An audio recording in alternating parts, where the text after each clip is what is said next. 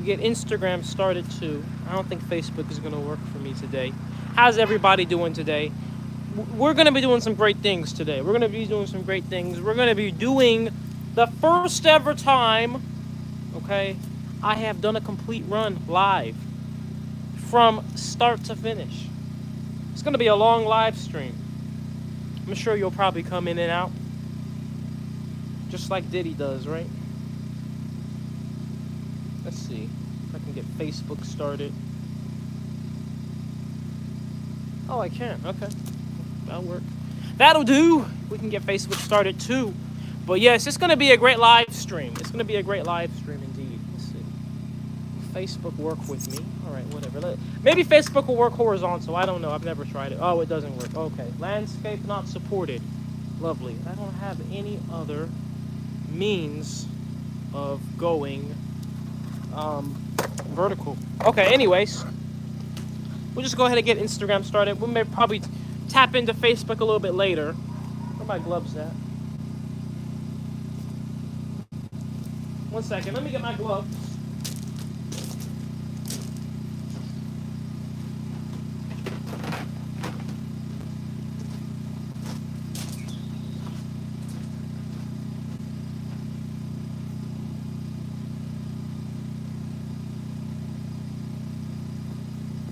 Okay, well, I've lost my gloves. I'm just gonna have to get some other ones.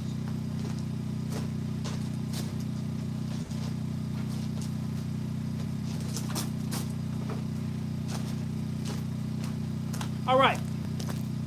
Yeah, lost my bloody gloves. All right, well, let's go ahead and get this Instagram started, and we'll get started, right?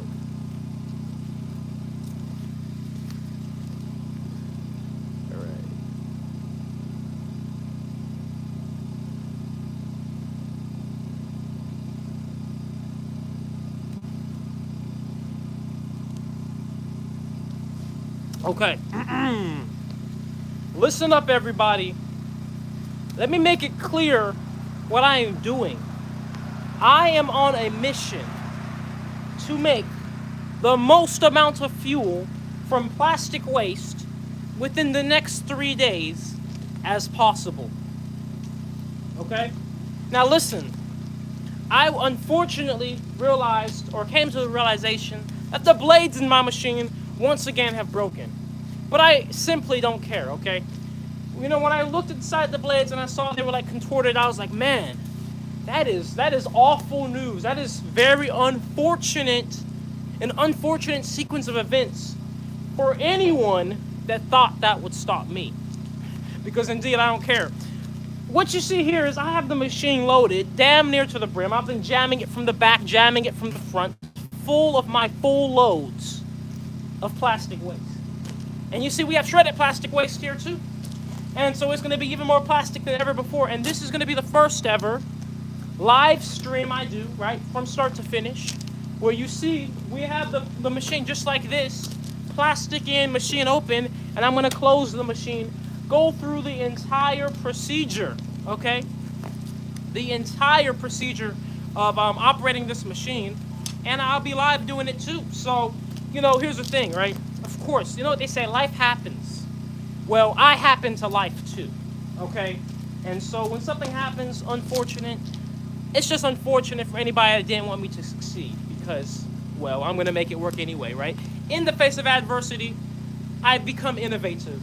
So, not that it's all that innovative to just load plastic in through the front by hand, but you know, basically what happened was the blades got contorted because I was trying to spin them while there was still some solidified plastic residual chunks left in the machine, whatever.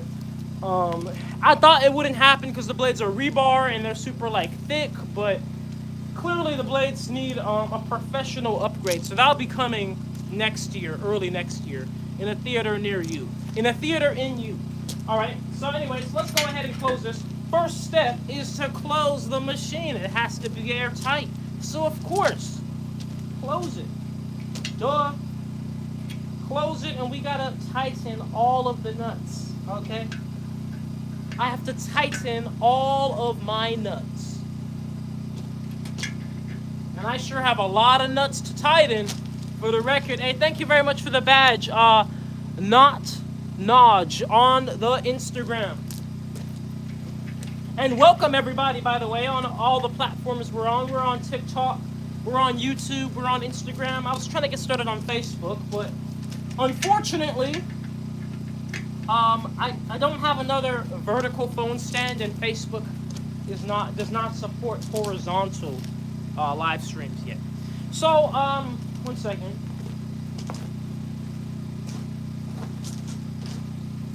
So yes, like I said, we have to tighten my nuts, and you might have thought, oh, your nuts are tightened already. You say, no, they're not. You have to tighten them again with some more leverage. You got to really put some leverage in my fat nuts here, because they're very, they can get very tight because they're strong. I have strong nuts, strong nuts here. So without further ado, you just tighten everything, zip zap, zoop zop, blah blah blah.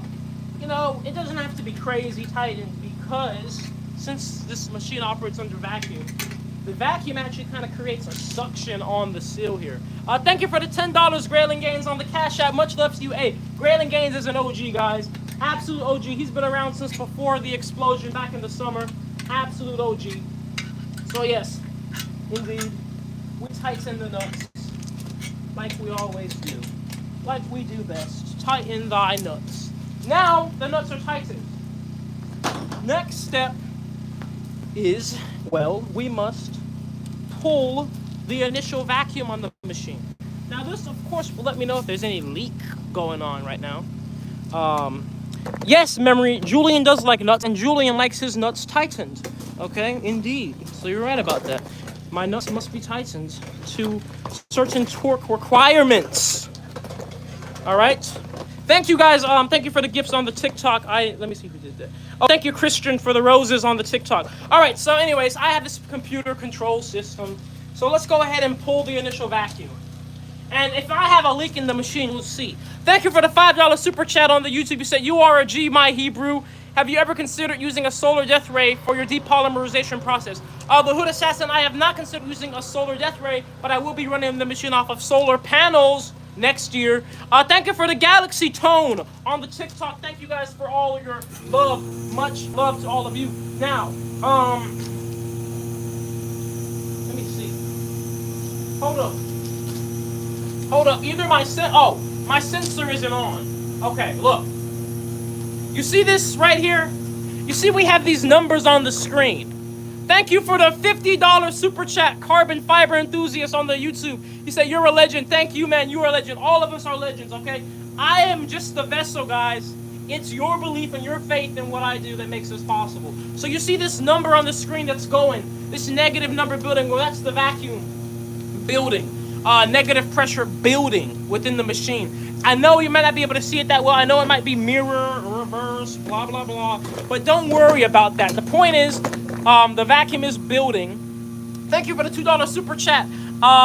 Black Sheen, he said stealth. Yeah, I do have to be stealthy out here, don't I? So, you said, yo, it's the suit kid, remember me? Yeah, what's up, Jay Ralph? It's good to see you, man. OG, thank you, Christian, for the badge on the Instagram.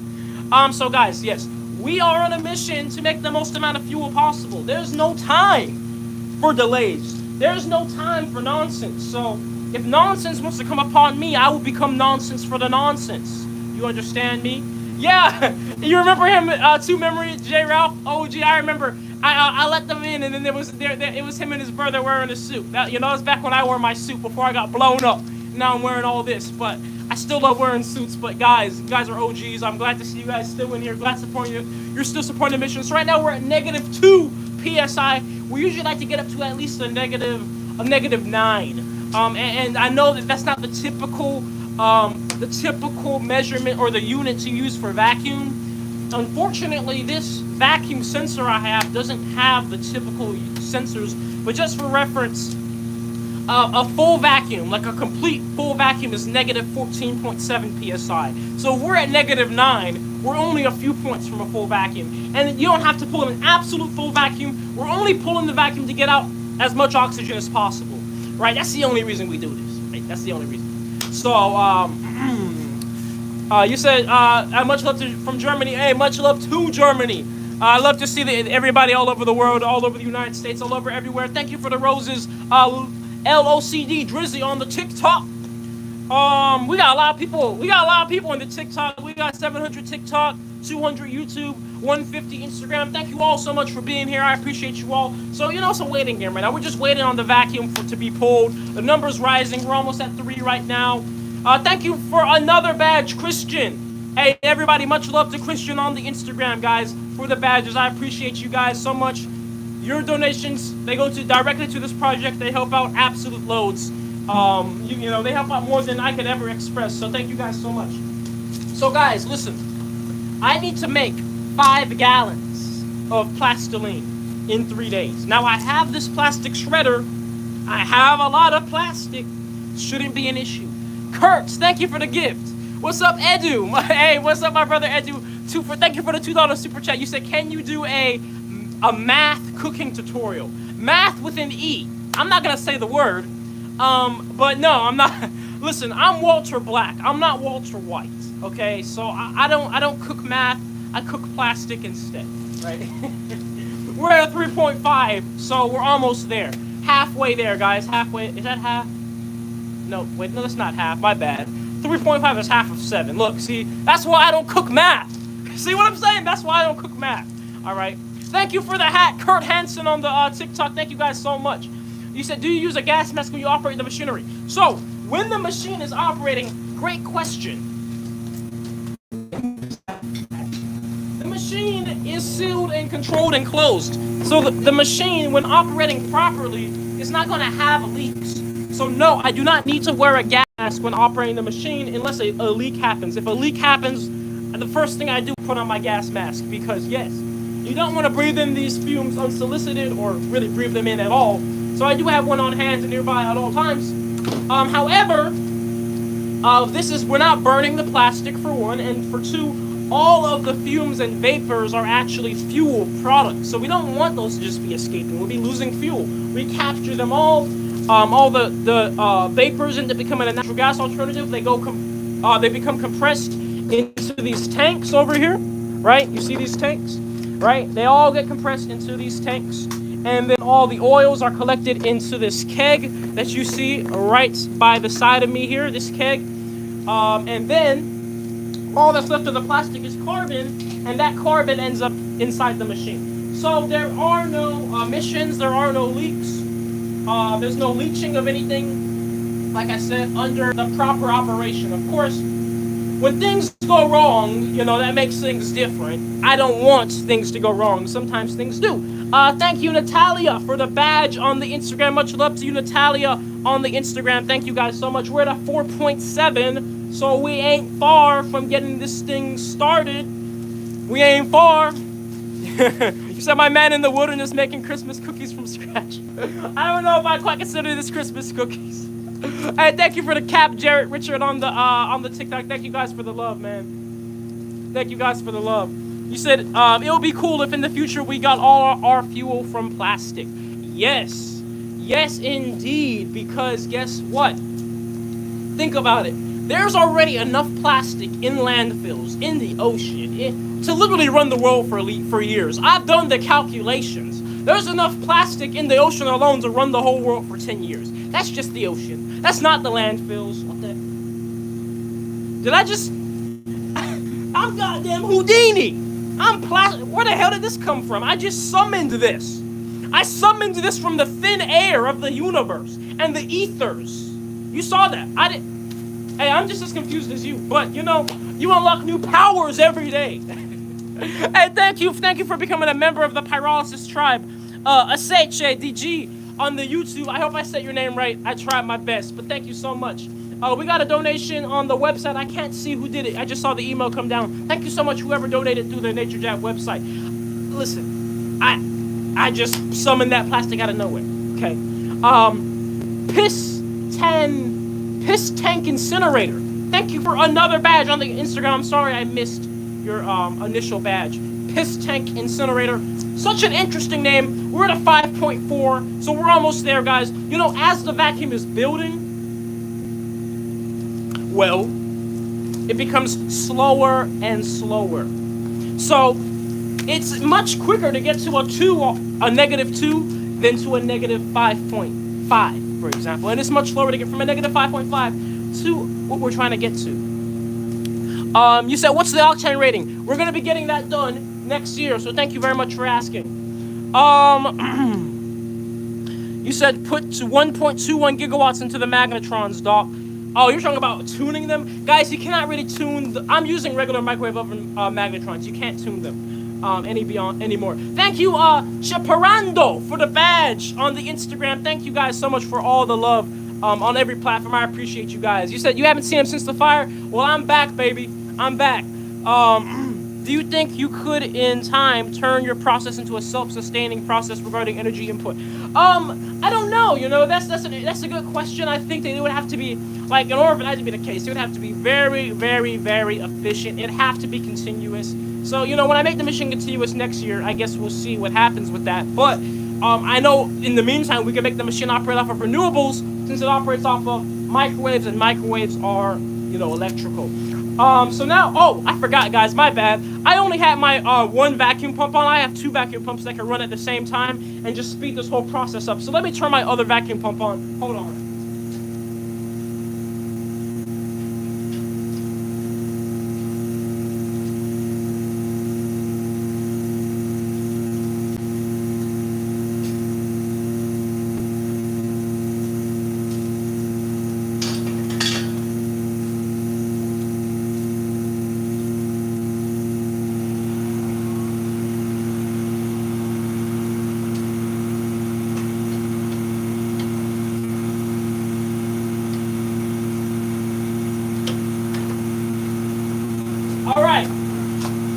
We got both pumps on, so now the vacuum is rising a lot faster now. Thank you for the follow. I can't tell your name on TikTok. Oh, VMSR, thank you for the follow on the TikTok. Yeah. So for those of you talking about the law of thermodynamics and all that, here's the thing. Plastic has energy in it, so I'm not creating energy. No, I'm extracting the energy from an energy-dense source. So that's kind of like the equivalent of if you climb a tree to get an apple. It takes energy to climb the tree, but the apple might give you more calories when you eat it than the amount of calories it took to climb the tree to get the apple, right? That's kind of the equivalent in this case. If you build an efficient enough machine, it works the same way, right?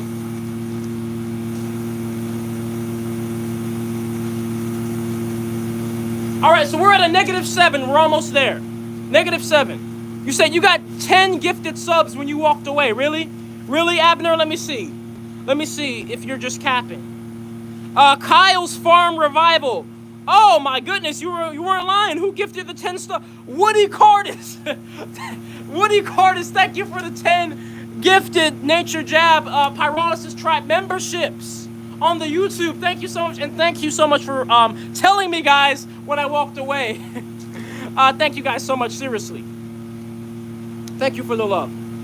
I really appreciate it, and it helps out so much. What is going on in my Instagram chat? Who is Shikaro 2.0, and what is going on?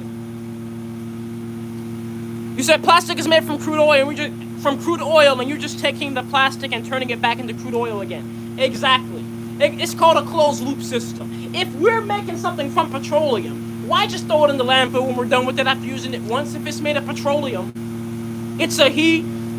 I would imagine so. People get real weird on the internet real quick. I wouldn't be surprised. All right, 7.6, guys. -7.6. We're almost there.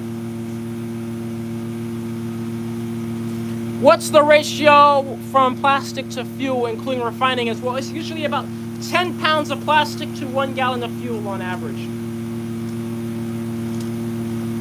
Huge fan from Germany. Much love to Germany. We have some people from Germany on the Instagram as well. Thank you guys so much. You said, do you have a PhD? No, I'm self-taught.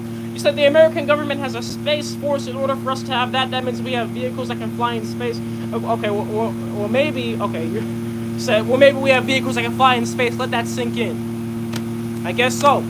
We're at -8, so we're almost there, guys. Almost there. Let's back these cameras up, because we're about to get this thing started. We're about to get the Diddy party started. We're about to get the freak off started. I mean, what? We're about to get the reactor started. My bad. My bad. Not trying to scare you guys. Not trying to scare you guys. Have you tested the fuel for emissions? I will be doing that next year. I'll be testing it in an engine. I'll be testing the emissions. I'll be testing the octane. We got it on the way, and of course, we are going to be sending more and more stuff out for analysis. Matter of fact, we got mixed plastic in this machine, and this mixed plastic will be sent out for analysis. The oils we get from it. So guys, we are at a negative, we're almost at -9, okay? We're almost at -9. Now we're at -8, and that's more than enough. I just go to -9 just to do -9 on the vacuum, -9 PSI. You said, is it just crude oil or is it being refined? It comes out as crude oil and we have to refine it after, right? And so I have a separate apparatus for that, my distillation apparatus. And it's pretty much like moonshine and whiskey from that point. You said we'd be posting analysis results. Yes, I will, Mark Soul, and I already have posted my analysis results of the first analysis we did of HDPE, high density polyethylene. It's on my YouTube, it's on the Instagram. You can also look up mass spec everything, and he got it on his channel. 369 all the way. 369, you know, sweet Quaddy. You said come to Toronto and my band will play alive for you. A wasted decade. Oh man, that'd be awesome. I'll let you know if I'm ever in Toronto, I guess. I wonder. Hey, send me a message, David, and maybe I'll see it. And maybe if I ever come to Toronto, we could do that. That'll be cool. You said, can you make E85? No, because E85 is made with predominantly ethanol, and ethanol comes from corn. So no, I cannot make E85 because this is plastic, not corn. The 369 Secrets of the Universe, you guys already know. You guys already know. You said, and he just ignores the results of the HDP analysis because they don't suit his narrative. Not at all, Benedict. I've talked about the results many times on the live stream, and I've also talked about that the best way forward is to, first of all, get the analysis of all the plastics. So that way, if there's a common pattern happening, we can see what that pattern is, and then we can address it. Robot Man 33, thank you for the badge. And you know, here's the thing, guys. There were a lot of people that would be yapping all the time, being like, this dude would never get analysis, or if he gets it, he'll never post it because it's gonna like prove he's scamming everybody. I got the analysis. I posted it. Then they're like, oh, you got the analysis, but now you're not gonna do this. Blah, blah, blah. Just keep talking, you know, always talking. That's the thing. They never will stop talking. So I just say let them talk. All right, so we are at a -8.7. That's close enough. We'll go ahead and start the machine. Now, I will tell you guys, I'm a little bit worried. I'm worried one of these gaskets might bust and blow because, well, there's so much plastic in this machine. The plastic might be pushed up against one of the waveguide magnetrons. And I know I just probably sounded like I'm Optimus Prime speaking Cybertronian when I said that to anybody that doesn't know what the game is. But in short, this machine operates off of microwaves. And microwaves have very specific gaskets we gotta use, and those gaskets are very sensitive to things like physical plastic being on there. Thank you, Isashay, the G, for the $2 super chat on the YouTube. Let's go ahead and get this machine started, guys. All right. We're at a -9, by the way. Oh, I'll show you guys too. I'll show you for the record. We ain't capping. It does take about like what is that, like 10 minutes? 10 minutes to pull. I don't know how long it's been, but it doesn't take that long, right? Anyway, you see it there. I mean, it's a big chamber, right? So it makes sense. So we're at -8.97. By the time we get started, it'll be a -9. It's going to drop back down pretty quick because as soon as we turn the machine on, vapors will start forming. A vacuum is the absence of any molecules. Vapors are the exact opposite of that, a ton of molecules. So the vacuum's going to start dropping like my balls pretty quick. All right, looks like I forgot to reset my timer. It's at 96 hours. That's funny. All right, so I'm kind of scared because I don't know if this gas is gonna bust or not. This is my first time doing a run this full, but let's do it, guys. Just have my PPE on. Maybe I'll put my face shield on too. It'll be okay because if it does bust, it'll just be a gasket and it's not gonna be like an explosion. It'll be a depressurization on the on this side of the machine, the side away from me. So let us go ahead and get started. I'm gonna go ahead and turn the magnetrons on. All right, everybody, we're gonna turn the magnetrons on.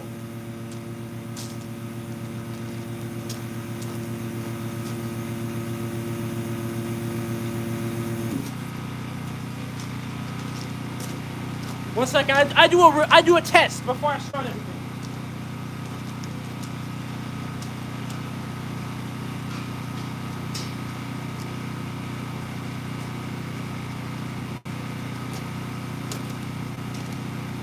I just do a little walk around, make sure all the fans are blowing. Because if the fans ain't blowing, the plastic ain't hoeing. All right, let's go.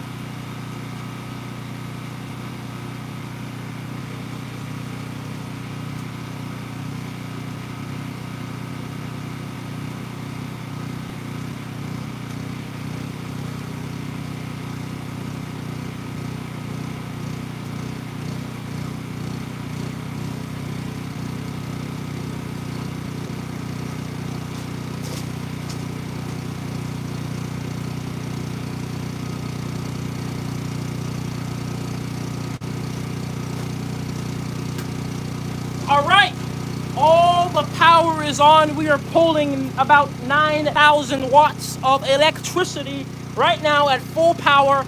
All 6 magnetrons are on. All right, so we back. And matter of fact, I need to make sure the Wi-Fi isn't going out because microwaves do interfere with the Wi-Fi because they operate on the same frequency. All right. So we good? Hey, are we good on every live stream? Gooch Booch, thank you for the $10 super chat. That's a funny name. Keep doing what you're doing. Love it.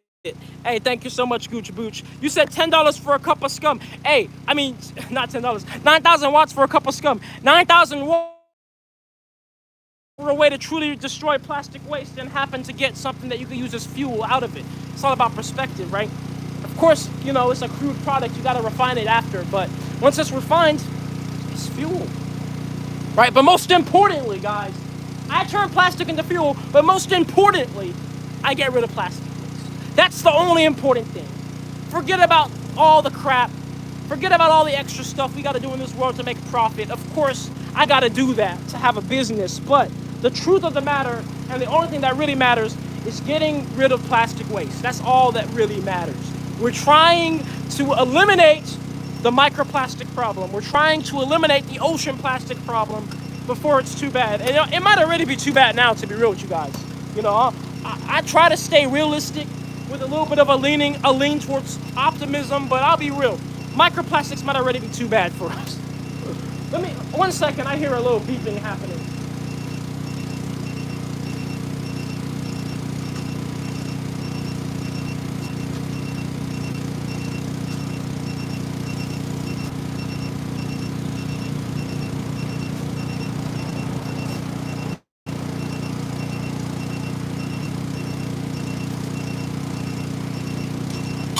One second. It's my water chiller. It's given an error code. Let me make sure the error code isn't something critical.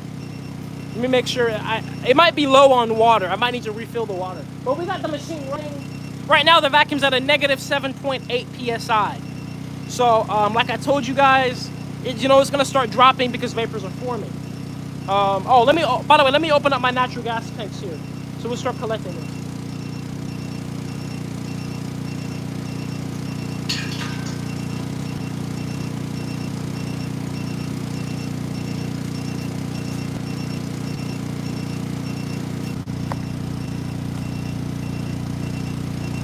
Let's see if this works. Are we back on YouTube? Are we back? I'll be surprised if anybody's in here. You said this guy's giving all his neighbors cancer. I don't have neighbors. I'm out in the freaking middle of Alabama. Middle of the freaking woods. Dang it, man. The Instagram live stream did not get saved because it freaking died. That's lovely. We love to see that. Are we good on YouTube? Is it lagging at all? Because I connected to the 5G Wi-Fi. And I don't see any other comments on TikTok. I don't know. I think TikTok is out too.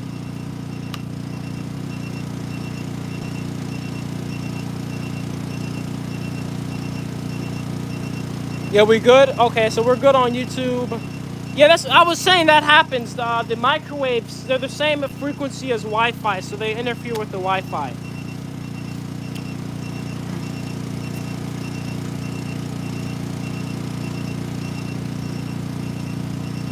You said, do you take plastic donations? Yes, I do. I do take plastic donations. All right.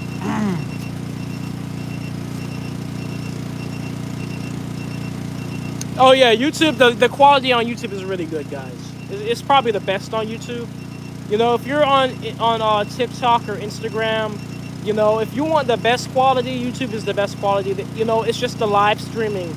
It's just how like YouTube's like lets the quality go up versus the social medias.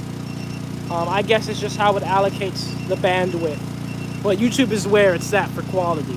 I think I'm gonna go on live on Facebook instead of TikTok, because I think TikTok is busted. It's been stuck. I don't even see the chat moving. So we're gonna end the TikTok and go live on Facebook. What's up, guys, on Instagram?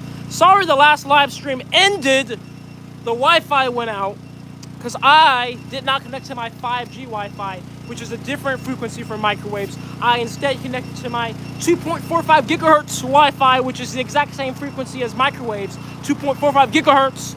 So it interfered with itself, gang-banged itself out, and then the live stream ended, and I couldn't even save it either. But there's nobody to blame but myself. Only I can take accountability for that, because I know better, but I didn't do better. So, we're back though.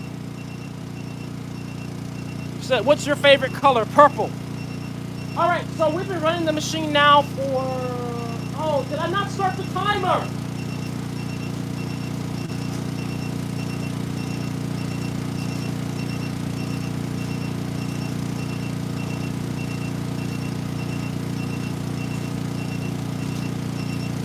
Can't believe I didn't start the timer. An absolute fail. We've been running the machine now for, I would say, about 10 minutes. Okay, I would say about 10 minutes, but I didn't even start the timer. And my freaking water chiller is beeping with errors. I don't know what error's going on here. I'm trying to figure it out.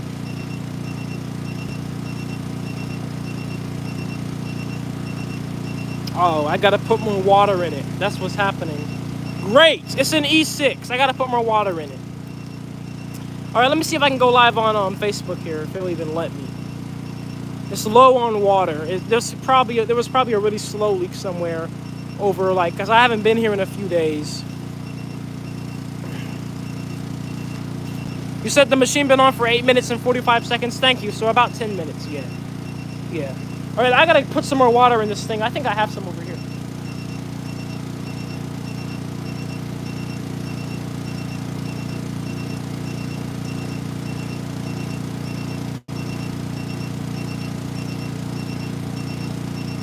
I do a mix of water and antifreeze.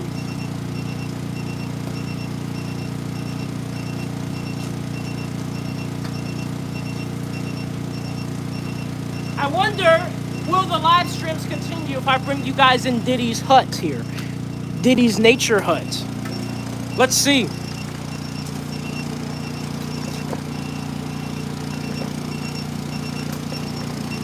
I think it's fine. Hey, is the live stream still good? Because we are in the war zone now. We are in ground zero with microwaves everywhere.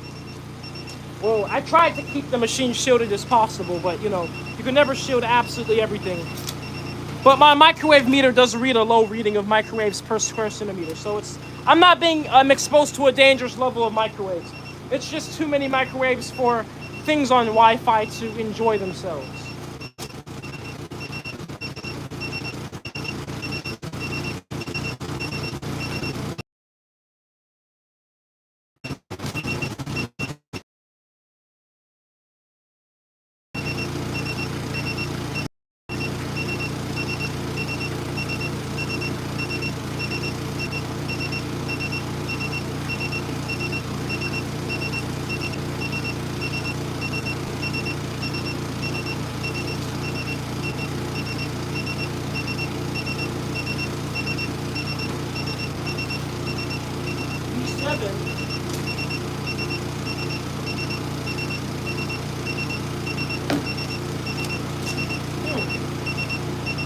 I'm not sure what's going on with this thing. It's putting an E7 out right now. I don't really know what's going on, but as long as it's doing its job, I really don't care either.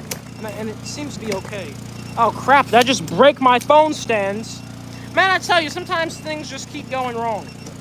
But I'll make them right. There we go. Sometimes days can be a little bit rougher than other days. So we've been running the machine for what, 13 minutes now, and everything is looking fine. Since we put so much plastic in the machine, it's going to take a while to heat up. So we're not going to see oils come out for a good bit of time. And that's just, that's just the reality of the situation, right? It's kind of like if you have a big pot of boiling water. Well, obviously, a big pot of boiling water will take longer to boil than a small pot, right? Because it's more mass. More energy needs to go in, so that's just the same case here. It's no different. It's no different here in this case. We just gotta wait a little bit longer, and then we'll start to see some oils. Because just for reference, in order for oils to come over, the machine has to reach a universal temperature of about 100 degrees Celsius.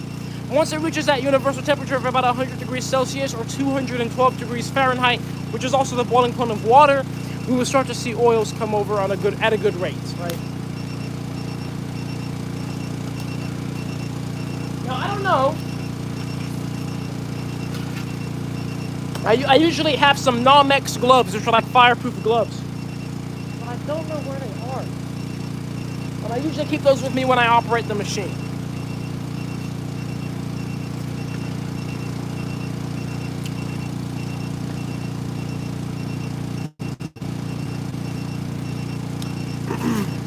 You said, how many chemicals does this not burn into the atmosphere? Well, as you can see, the machine is on right now, and there's no smoke. There's nothing going into the atmosphere anywhere. That's because everything in this machine is a closed and controlled process, right? So regardless of what you may have heard, you're seeing it operate right now, and everything is being captured and controlled where it needs to be. As long as you don't have a leak, there's nothing going into the atmosphere. There's nothing unsolicited going into the atmosphere, right? Nothing that you don't want to go into the atmosphere. It's up to you. And of course, I always say it like this, right? The very things that are the fuels are the byproducts of this machine. So if I'm leaking stuff into the atmosphere, I'm leaking the fuel into the atmosphere. Why would I do that? You say, why is it beeping? That's my water cooler beeping. I think it's beeping because it's warmer out here today than usual, so I think that it's a little bit mad because it's taking a lot longer to cool down. But I don't exactly know. Hey guys, what does an E7 code on a water chiller mean? An E7 error code. What's up, Zai myself? Good to see you, man. Because that's the code it's putting out. Yeah, it's putting out an E7. Yeah, I was on Fox News and I was on Yahoo News today.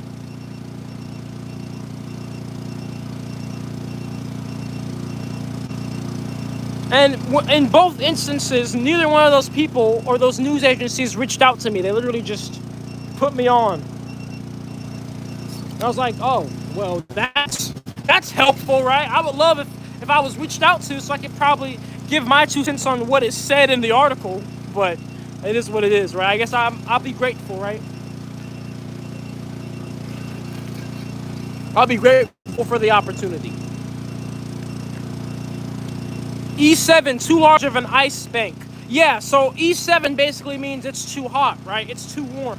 And that's because I would assume it's normally cold outside, so it doesn't need to, struggle as much to cool the water down because it's already cold. But, right now it's a lot warmer today. I don't know what's going on today, guys. There's literally like springtime bugs flying around. I would have hoped by December there'd be no goddamn Japanese ladybugs in my freaking water. I found Japanese ladybugs in my water today. In December. Like, what is going on?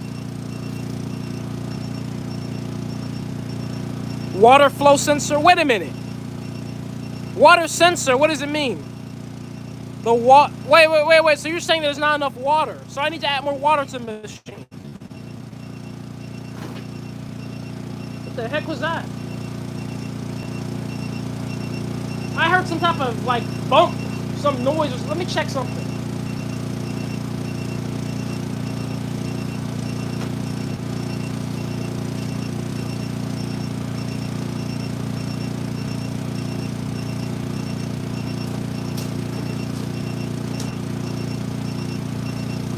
I don't know what that was I heard. I don't know if you guys saw that, if the machine shook or not. But I'm gonna get some more water to put in the water chiller.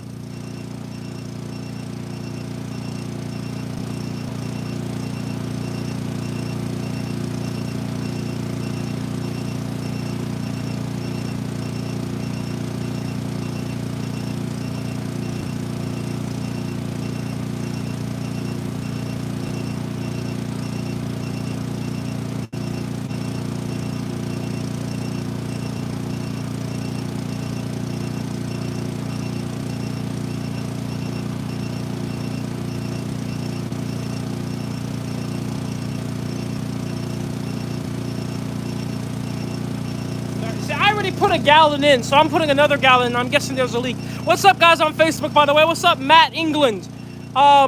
What's up, Tyler Dungan? What's up, Francisco? What's up, everybody on the Facebook? So let's go ahead and put some more water in.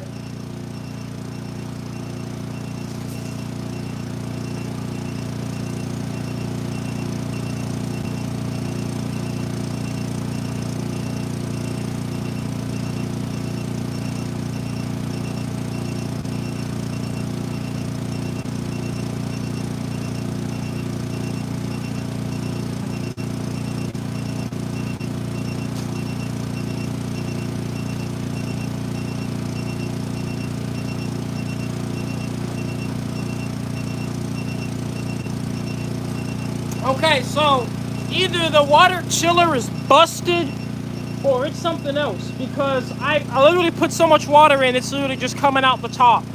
And it's still saying E7, so I don't think it's a matter of there's not enough water. I think that it's too, the water's too warm, right? That's because it said, I don't know.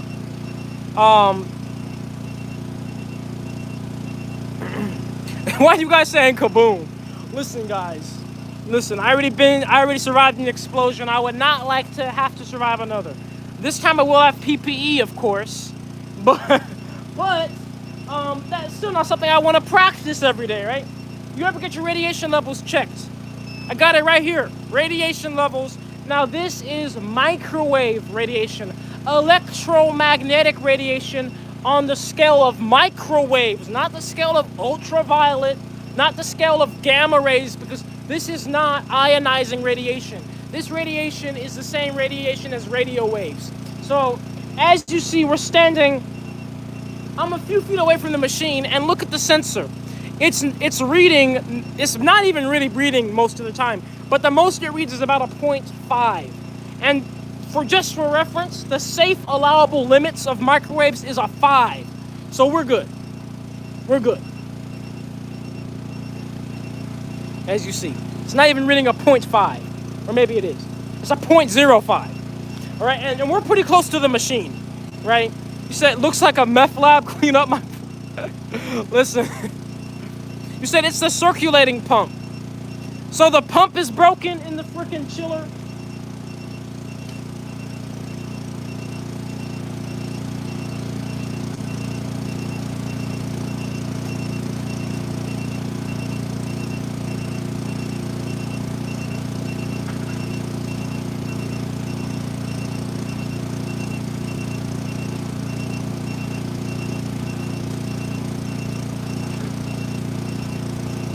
Yeah, I'm looking at it, and it's saying E6 and E7.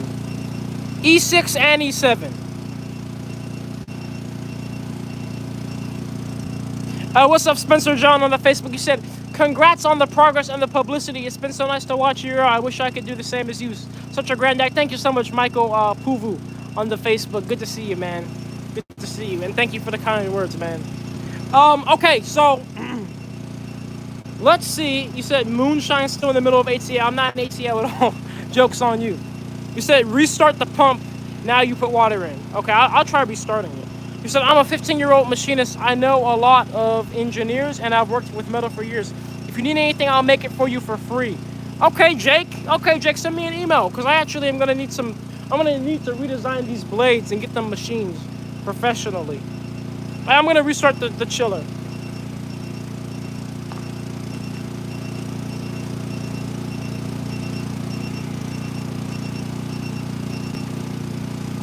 That would be my luck that it would just go out, right? Like my condenser. That would be my freaking luck. Type of stuff happens. You said, is it hot under the head covering? That's a good question, Memory.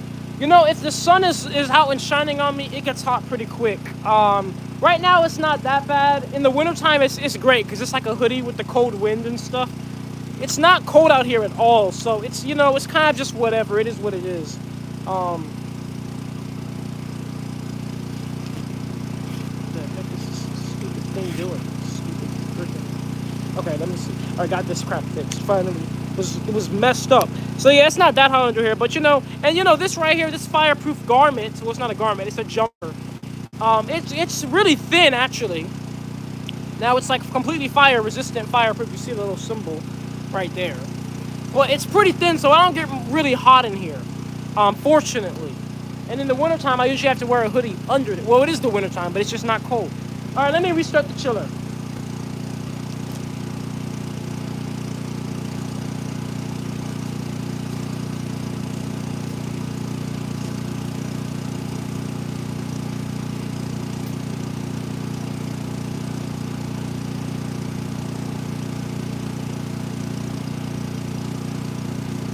So guys, I have good news. There is already visible condensate coming down the machine. You said E6 and A7 codes on water chillers typically refer to the specific malfunction or issues related with the system's component. Well, the exact meaning can vary depending on... That sounds like you got it from ChatGPT, but I appreciate you for wanting to help. But usually, they would tell you what it exactly means. I just can't look it up right now. Said, I love your reactor. I want to build one on half the scale of yours. Well, listen, Gaia Actual. This is a dangerous game. This is creating many types of thousands of different types of hydrocarbon petrochemical chemicals. So, and of course, there's a risk of explosion, a risk of fire, a risk of electrocution. So I cannot recommend you build one. I cannot. But if you do decide that you want to build one, I do wish the best of luck to you. And I tell you, I implore you to learn from my mistakes.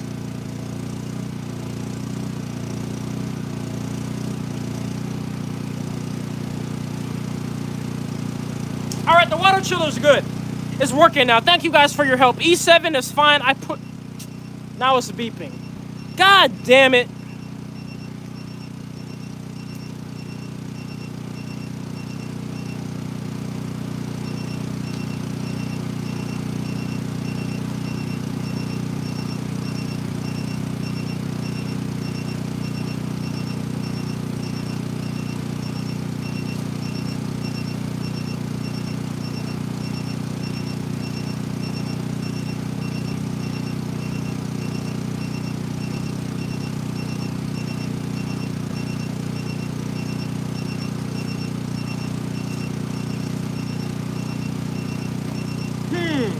So you said E7 means a faulted circulating pump. E6 is temperature sensor failure. But there's no water shortage. There's no water shortage. There's plenty of water in there. But if you can see, I don't know if you guys can see, but let me show you. Look, the water lines are shaking. They're kind of vibrating. Well, they were kind of going like this. So maybe that's something about the pump. I don't know what's going on, honestly. It's just thing after thing. But we have this, you said the filter is clogged. Man, everybody's saying everything. I don't know what to actually do. I don't know what to actually do because everybody's saying it could be everything. You said problem with water flow, potential pump problem. Great. Just lovely. You said reset the pump, Walter Black. Walter Black just reset the pump.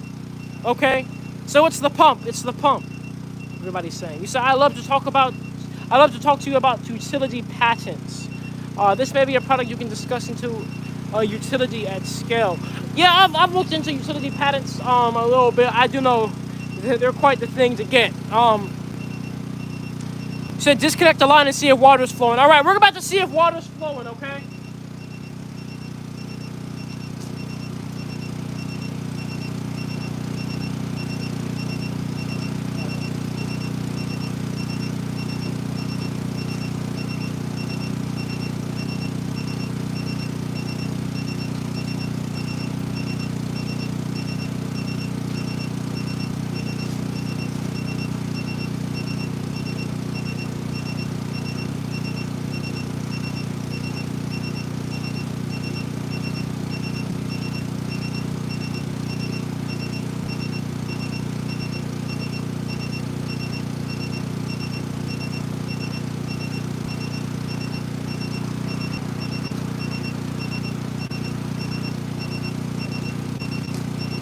Yep, there's no water flowing out of it.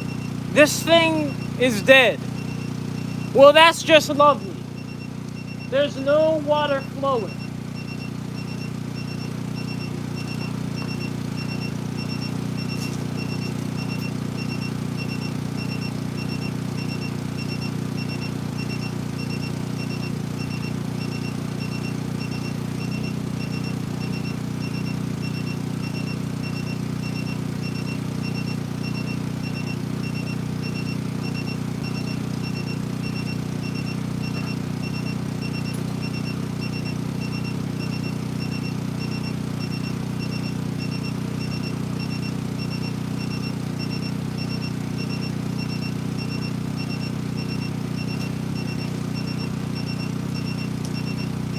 All right, well, let me think. What can I do then in that case?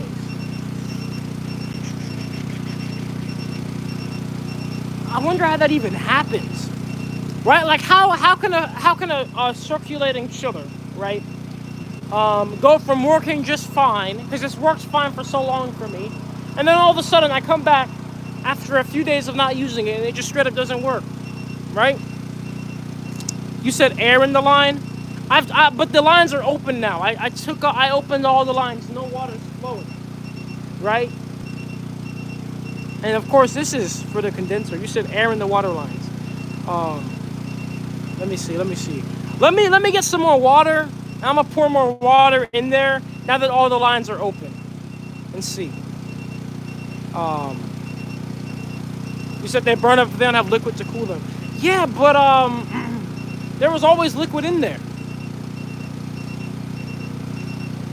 So yeah, that's just interesting to me. But I'm gonna, like I said, I'm gonna go get some more water and we're gonna see. I'll restart it.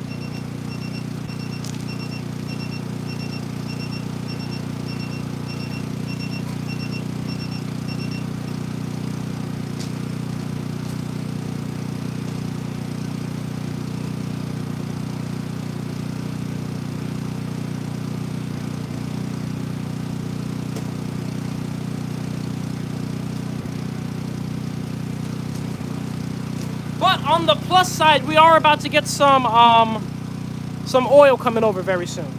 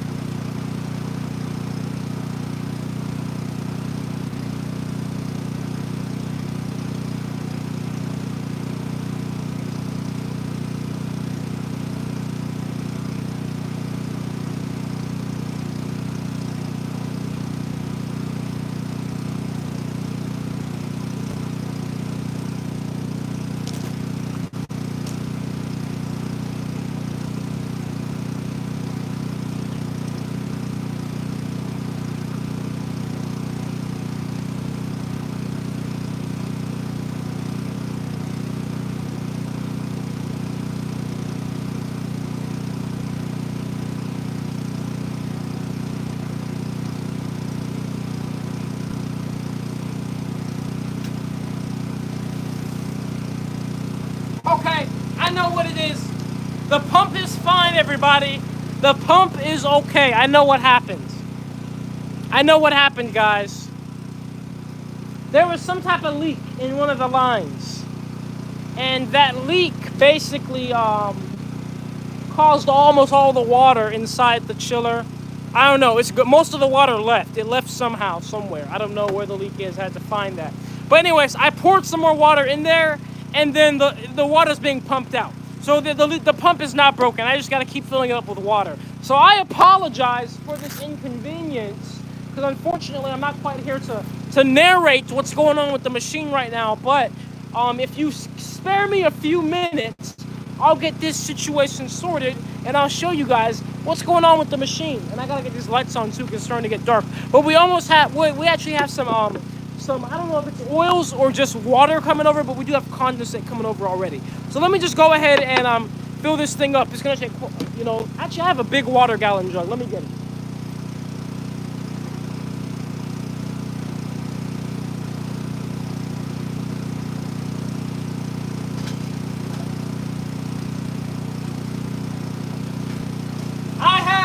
Reinforcements. I have my bottle of baby oil that has since been confiscated, so now I'm going to be putting water in here to fill up this chiller. But there used to be baby oil in here, okay?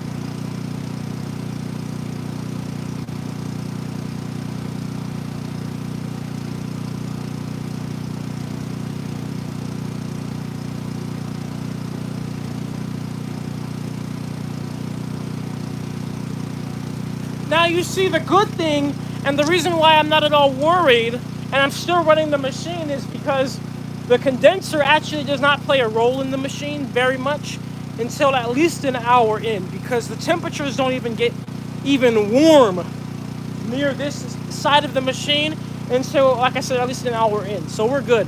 But basically what happens, guys, is this. You see this big Mac Daddy condenser right here. This thing takes a lot of water, and so there was some type of leak in my plumbing, and since it leaked, well, I'm adding water in, and this thing is just gobbling all the water up. It's sucking it up. Okay, it's sucking up all the water, and well, that's why we have the E7, right? The water flow issue, or there's not enough water, E7, E6. So either way, I know that the pump is not broken because the air conditioner unit turned on in it, and the water was flowing. So we just gotta put some more water in. So let's go over here. And like I said, guys, as soon as I sort out this problem, I'm gonna show you guys the oils we are producing, because we are producing oils right now. 40 minutes in. My clock is 10 minutes behind. I forgot to start it. But anyway, so I'll go ahead and pour this water in to this thing. And you guys get to see your boy pour some water inside of a recirculating chiller. This is 2024, almost 2025 content right here. This is peak content.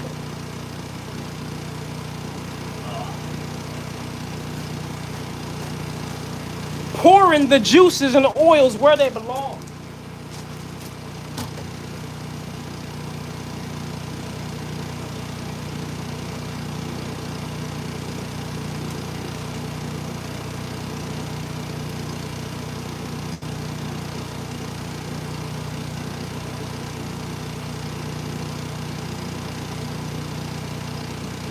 All right. So you see what I gotta do? I'm actually gonna have to turn this on to do this properly. But I'll fill it up all the way first. See, now it's overflowing.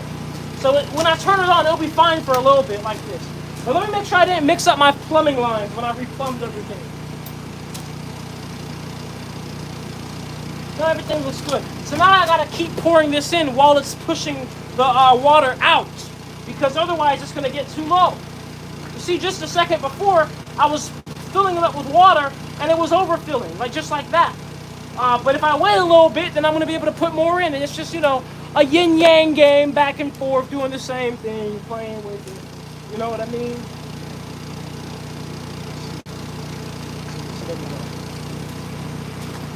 It might be good now. It might be good. Let's see. Because I already had put in about 3 gallons, so it might be fine with just that much.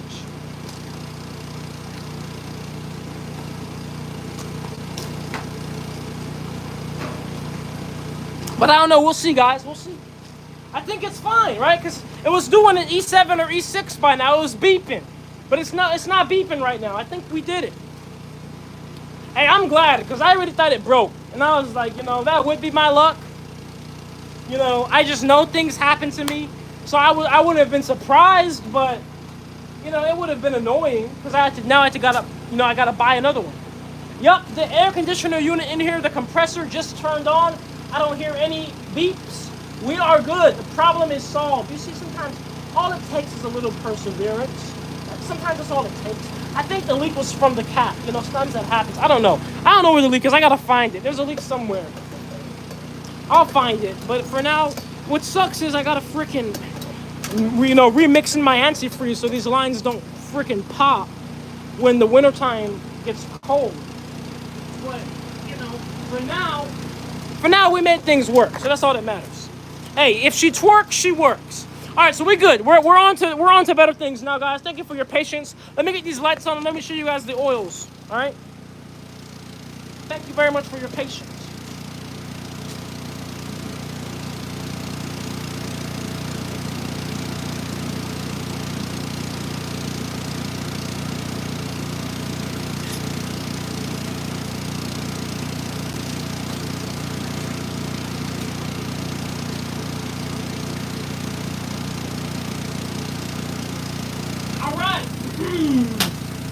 I am proud to announce that at this point in the game, we should be starting our production.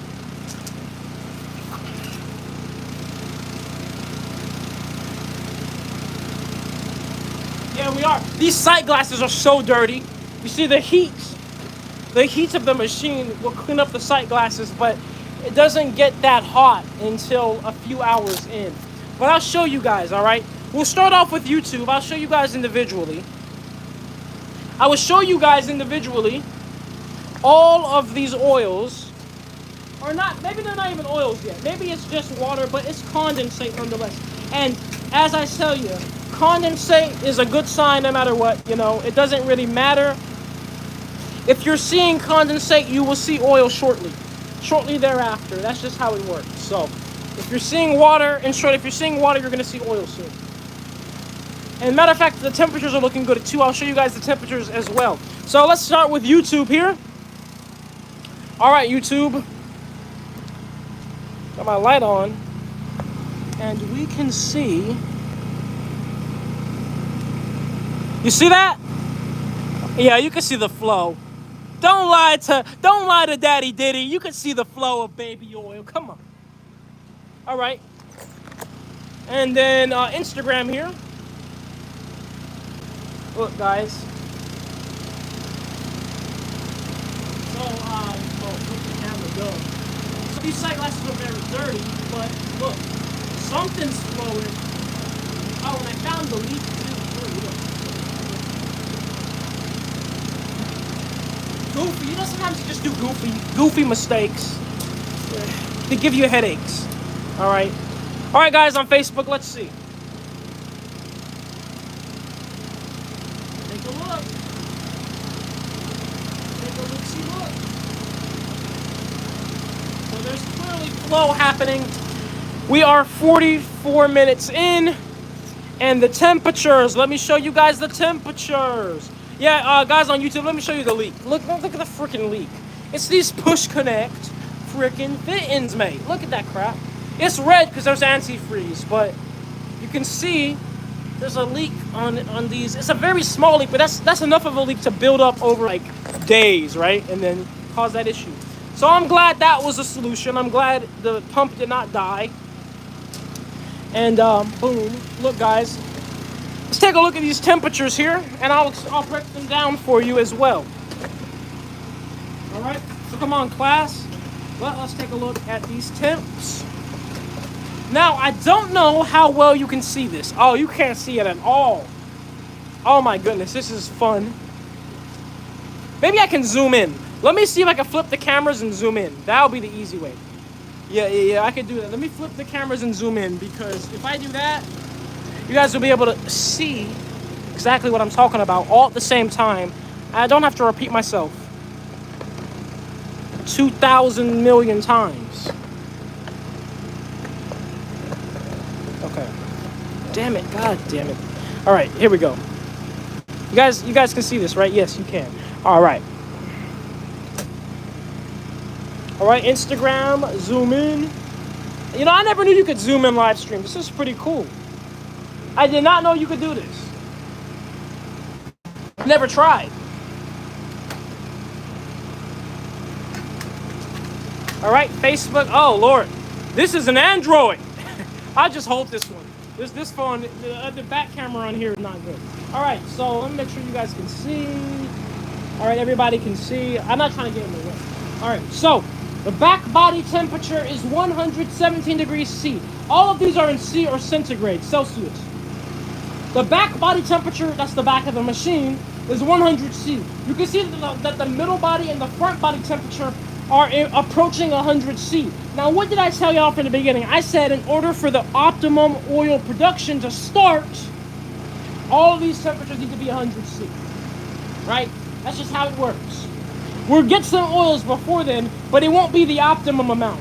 The optimum doesn't even start until 100, but it gets the best when you start to see 200 C everywhere, 300 C everywhere. As the temperature goes up, it gets better. That's why I tell you guys, when this machine is operating continuously, efficiency will go up so much. Because I'll be honest, the first 2 hours of the machine running is really spent just getting the machine up to temperature, truly. The back always rises the hottest because the back is where most of the plastic is. And as we know, microwaves do not absorb, or they do not heat up the metal very well, but they heat up the plastic very well. So that's what we're seeing here. Now also, another thing to mention is these temperatures do not represent the true temperatures of the plastic. They only represent the temperatures of the body of the machine, okay? These are sensor probes on the body of the machine. The microwaves are obviously heating up the plastic and cracking it because you saw those condensates coming over. And plastic requires way hotter temperatures than just 100 C to be broken down. But it's being broken down because microwaves heat from the inside out. Volumetric heating, okay? So there you go, guys. There you go. So the proof is in the pudding. The very fact that we see temperatures that are far below the cracking point of plastic, and yet the plastic is still being cracked, is proof that the microwaves are operating how I intend them to. So, without further ado, that is my 2 cents. That is my 2 cents indeed.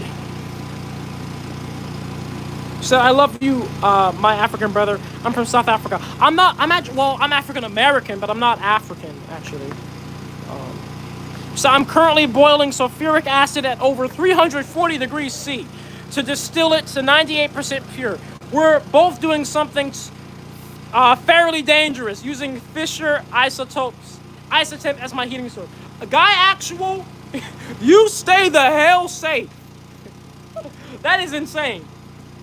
That is insane. Scary as hell. Acid is scary.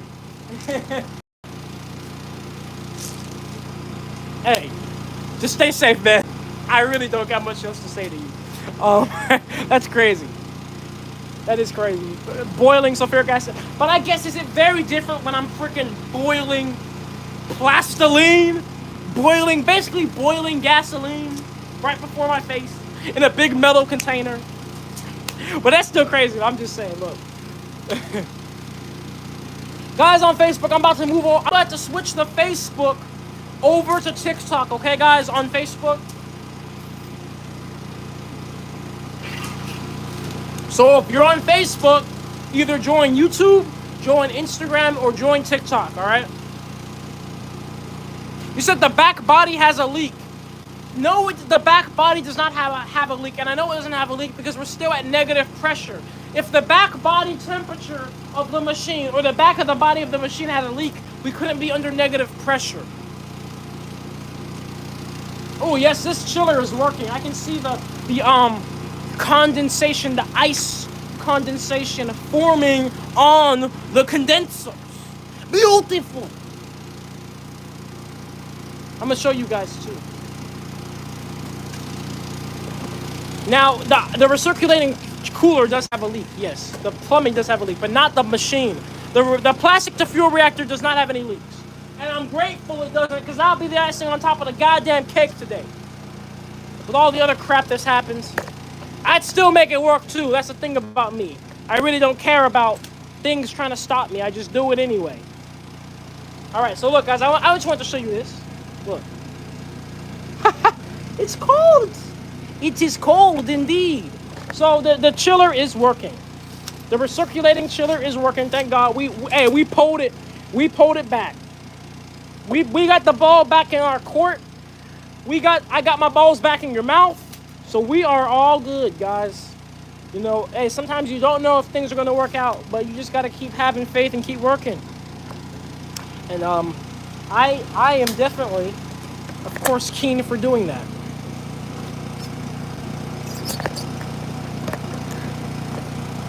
You said bro's gonna die from a leak? Yeah, well, I might, but let's hope that you survive the permanent jaw damage that will come about from when I install my 2 enormous nuts. Wait, 2, I meant 3 enormous nuts within your mouth. My 3 enormous radioactive nuts within your mouth. Let's see what happens then. Will you survive the permanent jaw dysmorphia? Alright, we'll get started on TikTok again. Of course, I'm not logged into TikTok on this phone. Of course I'm not logged into TikTok on this phone. Oh. I had this phone in my pocket the whole time. I didn't even... What? Why was I on this phone then? Look at this phone. I was on this phone when I had another phone in my pocket. Look at, hey, sometimes, man, you get caught off guard, you know. You get caught off guard doing things, you know. That's what happens to me. This phone stand sucks, man. Look, he sucks. Come on. Like, this is the tallest this thing goes. Honestly. What a Brexit phone stand. Is that a phone with the back missing? Listen, guys, all right, look, that phone is like 6 or 7 years old, and I reduce, I reuse, I recycle. Okay, I still use that phone to this day. Okay, if it's still, hey, if she twerks, she works. The phone still operates. I'm able to go live on it. I don't give a damn what it looks like. Look, it's cracked on the front too, but it works. She twerks, she works. Testament to my saying. The testament. Here's what it looks like. Why do I have an orange glove? A singular orange glove in my pocket. Guys, I'm sorry. This is not my best performance tonight. I am so freaking just all over the place. And there's just random things going on. Gloves in my pocket. I'll be honest. This ain't my best work. But we do it nonetheless. Alright? We do it nonetheless. Let's get started on TikTok like I said I would like 10 minutes ago. Alright.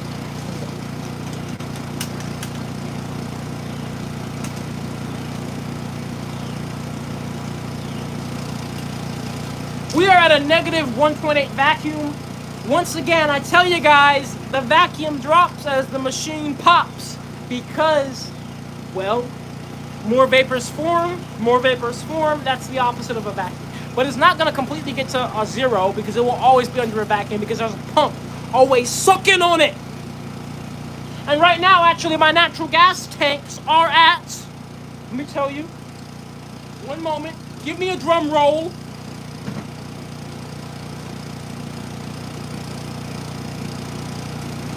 We are just under 100 PSI. I repeat, we are at about 85 PSI, and all 4 of my tanks are connected together. They are all scissoring each other. So, with that being said, that's actually quite a bit of the natural gas formation. But we are at an hour in almost, so I wouldn't expect any less.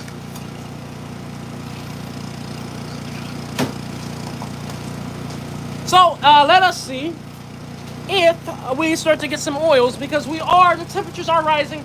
In fact, the back body temperature is 140 degrees C, the middle body temperature is 90 degrees C, and the front body temperature is 76 degrees C. I'm actually going to turn on my front magnetron. You said 85 PSI with a vacuum being quota. Yes. Yes, indeed. So let's see if we got some oils. I got to get my camera, too.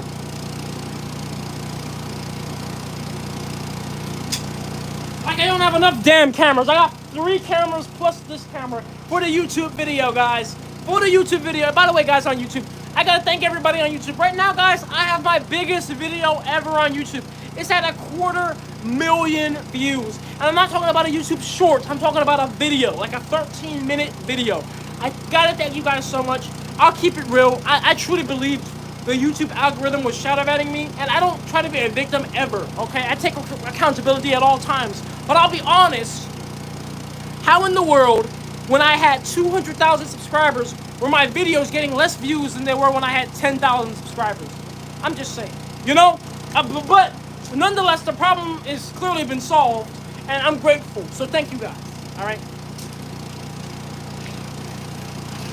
You said you are so deserving. Thank you, Memory. Thank you.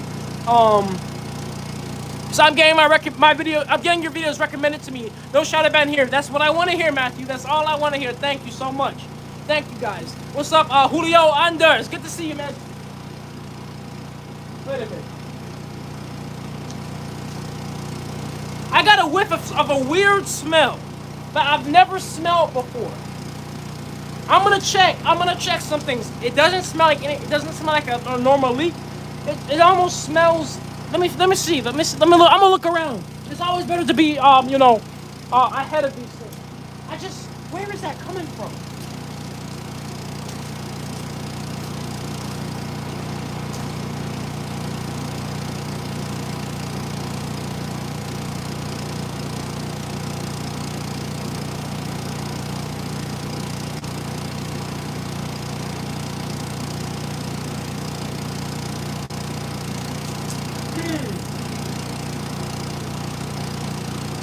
Now, the smell, it could have been a bug hitting the light and burning.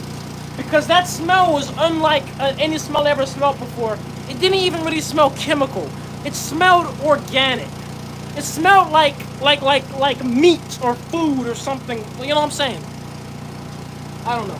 But I don't smell it anymore. But every time I get a whiff of anything, I check. Make sure there's no leaks. Because look, better figure it out early. But then kaboom! No, it's not gonna explode. You guys can just stop that, okay? Stop saying kaboom. Because guess what? Guess who's responsible if it does blow up? Guess who pseudo-manifested it? And I'm just saying, I'm just playing. You say what you want, all right? If you want to say kaboom, say it. I really don't care. I really don't care. You say what you want.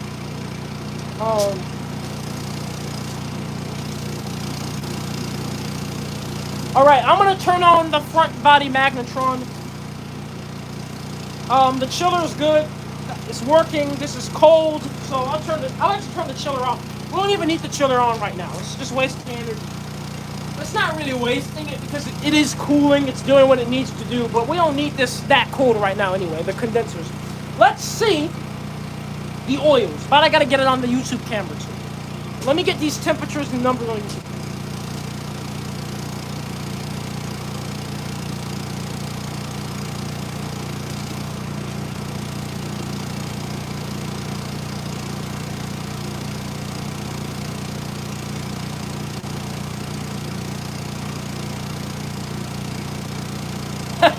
We have the first oils, guys, and these are legit oils for a fact. You'll see. I'm gonna show you guys. You're gonna see. This isn't, you know. Oh, is it water? Is it oil? No, no, no, no. This is oil. This is what I have been hired by Sean Diddy Combs to create. This is what he has contracted me to do. I'll show you. All right, YouTube. Show on YouTube first, then TikTok, then Instagram.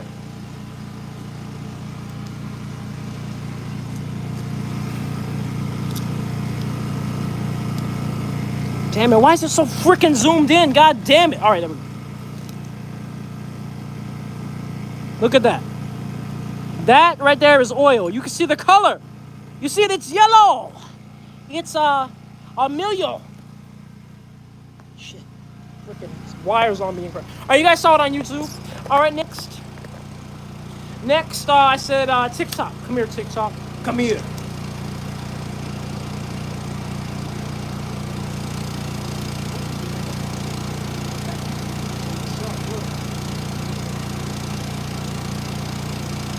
See that? Oils. You can see when I go closer that it's clearly oil. All right. Next, Instagram. Come here, Instagram. Oh shoot! My bad. Looked the wrong way. All right. All right. So yep, as you can see, we have oils. You can see coloration. You can see some down here too, but sometimes it's not as well. But you can definitely see there the viscosity. It's oil, all right? We got oil an hour in. I mean, it's been coming out, honestly, since the 30-minute mark, but like I told, what do I keep telling you guys? You don't get optimum oil flow until a certain time period, until certain temperatures are reached. And by optimum, all I mean is like a consistent, really visible oil flow. But yes, oils do pretty much flow almost from the beginning. That's just how microwaves work. They heat up very quickly. That's one of the biggest advantages to microwave pyrolysis over traditional pyrolysis. Just the time is always quicker, and then it's more efficient too with the energy, because the microwaves do not focus on heating up the metal. They focus on heating up what you want heated up, aka in our case the plastic, right? You say you don't get oil from plastic mate. Well, you just saw it. I don't know what you just saw, but I saw oil. I mean, you can tell me if you saw something else. You know, we all have a different perspective, I guess. So how much power we're using? Let's see our power consumption right now.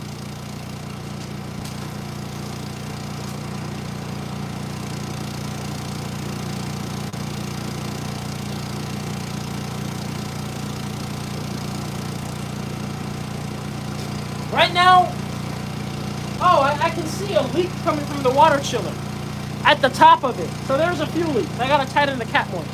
But right now we're pulling 8,800 watts. And so we're getting, let's see, we have that oil. I don't know how much that is. I couldn't tell you while it's going into the keg. But let's see, for the PSI of the natural gas products amongst these 4 tanks, we are at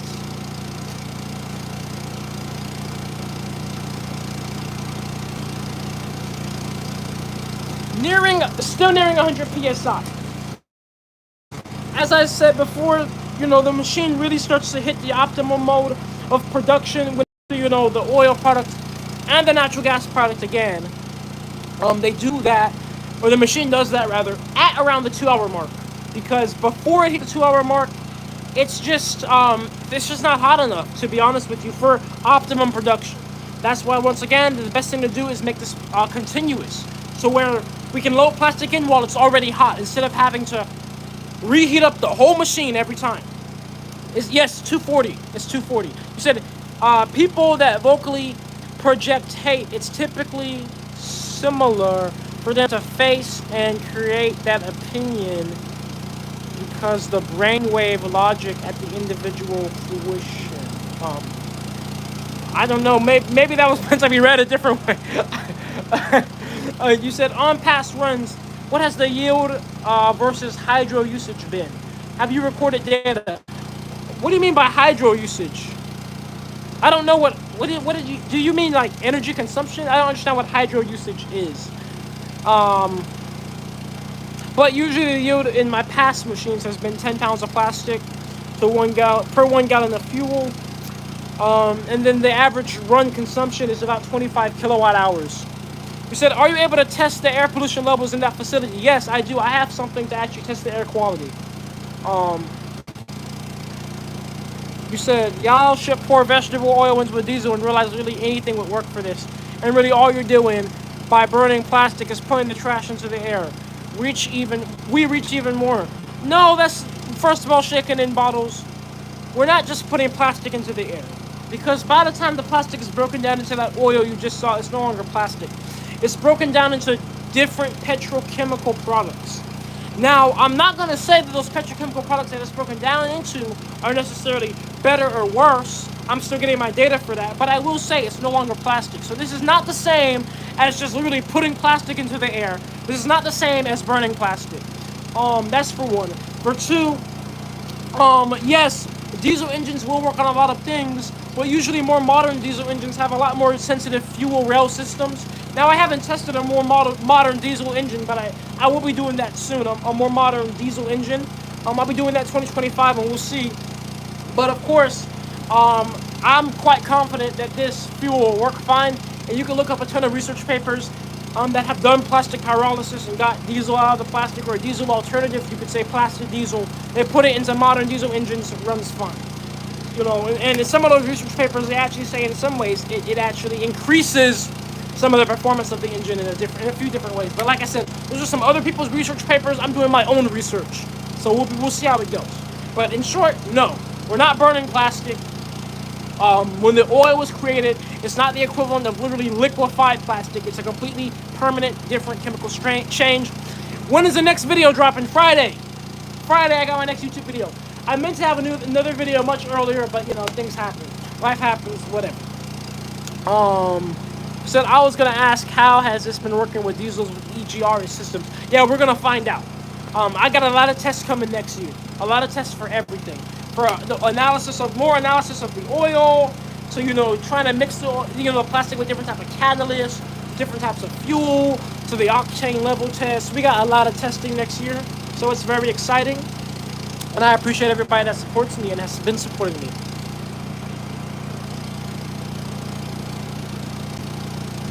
You said, how did you learn to do this? I'm self-taught. I just look things up on Google. I put things together. And you know, when I was researching microwave pyrolysis reactors, I couldn't find one like this. I couldn't find one like this of somebody building it like themselves as an individual at a scale of this, which is like not a huge industrial scale, but also not a super small lab scale. I couldn't find it, and I was like, well, let's make it. See if it's possible, right? So, you know, like I said, that's why I say I am an innovator of microwave pyrolysis, because I couldn't find this. If somebody can find it, you know, please send it my way. I love to see it, but I couldn't find it. Oliver, thank you for the 27 roses on the TikTok. Yeah, like most of the stuff I find online, once again, we're super small lab scales, where they're doing this in like a lab microwave oven. And, you know, that's obviously not going to work at any type of scale. Or then you would find some semi-continuous, bigger scale machines. Some of them were tailored for different things. Some of them were tailored, like maybe specifically for tires. Some were tailored for wood. A lot of them were mainly wood. Some were tailored for sewage. But I couldn't find a machine that was large, continuous, microwave operated, and tailored for plastic waste. So I was like, well, okay, there's not one at this like kind of intermediate scale, and I couldn't find one at a super large scale. So I'm like, well, clearly, if I can't find it easily, whether it exists or not only does the publicity need to be brought to it, but we need some more out there. There needs to be some more in the market. So let me do it. And so I just did research. I self-taught myself all the electrical stuff, all the chemistry stuff. I'm a certified welder, so that, you know, came easy when it came to building these things.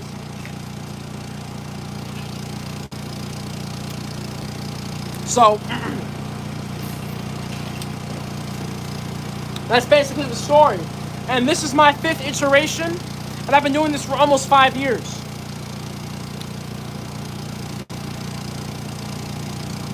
So yeah, great question there. So how are you powered? It's powered by electricity. What do you think about landfill gas into electricity? I think that that's a great use of being resourceful, but I think that we shouldn't really have landfills to begin with because there's so many things that go in landfills that are just straight up valuable, like plastic, like metal, like food waste, like literally almost everything that goes into a landfill is useful. So I don't think we should have landfills. But yes, if you're going to be on landfills, you might as well utilize the natural gas product. Were you on Fox? Yes, I was on Fox. Amani Chanel. I was on Fox. I think it was 3 days ago. They gave me a little snippet. It was like very short, about like less than a minute or so. They didn't reach out to me either. They just kind of put me up there after I had that video go really viral. So I'm grateful for the opportunity. And I was on Yahoo News today as well. So hey, look, when you're out there, when you're in the eyes, it just keeps flowing. It just keeps flowing. So I'm grateful to finally be in this position. Like I said, after almost 5 years of doing this with not much publicity outside my own hard work and marketing. Oliver, thank you for the 19 roses on the TikTok. You said you think the drone are battery powered. You said they're up. Oh, you guys are talking about drones. Have you thought about powering the system with renewables? Yes. Next year I'm going to power this off of solar. And you know, the average run consumes 25 kilowatt hours of electricity, so we should be able to actually be able to do 2 runs a day off of one solar charge of a 50 kilowatt hour battery pack. You said progress every day. Absolutely, Julio. You already know, man.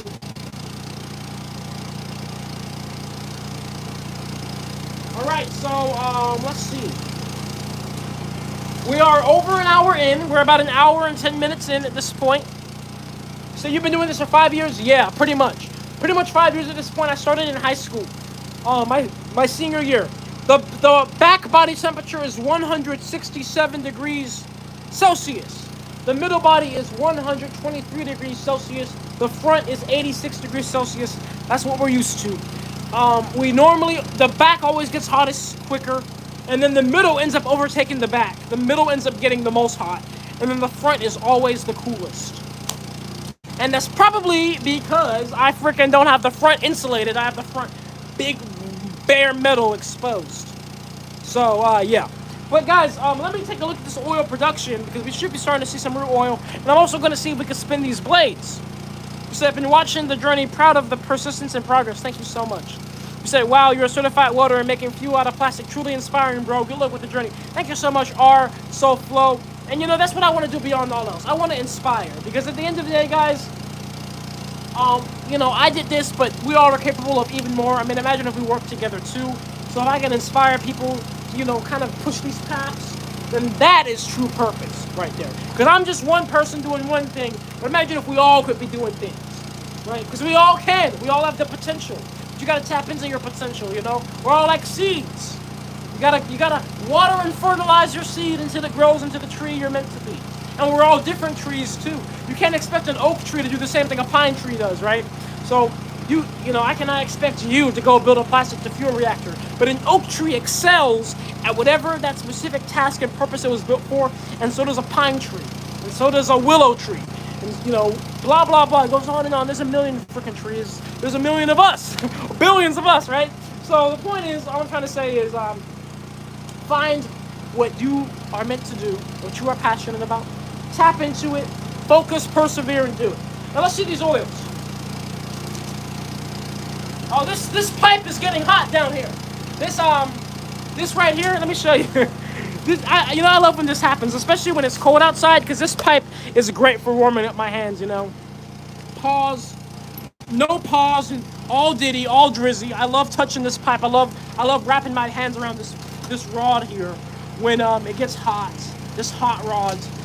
When it's cold outside, because it warms up your hands. But you know what's happening, so this is pretty warm right here. You know, if I hold my hands there for much longer, it's gonna burn. Matter of fact, I'll show you the temperature. Let's see the temperature. This isn't Fahrenheit. Oh no, it's not. All right, so right now this is at 80 degrees Fahrenheit. So you know it's getting hot. But you know what? I don't think that's accurate, actually. Sometimes the microwaves interfere with this thing. Let me see if I can Hold up. No, no, no, no, no. This one right here, this is not 80 degrees Fahrenheit. This is hot. That's not below my body temperature. Yeah, the microwaves are bugging with this thing right here. But these pipes get very hot, and what's happening is these pipes are essentially condensers. Okay, these are straight line condensers coming right out the machine, and there's no water flowing through them or nothing. They're literally just pipes exposed to the air. So they are, especially when it's cold, naturally condensing these hot vapors into oils. And then we have these further condensers up here, because this thing's under vacuum, so they're being sucked through so fast. They need to be sucked through a whole bunch of surface area. That's what all these are for. But this, look, this, all this is acting as a condenser, as a heat sink. Perfect. Efficiency, right? Why add extra energy into trying to add water, pumping through all this, when we're just going to let the air do it, right? So anyways, oh yeah, there's a good flow of oil now. There's a good flow of oil. Let's see it. I gotta show all of you. Let's start with YouTube. We do YouTube, Instagram, TikTok.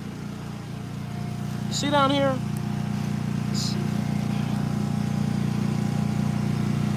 Wait, I don't know how well you can see. There you go. So that's down there. Up here, this is a more consistent up here, you see.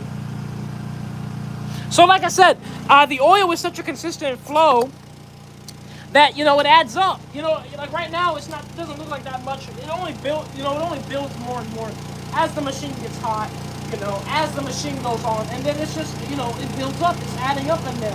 Now, there you go. So now utilizing microwaves gives me way more natural gas products than oil products, which could be good and bad. Everything has a different purpose. Boom. See that? So, hey, look. I know we had a few discrepancies in the live stream. I had to end a few live streams. There was some little Wi-Fi glitches. But those of you that have been here from the beginning, you've seen the machine open with shredded plastic in its mouth. And you see before your eyes right now, liquids coming out. Liquids coming out. You see it. So, this is legit. This is the real deal, guys. This is nothing but realness before your eyes. Now, I'm gonna spin the blades for the first time, okay? You said real life Nikola Tesla. Hey, I'm flattered, man. I'm flattered to even be considered in that same vein. The same tier. So thank you so much. It's a huge compliment. You said the concept is real, but I want to see you safe and more efficient. Yeah, absolutely, AJ, and thank you for your kind wishes. We are working to make this more efficient every day, and yes, I always am working to become more safe as well. Of course, I have my PPE on, and just to reiterate, for those of you that may not have been in here, as the machine operates, there are no leaks, no emissions, everything is captured and controlled. So while the machine is operating, I do not need a mask on right now, but if there's a leak, I need a mask. Thank you so much for the smart bean. Say, I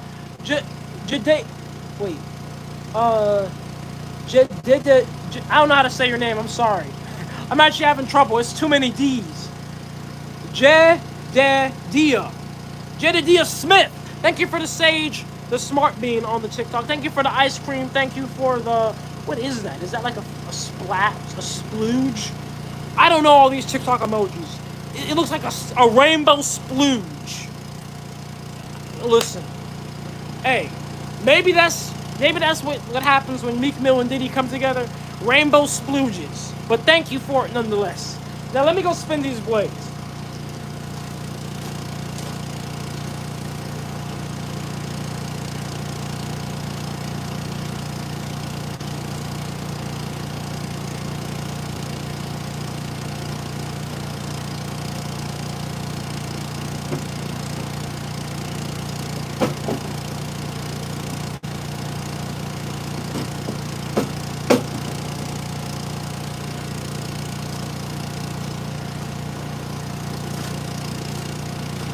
A little spin on the blades, a little on the blades there. Nothing crazy. Thank you for the snap, for the finger heart. Yes, sure, on the TikTok. You said, I still have all these plastic water bottles for donation here in Cedartown. Oh, yeah, trim it. Oh, my bad, man. I just got the shredder, man. I just got my shredder. And I've been overloaded with plastic before this shredder came. But I got you, man. I'm going to be in Georgia for a long time after next week because this is my last trip out here for the year. So I'm going to be collecting your plastic from you, my brother. I apologize on the delay. It's just been I've been, so coming out if you're going back, to Alabama, and then I've been overloaded with plastic too. But now that I have this shredder, I can literally just shred barrelfuls. Because before, plastic water bottles were my freaking demise. Because I'd have to cut them by hand. But now the shredder just eats them. Just eats them up. Like Lizzo and some biscuits, right? He said, hey, G, you gonna be the richest man alive by the time it's 2040. That's not my goal, but I will, if I did happen to be the richest man, I'll tell you this, and I promise you and assure you one thing, and one thing at all, right? One thing above all else, there will never be a question of where are my riches going? Like, it'll never be a question of, this dude has all this money, what is he doing to help anybody, right? That will never be the question.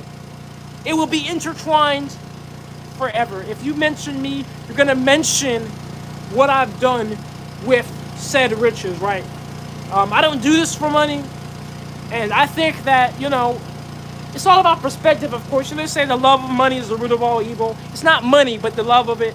Everything's a tool, of course. And we live in a world that's run by money, and you got to have a business. This business has to make money to exist, right?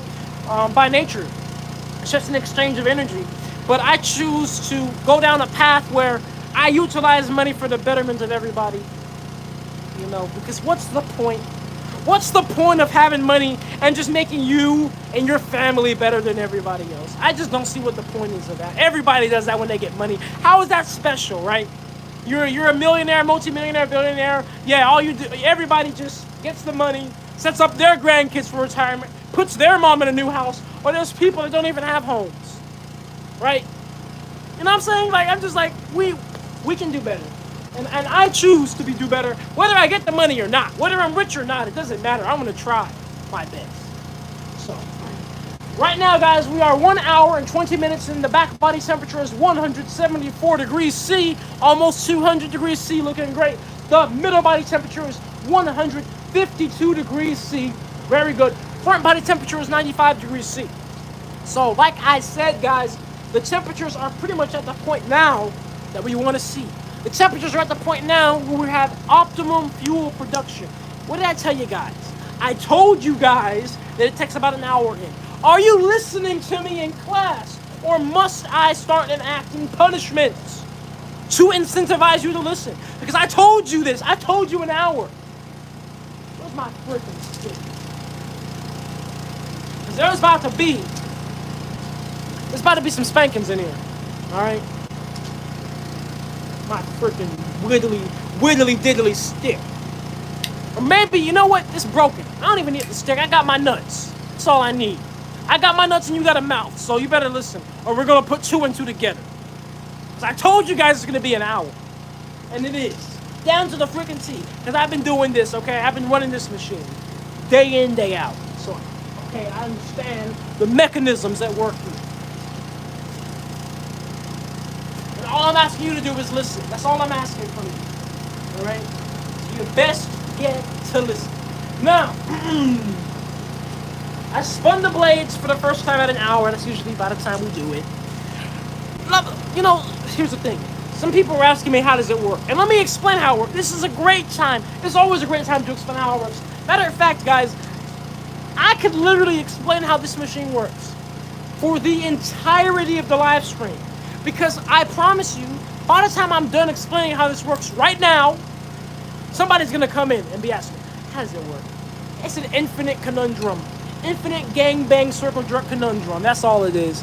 Ops got the mouth, jab got nuts. There you go, Kyle's Farm Revival. There you go. The ops got the nuts. I mean, no. The ops don't have the nuts. No, they don't. Jab has the nuts. And the ops have the mouth. Listen.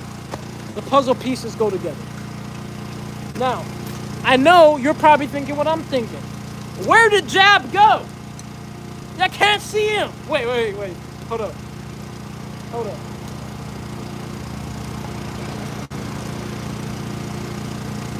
Yo, where the hell did that black ass dude go? I cannot see him. Can you even see my teeth? I can't see that black guy. He's gone. Alright. Now the reason I'm out here is because I want to break down how this machine works. And in order to do so, you need to see the machine. Okay? Sorry if you were scared of the dark. Sometimes I'm scared of myself too. I'm scared of the dark too. Sometimes I'm scared of myself. But listen. Let's break down how this works. Alright. So. First, plastic is shredded and relatively clean. Now, what do I mean by that? The plastic does not need to be sparkly clean, okay? I don't think that's realistic. You know, some companies build plastic to fuel machines and they build it with like the idea of like it needs to be the same type of plastic, it needs to be clean plastic. And I say if you do that, yes, you might have a company that turns plastic into oil, but you're not having a company that's going to solve the plastic crisis, because the actual plastic that's out in the world that's hurting us is dirty and it's mixed together. So this machine is designed to handle dirty loads in her mouth. So we have shredded plastic that's relatively clean, just, you know, it could be residual oil, residual food, but like, you know, try to stay away from like putting in a bottle of Gatorade with Gatorade in it. You know, just pour the Gatorade out. Just, you know, whatever. It doesn't matter regardless. It all gets cleaned up later. Shredded plastic. Loads it in the machine. Now, there's two ways to load this machine. You can get a shot at the back of her, or you can jam from the front of her. Now, if the machine is operating properly, I have a vacuum loading machine. Remember that vacuum from the Teletubbies that sucked up 2,000? Well, that's kind of what I got here. You can kind of see the vacuum lines hanging off of this thing. So it's like a big cyclone. You can suck plastic in and it'll like drop it into the machine. A 6.5 horsepower, what brand is that? Rigid vacuum. So that works. But the thing is, in order for that to work properly, the blades of the machine have to work too, because there's blades inside the machine that's kind of like a big corkscrew that helps move the plastic down the machine. If the blades are not working, then you're gonna load the plastic in the back and it's just gonna build up until you can't fit in anymore. You know, you're gonna fill up her back too much. You gotta distribute the load evenly. Okay? So what happened to me today was I loaded in a good bit of plastic from the back, hit it from the back for a little bit, and then you know, the blades didn't work anymore. They just started to warp. So then I had to say, okay, it's time to go for the mouth. So I went for the mouth. And I opened up the mouth, and then I put the plastic in, like I threw in my load, and then I took my rod and jammed my rod in there. This right here. I took my big black pusher, and I pushed through the front. So I have this big black pusher here. This is actually what I use for my plastic shredder too. And I just took this and I just went in there like that with the shredded plastic and pushed it its way in there, and then we got it good. Oh, thank you very much for the Elvis Presley one. That was kind of funny. But thank you for the rock star on the TikTok. What was his name? I don't know what your name is. Can't tell, but thank you. That was kind of funny. Anyway, so yes, we push it in there, and you can just push it in deep. You know, as deep as you can. Like I said, just gotta push it real good, you know? Get a little leverage in your hips. It's all about the hips. It's all about the movement, guys. You know, that's the thing. You're putting this plastic in, and I'm putting in a lot at once. So since I'm putting in a lot, it's a lot of force pushing back on me. So I can't, you know, this isn't enough. I'm trying to teach you guys something, right? And I'm being very honest, all right? I'm not sugarcoating it. When you have a lot of plastic going out, you cannot just do this. You know, it's not gonna work. You gotta really get your hips into it, you know? That's the only way it's gonna keep pushing in there. So you gotta push, you gotta thrust your hips into the mouth of the machine, load the plastic in, shredded plastics in the machine from the front. You hit it from the front, you hit it from the back. Good. Now let's talk about how the machine operates. What happens to the plastic? Well, you see these little cubes on the back of the machine, right? You see these little blocks. These are the roadblocks, all right? These are the roadblocks of leadership. This right here, these are called waveguides. And waveguides, think about waveguides like a barrel for microwaves. So when I say microwaves, I mean microwave energy. So like a microwave you have at home uses microwave energy to heat up your food. And microwave energy is invisible, it's a wave. And that's what I use to heat up the plastic with this machine. So I have waveguides on the back and I have magnetrons. Magnetrons are what create the microwaves, right? So magnetrons, waveguides right here, boom. Microwaves are going in the machine. But wait! This is the process of pyrolysis. Pyrolysis means thermal degradation in the absence of oxygen. What did I just say? I said thermal degradation in the absence of oxygen. When you have a fire, it needs oxygen. It needs air to exist, to burn. When if I set plastic on fire, it needs to be in open air. That's why if you take a candle and you put the lid over the candle, it dies. It dies because a fire needs fuel, air, and heat. Look at this. Let me ask you a question that you don't need to be smart at all to answer. Does this thing right here look open to the air to you? Does it look open to the air? Does it look like a fire, a candle can exist inside of this? No, because this thing right here is a sealed goddamn reactor. All right, it's airtight, and I have worked so goddamn hard to make this thing airtight, okay? Over 5 years, I finally made an airtight and vacuum-tight reactor. Why? So that way we can pull a vacuum on it, which is a constant suction force. We suck out all of the air, well, a vast majority of it, far below atmospheric pressure to get rid of almost all the oxygen molecules within the machine, right? So then when the microwaves turn on and they heat up the plastic, there's no oxygen for the plastic to react with them and to burn and cause a fire. Once again, for a fire, you need what? You need air, oxygen, and heat. You need air, fuel, and heat. My bad. And so the fuel in this case is the plastic. The heat is the microwaves, but there's no air. There's no oxygen. So there's no fire. So instead of a fire happening and the plastic catching on fire and burning and making smoke and crazy, burning plastic, we all know. Don't do it. Instead of that happening, what ends up happening is the plastic actually ends up cracking. It ends up cracking. And so I like to think about plastic like it's the solid form of crude oil. Almost like ice is the solid form of water. Plastic is so energy dense. We all know this. Set a piece of plastic on fire, it burns good.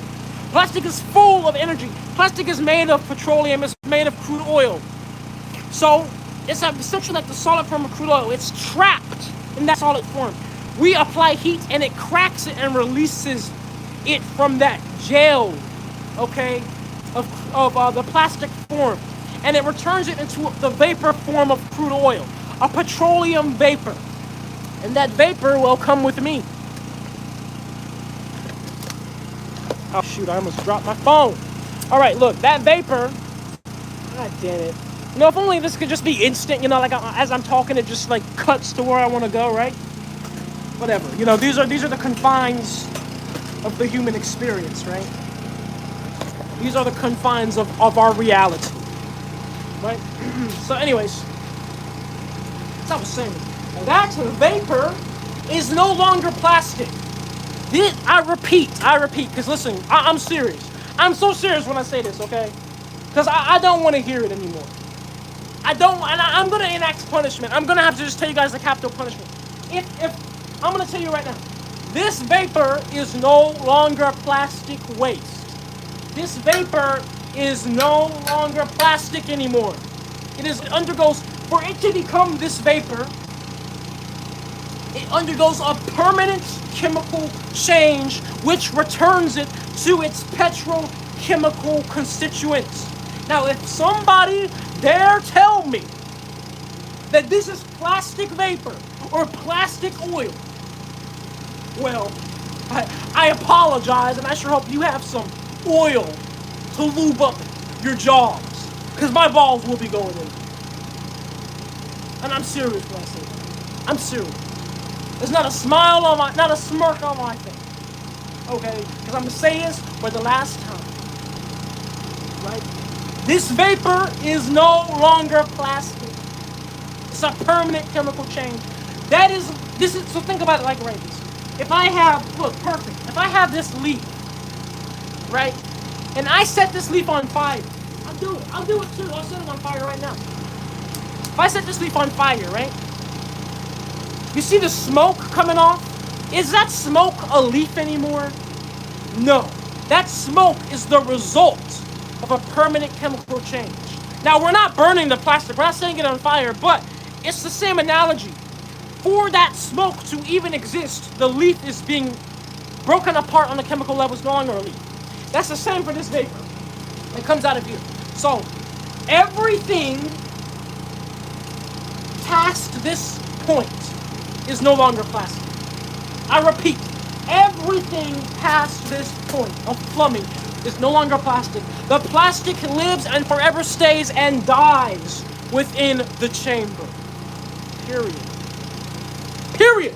So I don't want to hear it. Like I said, there will be capital punishment for those who transgress upon my teachings and dare to say that I'm burning plastic.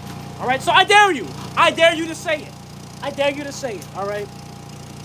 Because I have 3 radioactive nuts. 3. And there haven't been survivors, okay, of the capital punishment. So let's move on, all right? Let's go to a lighter topic. Let's get out of this negativity, okay? All right, I just have to be honest. You know, there has to be an incentive to learn, or you won't do it. So I have to enact the capital punishment. So anyways, these vapors are petroleum vapors, like I said, but these vapors are kind of like steam, right? You know, if you have steam, like a boiling pot on your stove, and you have the little, the exhaust thing above your stove. You boil water in that pot, and then on the stove top, the exhaust thing on the top, you see little water droplets form. Because some of that steam is cooling down and becoming water again. This petroleum vapor that used to be plastic, but now is no longer plastic at all, but is a vapor. Well, that vapor is very much like that. This petroleum vapor can be condensed and actually cooled back down into petroleum oil. So, as I explained earlier, well, in order for it to be cooled, it doesn't matter what it is, as long as it's a surface area contact that is below the temperature of the vapor, it will cool it. So this pipe right here coming right outside the machine is a form of a heat sink. It cools it because the air is cooling this pipe and the hot vapors are losing their heat on the pipe. So it's being cooled down, and then we can start to see some oils falling from here. That's why there's a sight glass right here. And so since I am going through this extensive explanation, I will do myself and yourself the favor and show you the oils in vivo. So come here, YouTube. Come here.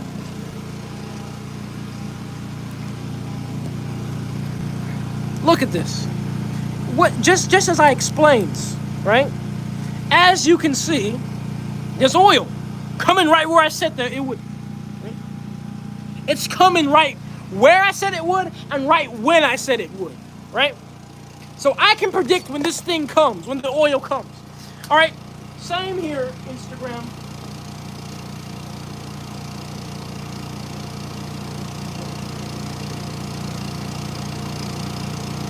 See the oil, boom, right there, and you see farther down. And you can see it's obviously oil, right? It's obviously oil. Thank you for the super chat. The $2 super chat. What does the debris go inside the tank? I'll explain that in a second. All right. So here we go. TikTok. Oil and further down we get oil. So this is just one heat sink. one condenser of many. This is one way that we cool down the vapors. But some vapors are harder to cool down. We have to employ big boys. That's what all of this is. That's what all of this is here. Thank you for the $2 super chat, Daniel, on the YouTube. I appreciate you guys. I missed some super chats earlier, didn't I, guys? I think I saw some. I missed some. Dang it. But it's too far up to scroll. So all of this right here, all of this stuff, these are condensers. These are cooled by cold water. And the vapors are fed through them. This is not just a big pipe. This actually is a pipe with a whole bunch of mini holes in it. So there's a lot of surface area. This is a coil that's jacketed. So there's a jacketed coil and there's a coil inside, and that coil on the outside has water flowing around it. So this is cool. You can kind of see the condensation on it as I'm touching it now, as I rub it up and down now. Nonetheless, we have all these in place to further cool the vapor and catch more oil. Now, some of those vapors, some of those petroleum vapors, not plastic vapors, but petroleum vapors, they will never become oil again. Now they can at like negative 100 degrees C, goddammit. Close to damn near absolute zero. We're talking about gases like, okay, that's not true, not close to absolute zero, but still, we're talking about gases like hydrogen. We're talking about gases like methane. In order to create, to make these things liquid, you have to literally cool them to a crazy degree. That just isn't worth it. Because you know why? Why cool them when they are gases and they're useful gases as they are? We have things like propylene in here. Not propane, but propylene. You see it sounds similar to propane. They're the same family of hydrocarbons. So, those end up going into these tanks here and they're compressed. Right? Because I have this thing over here. I'm going to show you my thing. You want to see my thing? Look, you see all these tanks? All these tanks are being filled with those vapors, those petroleum fuel vapors that never condense. Because those petroleum vapors are fuels. What did I said hydrogen, I said methane, I said propylene. All those things are literally fuel. So what is doing that? What is causing these things to, end up, going into those tanks? What is compressing them? Well, this is compressing them right here. This thing over here. And you guys can clearly see, right now, I am only going to break down how this machine works for one time, goddamn tonight. Because you see what it takes. Alright? And you see why that's not a simple question to ask either. So anyways, let me make sure it's in the shot, okay? This right here is called a recovery pump. Okay? In this box I have here. And basically what this recovery pump does is it sucks vapors out the machine on one end, and then it shoots those vapors out high pressure on the other end. So it's keeping the machine under a constant suction, under a constant light vacuum, and shooting out the vapors under high pressure to go into the tanks. Alright? Now this is an explosion-proof butane recovery pump from BBB. So it's rated for flammable vapors. It's rated for high pressures, and it's rated for explosive hydrocarbon environments. So that is pretty much almost everything, but there's two other things, okay? There's two other things, kind of like what the guy was asking with a super chat on YouTube. And I'm going to break those down right now. There's two other things left. So we know where the natural gas product goes, or the fuel vapors. But where in the world does the oil go? Right? You saw the oil, but where does it go? Well, it goes right here in this keg. It's all the oil is to be collected. Oh, not my freaking phone. Whatever. It's all to be collected down there. Right? You see the keg? That's where the oil is collected. That oil that comes out is dark. Matter of fact, I'll show you. I know you're asking when I say dark. You're like, Naturejab, well, how dark is it? Well, it's almost as dark as me, so it's pretty dark. So it's pretty much crude oil in that sense. It's not literally crude oil, but it is a crude oil, meaning it's not ready to be used. It has to be further cleaned and refined. I'll show you. Look right here. Look right here, my friends. This is an example of it, and this is some of it right here. You see, it's almost as dark as me, as your boy. So, yeah. There you have it. That is what oil is. We have a separate process to refine that and to get that so clean. So let me show you what we can turn it into.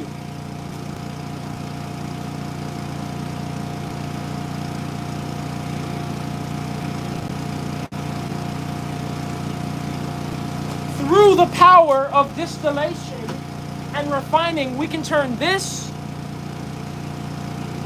into this. And no, this is not apple juice. This is not my piss. This is not piss from a victim of Diddy's party. In fact, if it was, it wouldn't be this light because they're dehydrated, so it'd be far more yellow. This is legitimately what I call plastiline. That's a separate process, though. That's a separate process to do that. That's completely separate from this entire machine. But I actually, guys, little sneak peek, and I'm not giving a spoiler alert, okay? But you're about to get spoiled on what my future plans are. I'm actually considering implementing a distiller right here. Like literally just right here. Because I would think about it. There's already a storage for the oil. There's already plumbing, and there's already condensers. So I'm kind of like, why not? Why not just make the distiller right here? Now, I will add one other thing before we get off the topic of distilling. In order to distill, in order to turn this into that clean fuel you saw, well, this needs to be boiled in a distillation apparatus. And, of course, to boil something requires heat. I use the natural gas product made from this process to distill this. No extra energy input for that. Now, what's left inside the machine? Thank you for gifting the Naturejab membership, Gerard Wilson. Thank you so much, seriously. And thank you all for all the love tonight. You guys have been showing so much love on every platform. I appreciate you guys so much. It helps out the project so much. So thank you. You said, is that gasoline ready to go? Oh, that plastiline is ready to go. It'll go right in the engine. It'll go right in the engine, right in the car, right in whatever you want. It'll go right in you if you want. You know, if you want. If you're into that type of thing, you know. But what's left inside of the machine? Right? Well, it's a great question. I'll show you what's left inside the machine. So, obviously, we know that, you know, the vapors are no longer plastic, the oils are no longer plastic, but is there still plastic in the machine? Because if there's still plastic left in the machine, well, doesn't that kind of defeat the whole point? Thank you for the Rose Solo Vision on TikTok. Well, let me show you what's left of the machine. What's left inside the machine? I'm gonna show you directly. Just give me a second.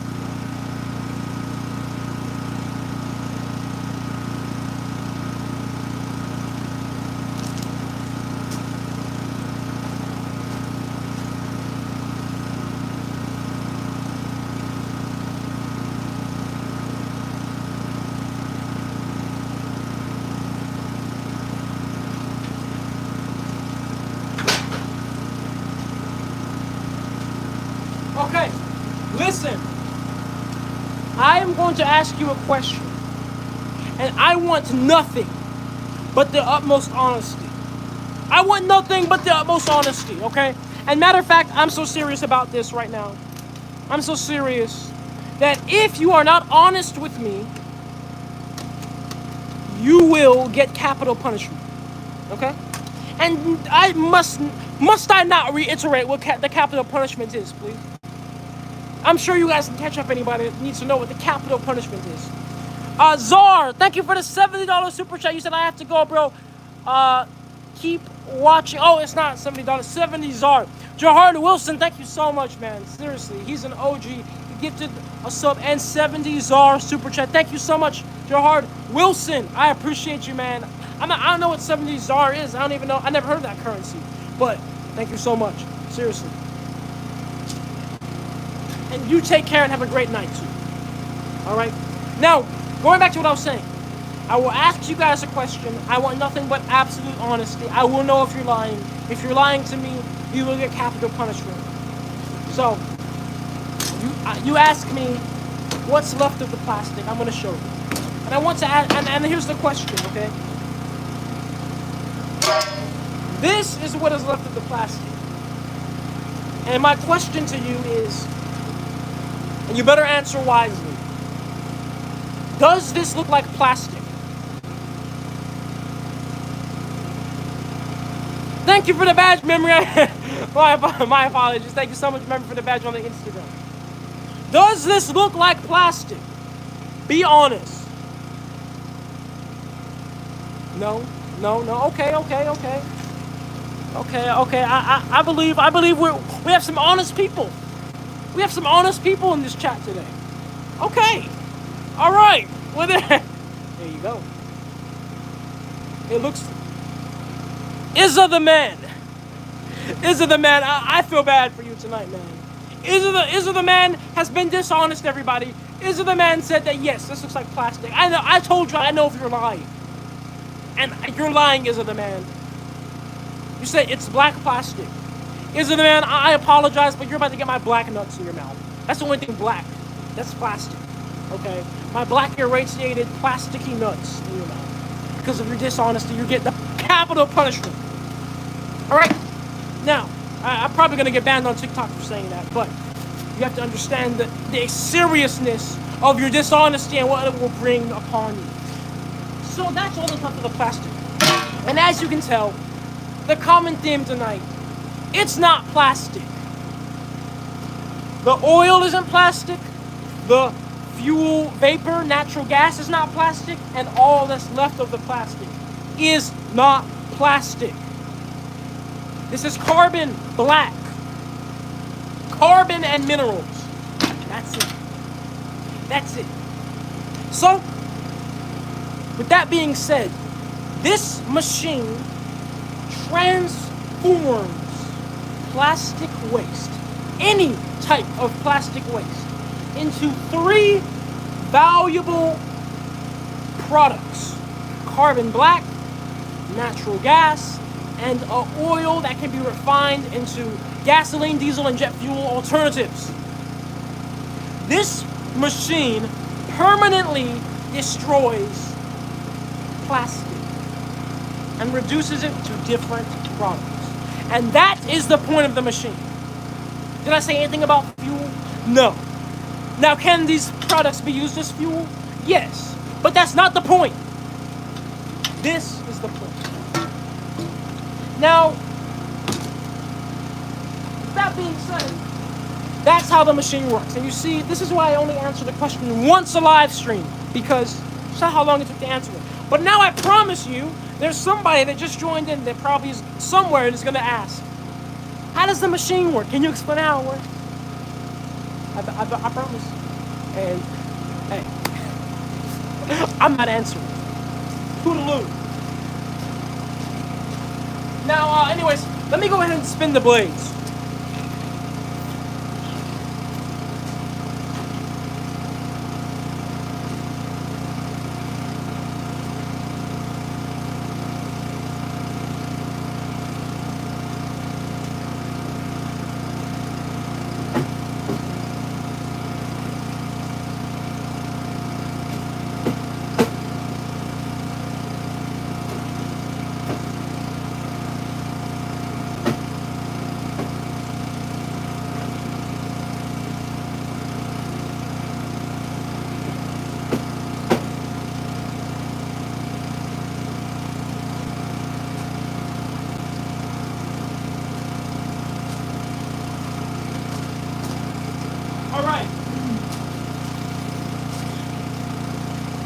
The blades spun, we will go ahead and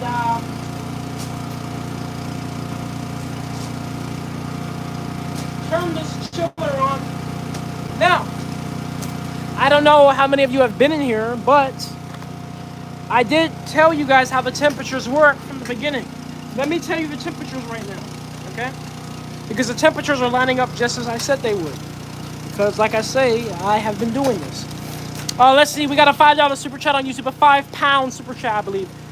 Boogie Dave, thank you for the £5 on the YouTube. Much love to you, Boogie Dave. I appreciate you, man. So I didn't know you live streamed. Really cool. Thank you, man. I try sus to live stream a lot more often. But it's not always so easy. So, temperatures. The big back body temperature is 187 degrees Celsius. The middle body temperature is 224 degrees Celsius. Now, what did I tell you guys would happen?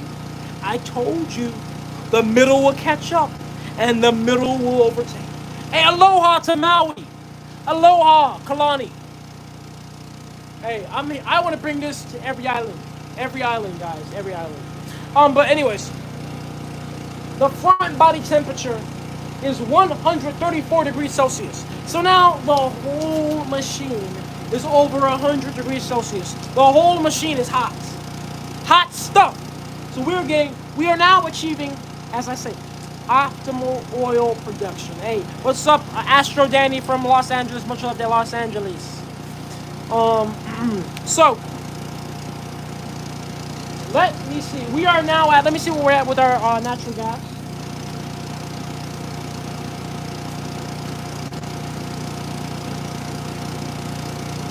We are good. We are over 100 psi. Over 100 psi. Looking good. Looking good. Now, I gotta get some more shots for YouTube.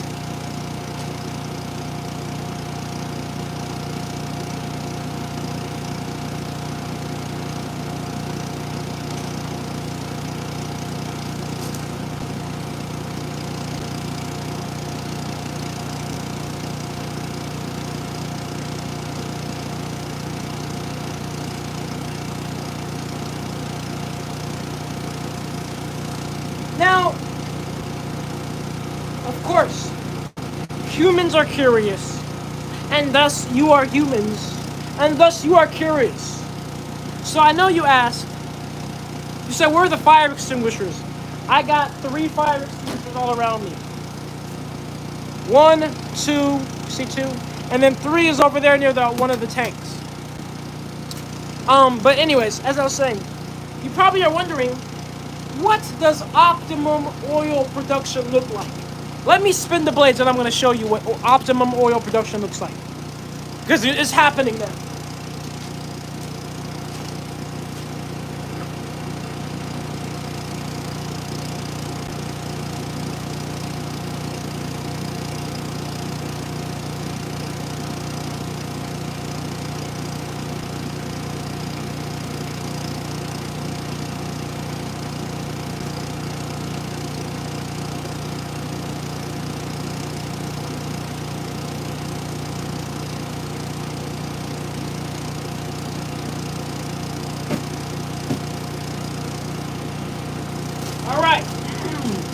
All right, let's see.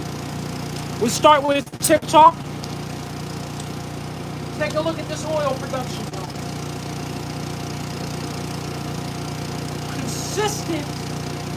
Consistent flow, and it's quite a bit now. Yeah, you guys have seen it build up. You guys have seen it build up the whole live stream. YouTube, come on, come over here. Come over here. Once again, what I say, consistent flow that has now been built up and will continue to keep building up. Consistent. And I gotta let you guys know that you're only seeing some of the oil condensing there. There's oil condensing all throughout the keg and everything that we're not seeing. That's just the visible flow. Come here, Instagram. Come here. I'm gonna show you something.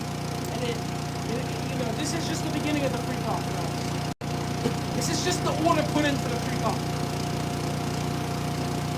You haven't seen a real party yet. There you go. Consistent flow of oil. Consistent. Imagine we tell our kids we met on Naturejab's live true love story. Well, it sounds like things are getting spicy in the live stream. Well, if you both get married to each other, you both are invited to my freak off.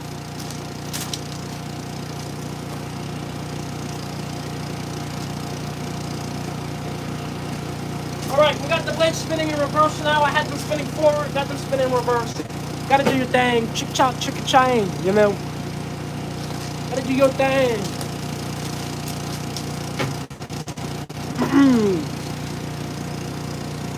You said, power the generator with your oil.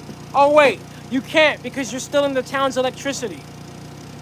Pablo, you contradicted yourself, homie. If I'm using a generator, how am I stealing anybody's electricity? What?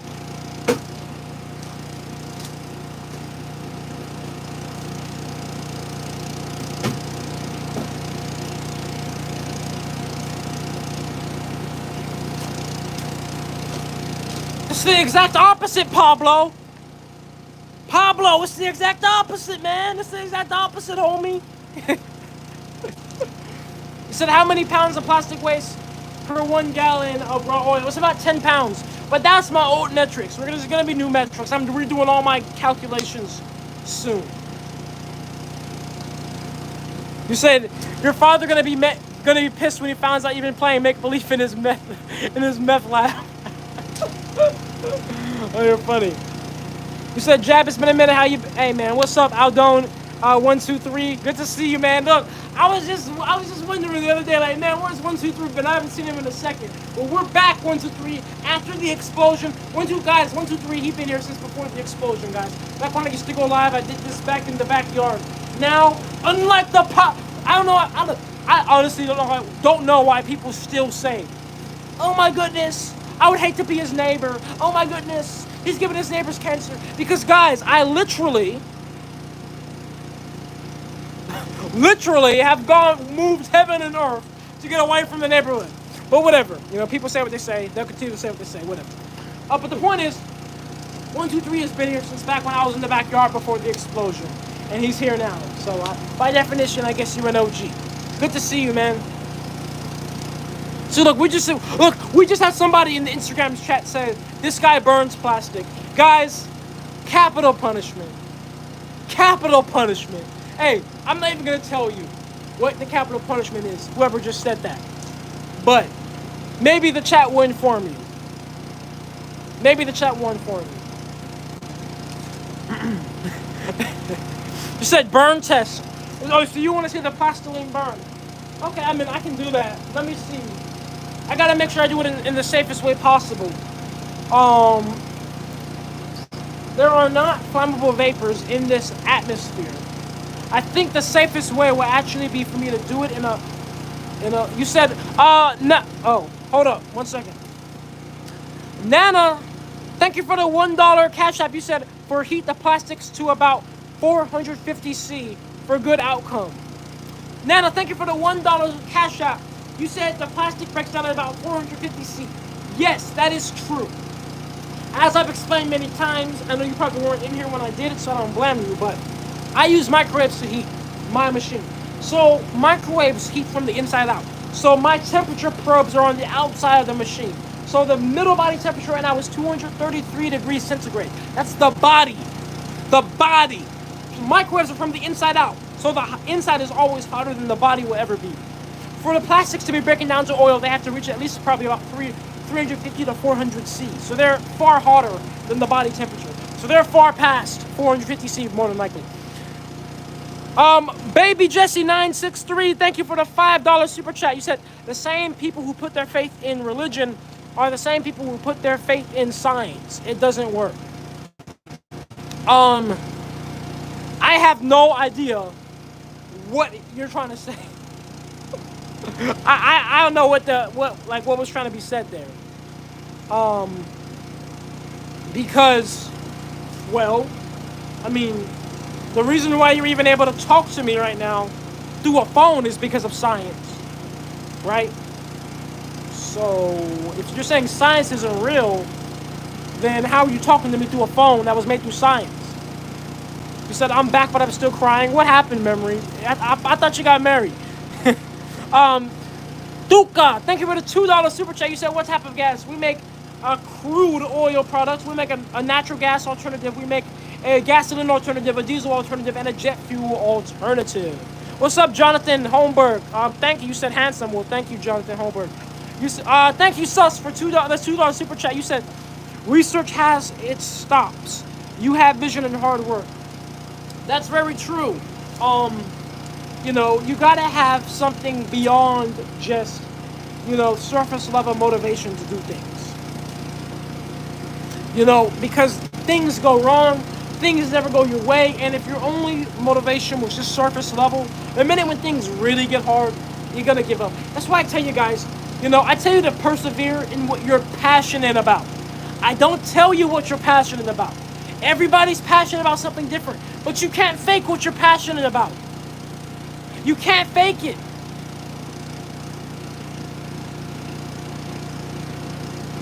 Rets, thank you for the $2 super chat on the YouTube.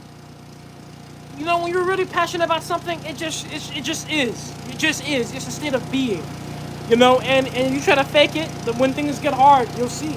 You know, it'll slip out. But when you're really passionate, you start to form like an obsession with wanting to see the outcome, wanting to see your thing work well. Oh, hello, Unnatured Jab. Or, hey, actually, Unnatured Jab, I don't know if I should go that deep. But, in short, I'll say this, Unnatured Jab. You're quite incriminating of yourself. All right, I'll say it like that. But, nonetheless, I'm glad to see you back in the live stream. And I do see that you say it was 60 years old. And, you know, that's a great thing. People say that a lot. People will say a lot that what I'm doing is old. And so it's a scam. And I'll just say this. That makes zero sense. First of all, I never said I was the inventor. I said I'm an innovator of it.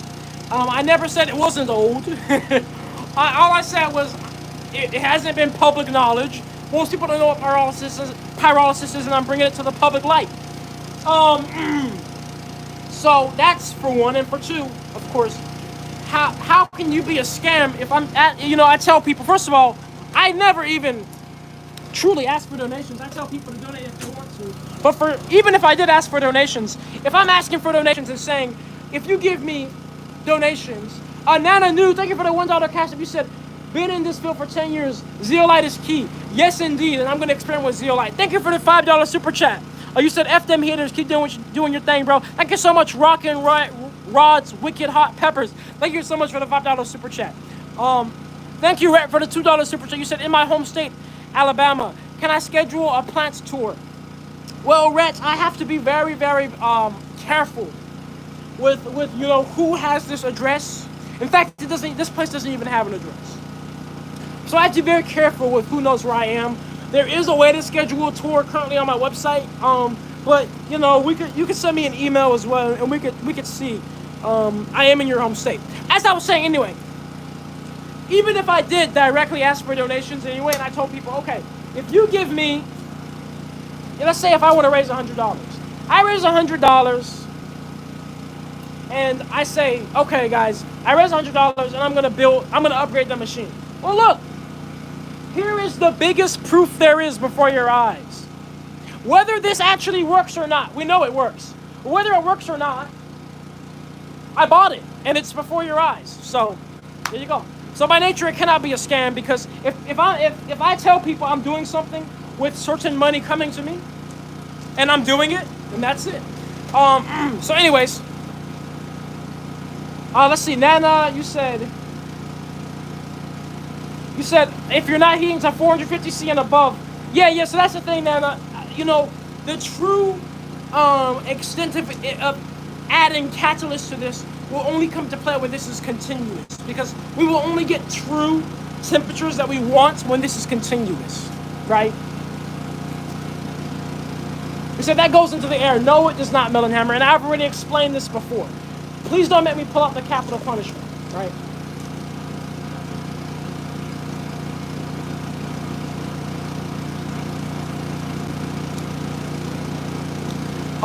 Let's see. Oh, you guys are saying don't do it for the tour? Well, there's a certain process that has to be run through for anybody that would want a tour. And that's why I said you have to go on the website. Because you have to, you know, there's background checks that have to be run on you. There's all types of stuff. And, you know, well, I'll be honest with you, you know, that these things do have expenses. They need to be covered. There's a lot of logistics in play. You know, a lot of different things to make sure everything's secure.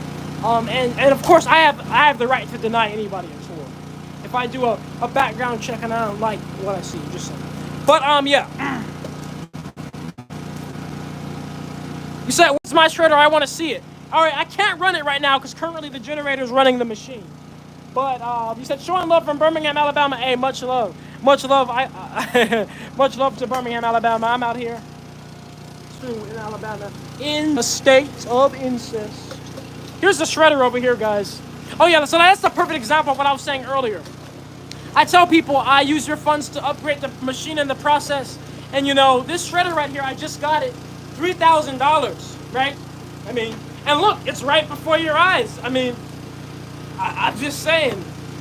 By nature, like I said, you know, if you told somebody, if you were to ask somebody for money, and you say you're going to do something and you don't do it, then yeah, that's a scam. But by definition, if you're giving people what they expect through a donation, then, you know, I just don't understand what definition of, you know, there's different definitions of everything. You know, I'm not going to tell anybody what their definition is, but you know, the definition that I know of, and I would say the general public know of what is a scam, is certainly not building something physically in the flesh that is operating and working while telling people that's what you're doing with any and all donations. So with that being said, I appreciate everybody who has donated, and you help out so much with the project. Let us check how the machine is operating. Right now we are at a -2 PSI vacuum, so like I said, the vacuum goes quite down. And let's see the temperatures. 158 degrees back body temperatures. The back body temperature has gone down because now we've been operating for over 2 hours. Nana sent $1 Cash App. Thank you for the $1 Cash App. You said, how do you know your theoretical yield? Well, I know my theoretical yield because let's say I put 20 pounds of plastic in this machine. If I put 20 pounds of plastic in this machine and I get 2 gallons out of my crude oil product, then I can say, oh, that's 10 pounds of plastic per gallon, right? That's how I know my theoretical oil yield. As I was saying, 2 hours in, I turn off the back body magnetron. The back body magnetron is, well, it no longer needs to be on as the plastic is already heated up and it's reached this temperature. We want the heat really focused in the middle and the front, right? So we turn off the back body magnetron, and that's what we've done because it's like, well, why, you know, utilize that extra energy when we don't need to? It's really about heating it up. Once it's heated up, the heat will sustain itself for the most part. So now let us go ahead and I'm gonna spin the blades again.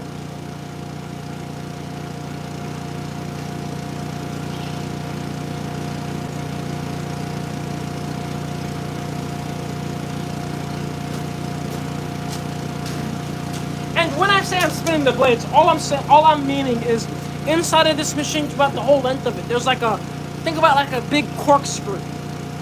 And that corkscrew, when it spins, it's pushing the plastic forward. Or it could be pulling it back. And so it's agitating it and moving it. So more surface area can be exposed to microwaves. New plastic that might be gummed up or something can be broken down with the heat. So that's all that I mean when I say I'm spinning the blades.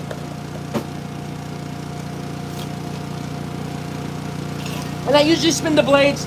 I start once we hit an hour, then I usually spin them once every 30 minutes, and then you up the succession as the machine gets hotter and you've been running it longer, right? So I spin it now probably about every 10 minutes.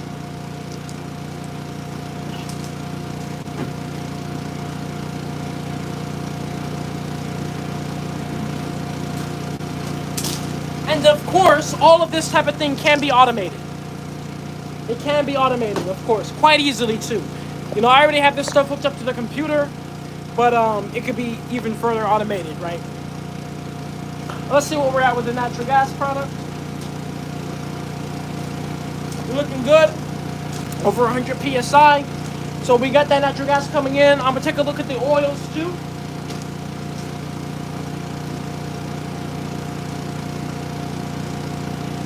Oh my goodness, the oils are looking really good. Nana, thank you for the $1 Cash App. You said this process is not economically feasible. I guess we'll see if you're right. I guess we'll see, but I'm sure gonna do my part to see if I can get it to that point. Because at the end of the day, economically feasible or not, I'll tell you one thing, microplastics are not feasible for our health. Ocean plastics are not feasible for our future. And something needs to be done. So I'm gonna figure it out. And whether it's this process, a different process, whatever, I'm gonna figure it out. Baby Jesse, thank you for the $5 super chat. You said, you want to know the real truth. None of this works. We need to go back to the land. That's what God told me. Well, baby Jesse, you're contradicting yourself because you just said that religion isn't real, but now you're saying God told you something. Listen, thank you for the $5 super chat. I don't really know what message you're trying to send here. It's not really adding up. But, yeah. But guys, anyways, I remember you guys earlier were asking me to do a burn test of the plastiline to prove this isn't piss or apple juice. Alright, I'll do that. Easy. I'll do it. Let's do it. Now, I would love to have my fireproof gloves, but I lost them and I don't know where they are.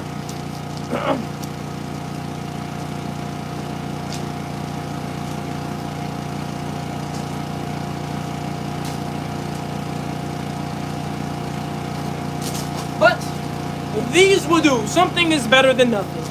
Something is better than nothing. Because what I am going to do, my friends, is I'm going to burn this within my hands. So that way I can move it out of this area after it started.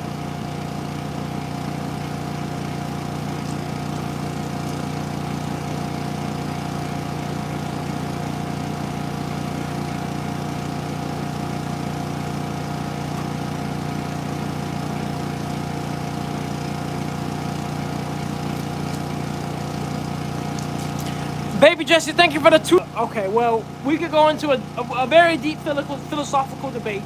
I am Naturejab. I am not Jordan Peterson. But I gladly will go to a deep philosophical debate. But I don't think doing a deep philosophical debate through super chats is going to be very efficient. I think, Baby Jesse, and I don't at all mean to discredit you or take away from your message at all. But I think that it's just a matter of, I don't think this is necessarily the audience for what you're saying. I'm speaking for my audience right now. But I'm just saying, I don't know necessarily if people are catching on to what you're saying. Or if they can feel what you're trying to say. Because right now, we're turning plastic into fuel. We're about to do a burn test. I wouldn't exactly guess that people are necessarily interested, per se, in your deep philosophical points here. Not to say that there's anything wrong with them at all. I love philosophy, right?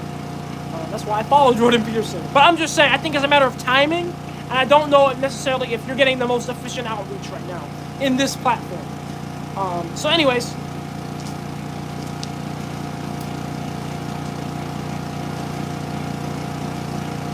so I put some in here. Now, one second, let me get my respirator before we burn this. Well, I'm gonna get my respirator, but it's in here.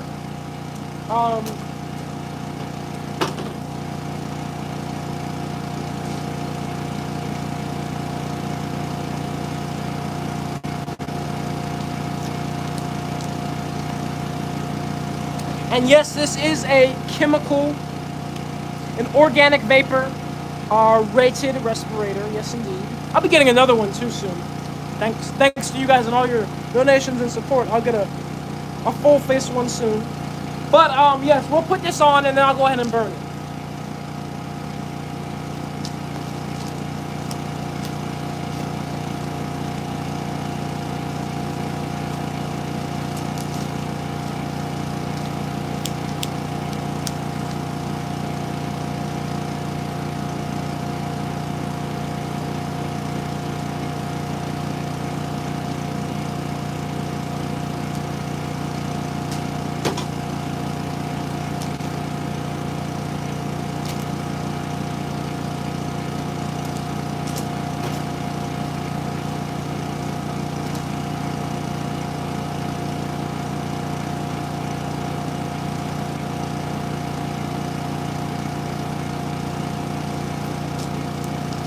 You seen it there.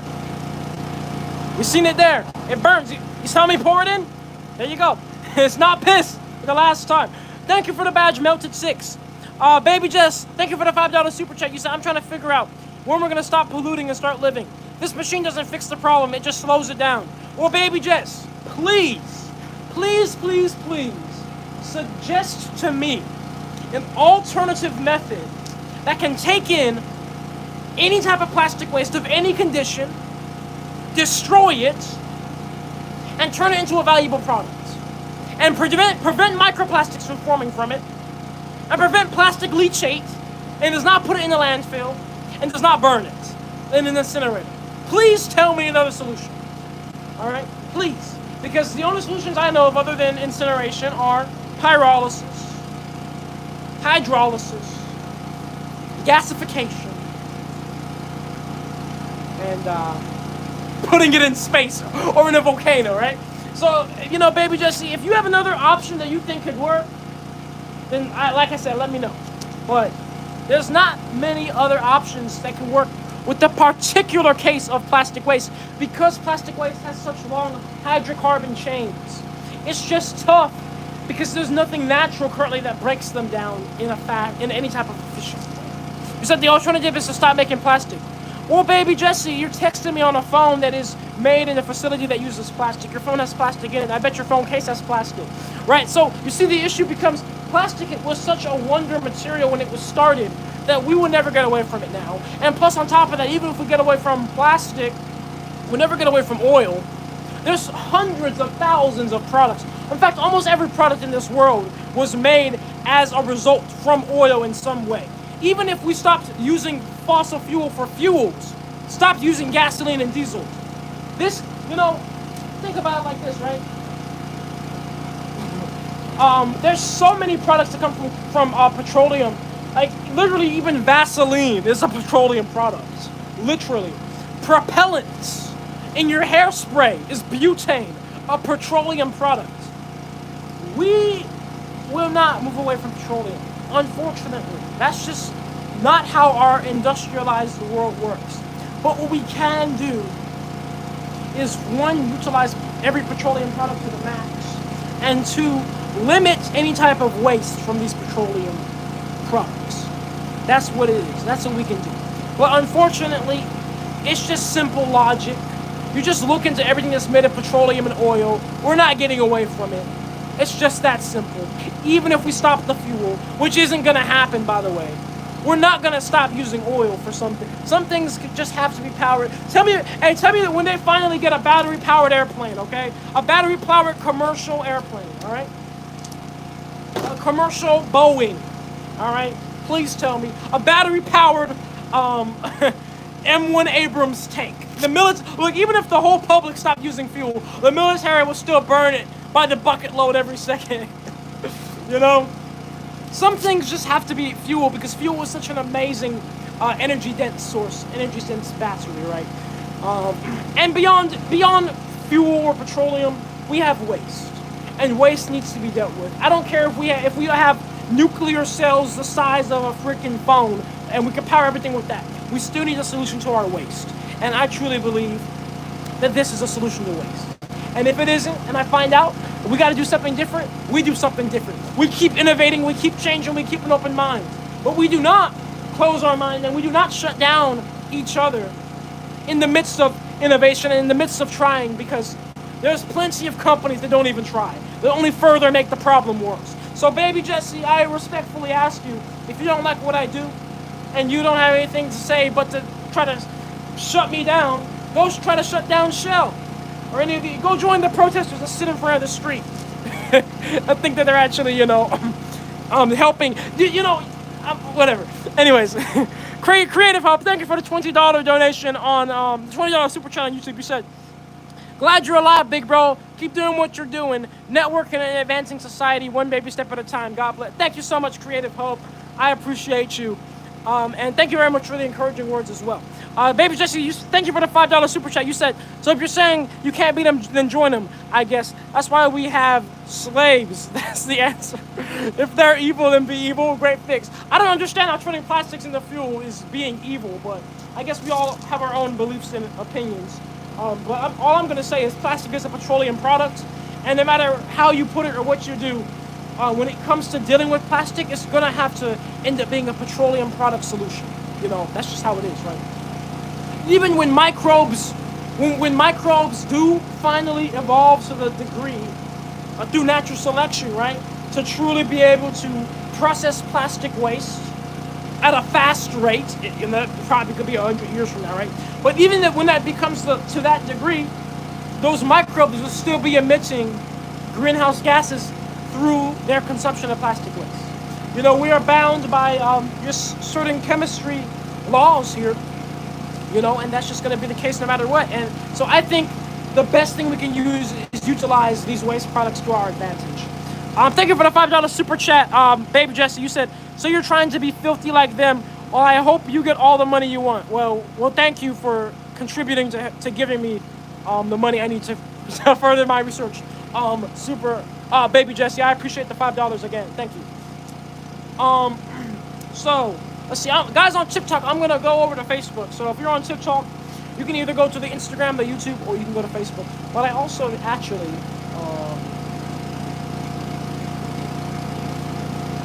thank you for the $2 super chat, Wyatt Prim. You said, good luck to you and everything you stand for, man. Thank you so much, Wyatt Prim, for the kind words. And for the $2 as well. I appreciate all you guys, all the love tonight.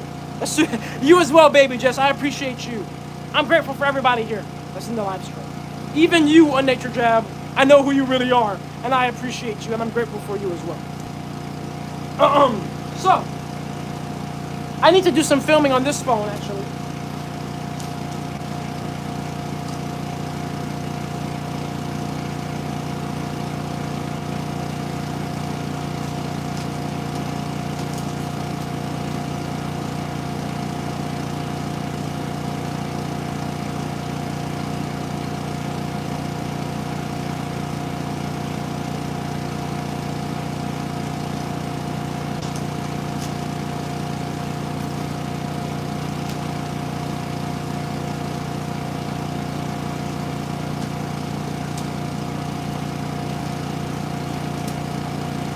There we go. All right, get that filming done. We'll get the Facebook started here.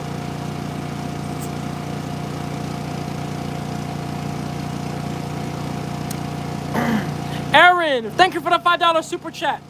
LOL, Baby Jesse paying money to hate. You're doing something that most people can't. He's probably in his mom's basement. Keep the hustle, brother. Thank you so much, Aaron, for the $5 super chat. Thank you for your kind words as well. You know, at the end of the day, you know, everybody's in a different situation. I'm not gonna dog on somebody for this situation, but I will say this. Most of the time, there's a direct correlation between somebody that spends an enormous amount of time trying to tear somebody apart and that same person maybe not being successful in their life, right? And I think if that's your position, if you are not as successful as you wish you could be, and you're instead spending time trying to tear somebody else apart, I think a more efficient use of your time is to spend that time to become more successful. So in short, if you're here to be here and to encourage, you know, to help the process, give tips, or you're here to learn, all power to you. But if you are here to just simply, you know, I guess try to tear apart what I'm doing, it ain't gonna work for one, because you know you guys have been around since before the explosion, and I'm still here. So I mean, if an explosion couldn't stop me, I don't know why you think you could. But I just think there's far more efficient uses of your time.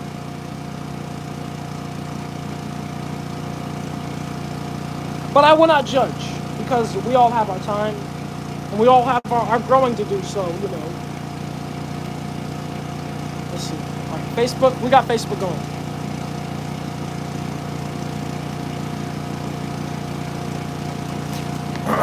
Let's see. Thank you for the $5 super chat. You said, if I win the Mega Million and win the jackpot, I'm investing and start our own company. Abraham G, thank you so much for the $5 super chat, and thank you very much for believing in me enough to, we'll say, if you were to win the lottery, that you would in fact invest in me. So I appreciate your belief in me and the project. Thank you so much. And look, blessings your way, and hope you win the lottery, even if you don't invest in me. You know, I hope you have a successful life. Baby Jess 963, thank you for the $5 super chat. You said, you mean someone who spends a lot of time researching like you? Well, Baby Jess, there's a difference between, you know, researching, and then there's a difference between, well, so let me give an example, right? Let's say you truly don't like what I do. You don't think it's the right thing. And you're according to you, you researched me, and you're doing your research, being in my live stream talking, sending me $5 super chats to prove I'm wrong. I just think a far better investment of your time would be just be spending the time that you're in here and the super chats that you're giving me to just research a better solution, right? I think that's better, because if you research a better solution, well, then of course what I'm doing will become obsolete anyway. So if you really hate me or hate what I'm doing so much, right? If you find something better than what I'm doing, then what I'm doing will be pushed out. So that's all I'm saying. I feel like there's just better things that can be done that are more efficient from a logical perspective, right? Like I said, everybody has their own time. Everybody has their own perspective. I'm not going to tell you what's best for you. I'm just saying that's my perspective, right?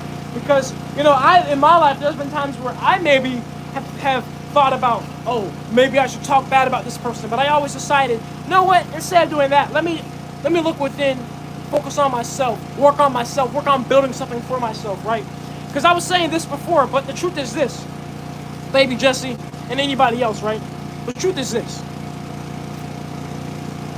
I understand you have a lot of things to say, and I'm not discrediting what you have to say at all. And I'm not saying you're not entitled to believe what you believe. But at the end of the day, at the end of it all, if somebody asked you, baby Jesse, 963, whatever your real name is, Ronan, if somebody asked you guys, right, what did you do with your night? You'll have to say to them, I was in a dude's live stream commenting. And if somebody asks me, what did he do tonight? I will say, I was working on and sharing with the world my microwave pyrolysis vacuum reactor. Plastic into fuel reactor. And so it's just like that. I'm just saying, like, when you just think about it like that, it's like, well, you want to kind of have something to say for yourself. And, of course, it's different if you're here to support or to learn, support the journey or learn, because then you're like, well, tonight I was a part of this movement. Tonight I was a part of this movement. I was there witnessing live the reactor working. But all you have to say is, I was there to try to tear apart somebody else. Well, other people are able to say, I was there to learn, or I was there to support this movement. I was there to support this thing happening, So that's what I'm saying, right? Odessa, thank you for the $5 super chat. You said you saw an inspiration. Keep up what you're doing. Thank you so much, Odessa. Baby Jesse, you said, thank you for the $10 super chat. You said, why are you trying to villainize me, bro? I'm having a conversation and challenging what you're doing. Why do I have to leave because you agree with what I'm saying? No, well, baby Jesse, like I said, I keep saying over and over again, you're entitled to whatever you believe. And I'm not judging you for what you do or what you believe, but I'm just telling you that I think there's more efficient uses of your time. And I'm not trying to villainize you. I would say, if anything, you might be villainizing yourself. You said stop wasting your time. Well, he's sending super chats, and I'm grateful for any and all contributions to the project. So as long as he keeps sending super chats, I'm gonna keep reading them. That's what I do. I keep reading super chats. So. Thank you again for the $5 super chat, baby Jess.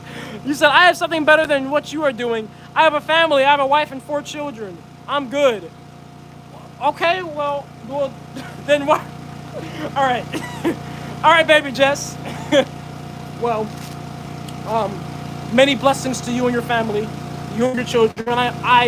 Look, I wish the best for you and your wife and your children. I wish and pray that all of you go and do and continue to do amazing things. Great, another one. Thank you for the $5 again. Oh, it's somebody else. Thank you, $5, Aaron. You said at this point, let him keep paying you and hating on you. It's funding your research. He's talking crap about what a... Look, I'm not gonna judge, but if he's helping fund the machine. So he wants to keep sending super chats. I'll keep reading them, okay? Because regardless of what you may believe, you're helping the machine. You're literally helping my research, all right? So I'll continue to read your super chats. I read anybody's super chats because, it's respectful. I truly appreciate you guys. What's up, Memory, on the YouTube? Thank you for the $5 super chat. You said, I'm here for the freak-off party. Let's get that Diddy field. I don't want to know what that Diddy field is. You're funny. I don't want to know what a Diddy field is, but you're here for the party. We got lots of oil. We got lots of baby oil. Oh, hold up. Wait a minute. Wait a minute, guys. The vacuum is broken. Hold up. I saw we got some super chats on YouTube. I'm gonna have to address them in a second. There's something wrong with the pump. Hold on. I gotta focus. I gotta address this. Let's see what's going on. Why? All right.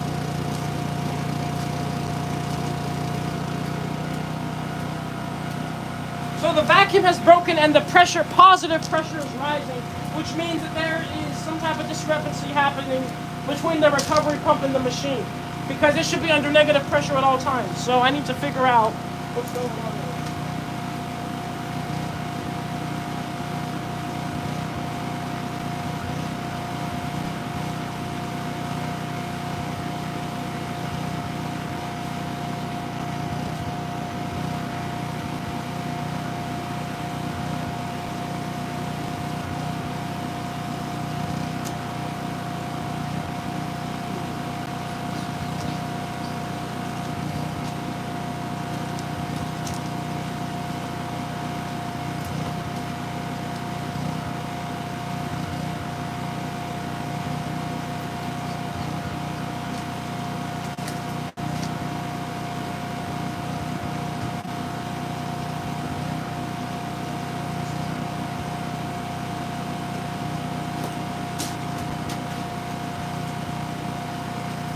Okay, so I checked everything. Everything looked fine.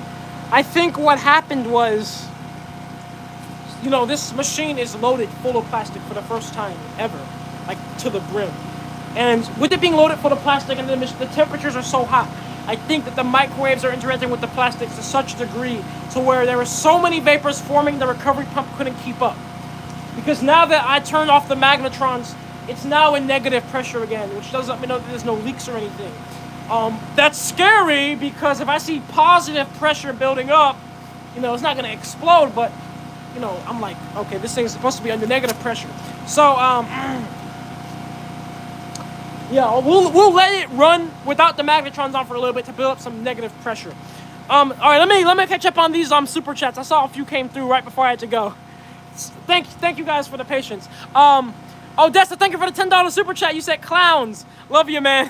Hey, I love you back. Creator Hub. Creature Hub, thank you for the $50 super chat. Thank you so much, man. Seriously, you said, Baby Jesse, get a job or find a hobby or something. Put down the booze and leave this man alone. More funds for Mr. Jab. Thank you so much, Creature Hub, for the $50 super chat and for your words of support as well.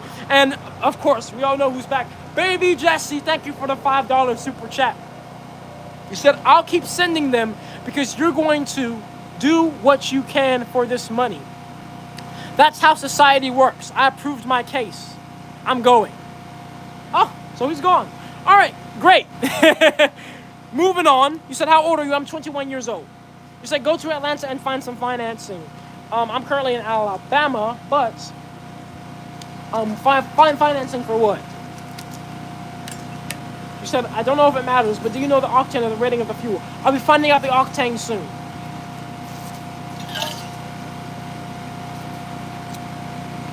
Creature Hub said, common W, Julian. Common Julian W. Yeah, I mean, look, guys. Look, I appreciate any and all contributions. I appreciate whatever energy comes with it. If you're sending super chats and you're trying to talk down the project, I'll read every single one because I appreciate, regardless of what your intention are, you're helping the project, and all you are helping by being here watching too. So I appreciate all of you, every single person watching, So it doesn't matter. I don't care who you are or what you're saying in here. If you're in here, you're supporting the project, you're helping the project. So thank you. If you are donating and you say something good or bad, you're helping the project, you're supporting the project. So thank you. I'm grateful for you all, regardless. Chris Valentin, thank you for the $2 super chat. You said stay off from the government and don't share location. Listen, I got Starlink. They already got my location. I promise you, they don't even have to subpoena Starlink. It's probably already in the system. If the government wants you, they're going to get you. I tell people that all the time. There is no running from them. There is no hiding. There's so much classified stuff that they do right now, and they have done, that is just against every law ever. And they don't care. They'll just do it. They'll write a new law just to do something they weren't supposed to do. If they want you, they're going to get you. So I tell people, I cannot let fear govern what I'm going to do, right? And that's for any threat. Government, person, anything. If you let fear govern what you're going to do, then things won't get done. And plus, what about if it never happens, right? What about if I never experience any malicious threat from anybody? Well, then I was in fear for nothing. So let's get this mission started again.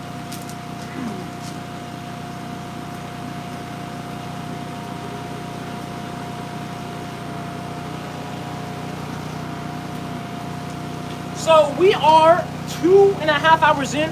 I have 4 out of 6 magnetrons on because at this point in time, we do not need all 6 on anymore. It's just, using more energy than we need to use. So now I only have 4 magnetrons on. I have, well, actually, maybe we do, because the machine is full of plastic. So maybe I should keep 5 on. That's true. Let me spin the blades. I'll turn 5 on.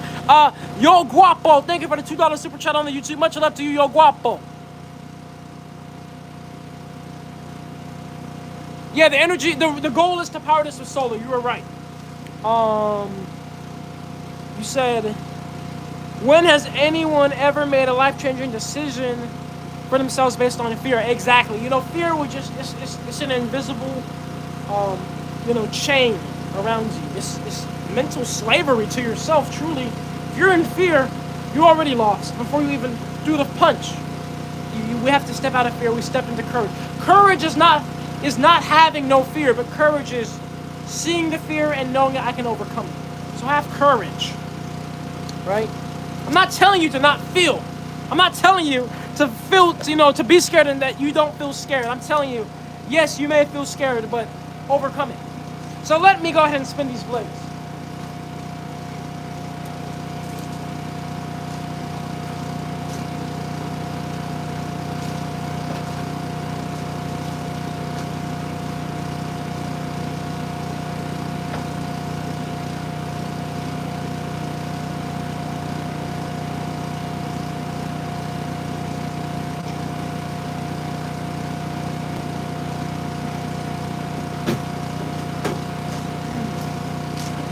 All right, so the front body temperature is almost 200 C. It's 183 degrees C. The middle body temperature is 255 degrees C. The back body temperature is 150 degrees C. Like I said, the back kind of will sustain itself now. The middle is where the main heat is. But let me show you guys something cool, right? When the machine gets this hot, there's something cool you can do with the machine.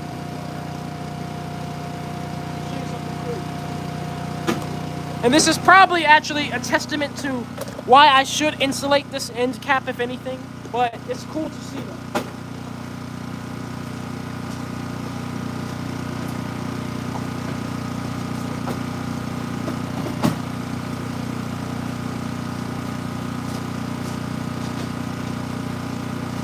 So, as I said, the front body temperature is 183 degrees C. Water boils at 100 degrees C. So we're almost double the temperature of water's boil point on the surface here. So this thing is hot. So if I take a spray bottle full of water, watch. Gotta pump it a few times. Thank you for the £5 super chat there, Toby. You said, do you have some numbers? How much energy you need at the moment and how much you get out? Does the outcome improve over time with better setup? I'm gonna answer that in a second. Let me just show you what I was gonna do here before we answer it. But thank you so much for the £5 super chat. Look, I was just gonna show you guys something cool you could do. When this thing is this hot, look. See that? It flash steams. Instantly steam. So it's just cool to do, right? Look at that. It just instantly vaporizes. So it's cool, it's hot. But like I said, it's kind of testament to why I should insulate the fronts of this, because this is obviously losing a lot of heat energy over the course of the run. But it's just cool to do. So anyways.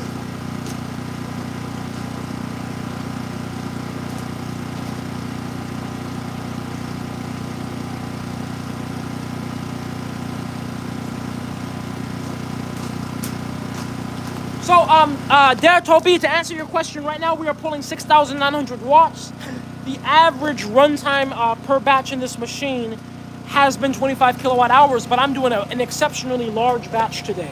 Exceptionally large load in this machine's mouth, so we're gonna figure out how how many kilowatt hours this machine will consume then. Usually we're about 10 pounds of plastic to 1 gallon of the crude oil products. And I'm still I am still in the process of calculating how much natural gas products comes from that, because I've learned, thanks to you guys, that you cannot measure how much natural gas or any vapor for that matter by PSI, because PSI can vary with temperature and other factors too. You have to measure it by the weight. So I'm currently I'm gonna have to do that. Right, I'm in the process of figuring out those numbers. And our goal there, Toby, and look, it was actually felt cool because it was on the very YouTube live stream you're on now. A few weeks ago, I was talking about how I want this to work off of solar, and the guy that's in here, he's a solar engineer, and he installs solar, and he's like, listen, I got, like, I think it's close to 20 solar panels from solar projects that, you know, got scrapped. Little dents, scratches, they work fine. He's like, I'll give them to you for free. So, there's a few other components we need, like the inverter, the solar controller, the wires, blah, blah, blah. But we got the plug for solar panels, and this machine will be operated off of solar, so the energy cost will be known, because this comes from the sun. Oh, and the batteries too. It's a very important part of solar. So yeah, to answer your question, that's it. And let me see what else you asked. If you asked any other question. Does the outcome improve over time with a better setup? Absolutely it does. And that's why I've been building every machine bigger and bigger, because I started with a machine the size of a crock pot. Literally could hold it like this. It worked. Not very efficient. I built it bigger. About the size. I built Mark IV, which was the same design as this machine. Literally looks the exact same, but was 3 times smaller. It worked way more efficiently than the first one, but I knew it could be even more efficient by doing 2 things. By making it bigger again, and by making it continuous, meaning I can load in plastic while it's running. This machine is bigger, but it's not continuous yet. But I got some upgrades on the way that we'll be doing to make it continuous. Nana, thank you for the $1 super chat. Good to see you on the YouTube. You said, I'm still on Mark IV in his videos, and it was awesome seeing the girl out and travel. That's so cool, man. Honestly, like, that's so, like, flattering to me that, you know, like, you're watching my old videos like they're like a TV series or something. So, man, thank you so much, you know, because I just, you know, I shared this online. I started sharing this online with that intention that I just want to create, you know, like a receipt, a historical receipt of what I'm doing, and to share it to anybody interested. And so it's great to see it. I'm so grateful for all of you. I'm so grateful to be where I am now. Thank you guys so much for all your support always. I appreciate all you guys. So we are, the vacuum level is fine now.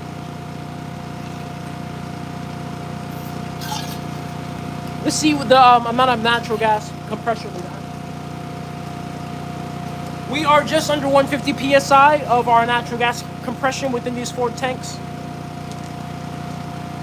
10-4. Are you leaving, Julio? Julio Andres, good to see you, by the way, man, if you are.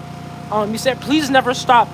We can all do this, and we change the world. Thank you so. It's so infectious. I can apply to my life and better myself to save and teach many, many more. Mike, that's exactly what I do this for, man. So thank you so much for your kind words.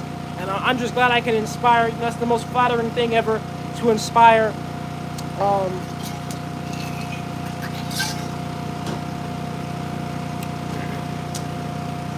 You said, what is the output waste byproduct? We get carbon, we get crude oil product, and then a natural gas product. Those are our output and waste byproducts.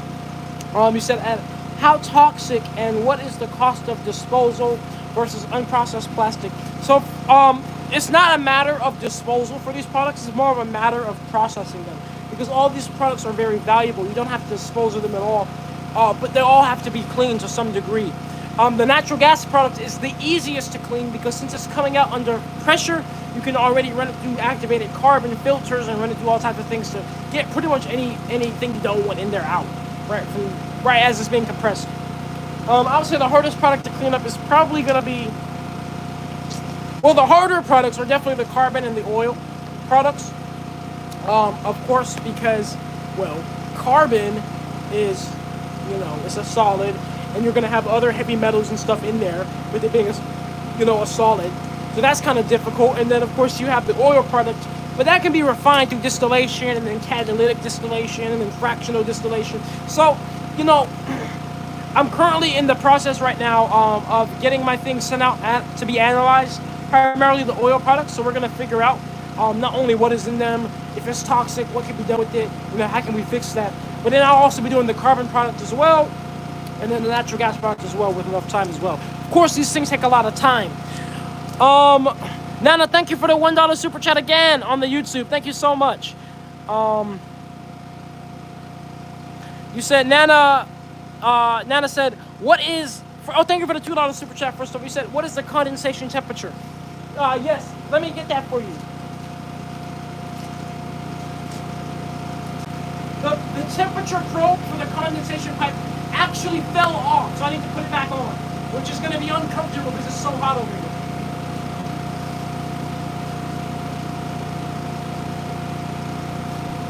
Ouch. Yeah, I almost burned myself. This might not be...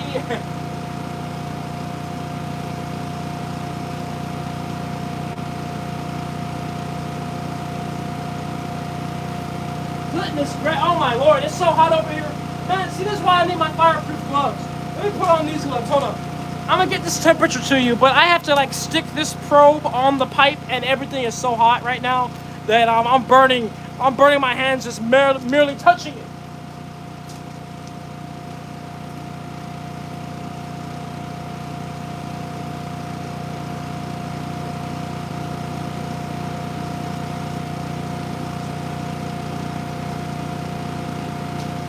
Alright, I got it.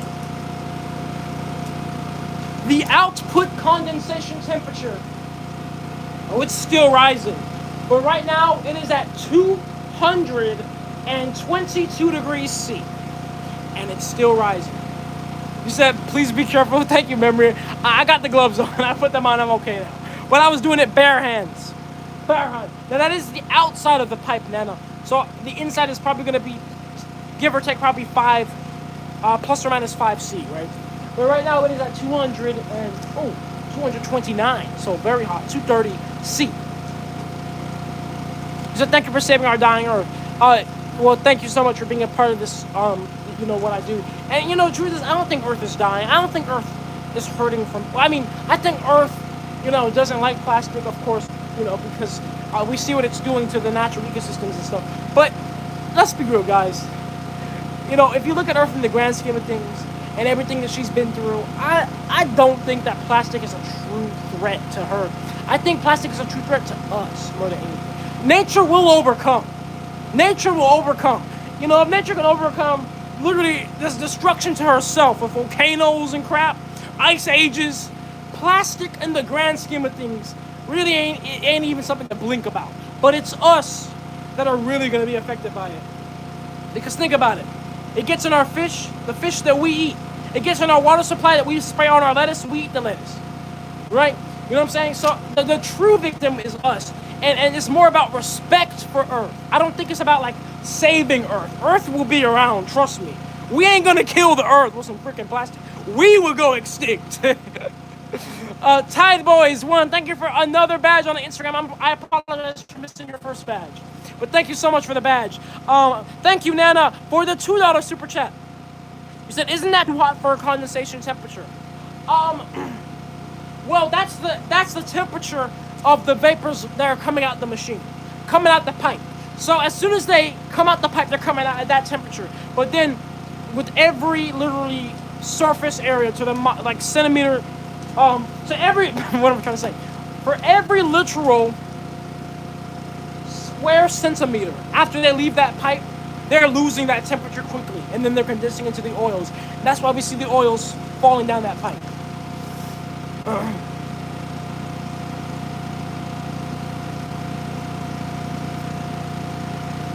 Except for real, you're the man. Thank you so much, Samuel Bauman, on the Facebook.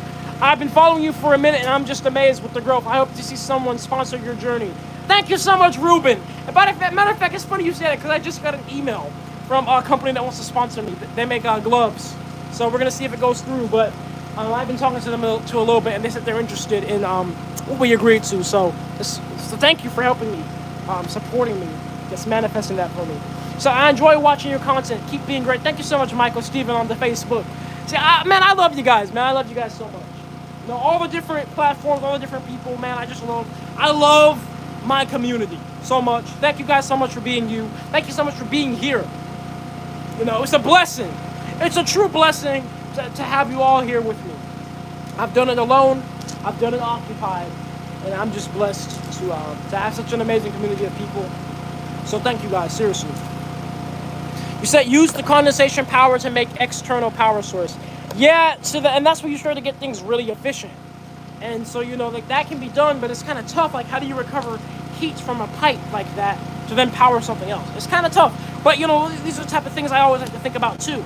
Allo B, thank you for the $2 Canadian. Much love to you. Man, you guys been showing so much love on the super chats today on YouTube. Thank you guys so much. You said, bro, I love what you're doing. I wish I had the drive like you to make ideas and dreams come to reality. Keep it up, brother. Thank you so much, Steve A. And yes, you do have everything you need. You need to just tap into it. Your potential. You have it all. I'm no different than any of you. We're all the same. We all are capable of doing what we are meant to do. But I'm glad if I can inspire and let you know. You said you got Venmo. Yes, I do. Frederick Tattoos. My Venmo is Naturejab. Thank you so much. You said, Nana, so you said you clearly don't understand what you do to a high degree. Okay, well, listen, Nana, maybe I do, maybe I don't. But if I don't, then I'm figuring it out because I'm out here working on it. Practical experience is the best teacher. So I never claim to be a professional. I don't have any type of chemical background. I don't have a PhD. So, you know, I'm out here learning this way. Thank you for the 99 stars, Nathan. On the Facebook, you said, I bought some shoes from my drug dealer. I don't know what they were laced with, but I've been tripping all day. Yeah, I get it.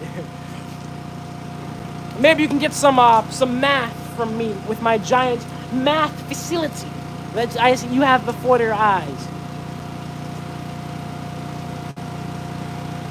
John Lane, thank you for the $1 super chat on YouTube. Thank you so much. Let me go spin the blades, guys.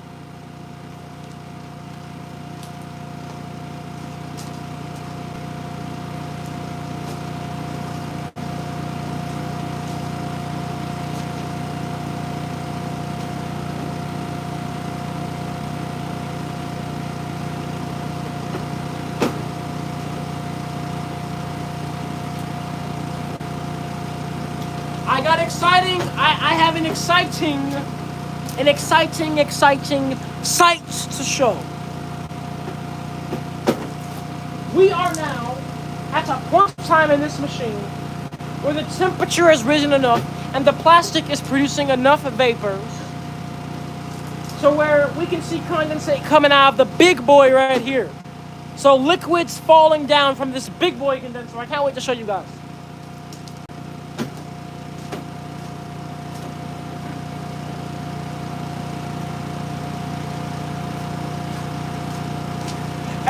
Hey, you guys thought I was playing when I told you we're gonna do this live stream. Well, how long have we been at this thing for? All my phones are running low. I gotta get the charger, but you guys thought I was playing with you. The live stream was gonna be 3-4 hours. I was serious. What's up, Eric? Mark 4.5. Yes, sir. You know what's up. Let me show you guys on the YouTube here. I'll show all of you, but we're gonna do YouTube first. I told you guys I'm on the hustle. We got 5 gallons of plastiline to make. We ain't wasting no time. I'll be here for 5 hours if I have to. But look, inside the big boy condenser, first of all, you see all the vapor condensate on the inside of the glass. But there was some just dripping down. In fact, I can also see a lot of vapors moving through here.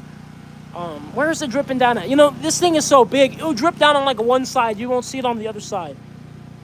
Okay, well, clearly, it's not quite at the point where it's consistent drips yet, but it's getting there, obviously. You could tell, look at all the drips. But let's take a look at this for sure. I mean, this is gonna definitely be consistent. Look at that. Woo! And it's golden too. I told you guys from the beginning, the sight glasses will get cleaned up from the heat. And as you can see, they are. They get mucked up and they self-clean. Thank you for the $5 super chat, Ragul. You said, good job, brother. Remember, Jesus is king. Hey, thank you so much, man. And amen, amen. Let's see.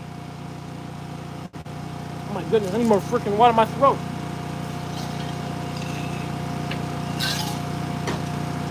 It's tough out here, guys. Hey, my throat's getting dry.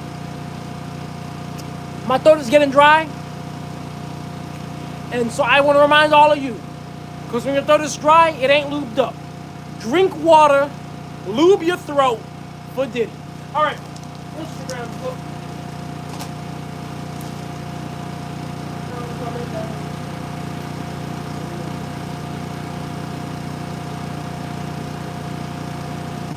So if you actually notice, you probably notice the same thing I noticed. You notice like the oil flow is not as much as it used to be. That's because these pipes are getting so hot that actually much oil isn't condensing here. The oil is starting to condense within the walls of the keg now, and it's also starting to condense up here.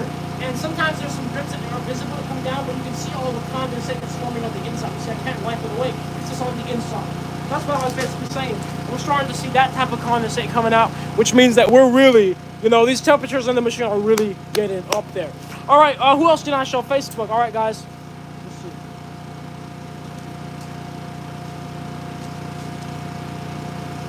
Take a look. Oops. Gotta flip the camera, right? So we got oil coming down. And up here, we got condensate up here. On the inside, you see I can't wipe it away. That's on the inside. So obviously there's condensation happening in this Big Daddy condenser.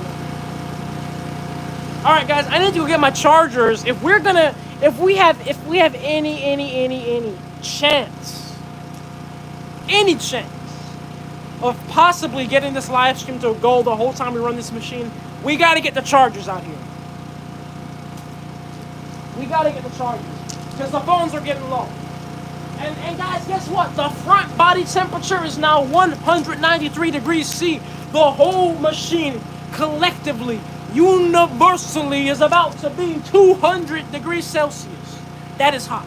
For the whole body to be that way, because like I said before, if the external body is 200 C, we can only imagine what the inside of the plastic with the microwaves diddling each plastic cell could be, right? Because it's going to be far hotter through volumetric heating from the inside out.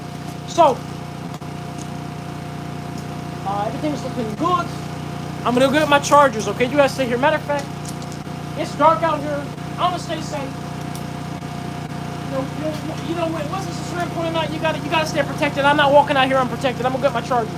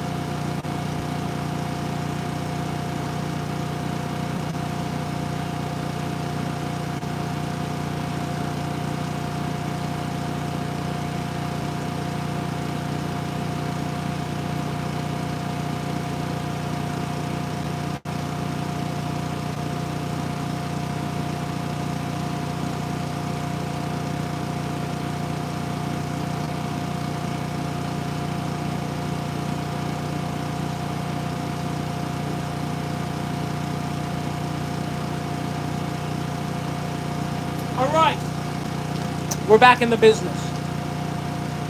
We're back in the business.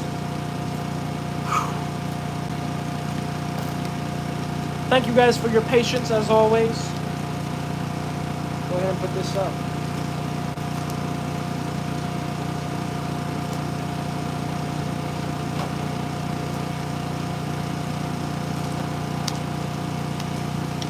Go ahead and plug everything in. Just like I said, we ain't gonna get nowhere without getting these things on charge.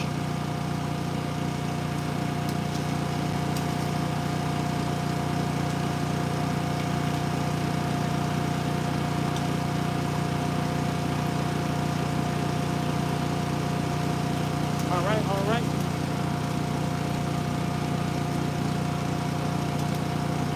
Yeah, we're at, what, 15% on the lowest phone here. We only had a little bit of time left. Well, I hope I have 2 lightnings. I do. Great. I had a dream when every phone had the same goddamn charging port.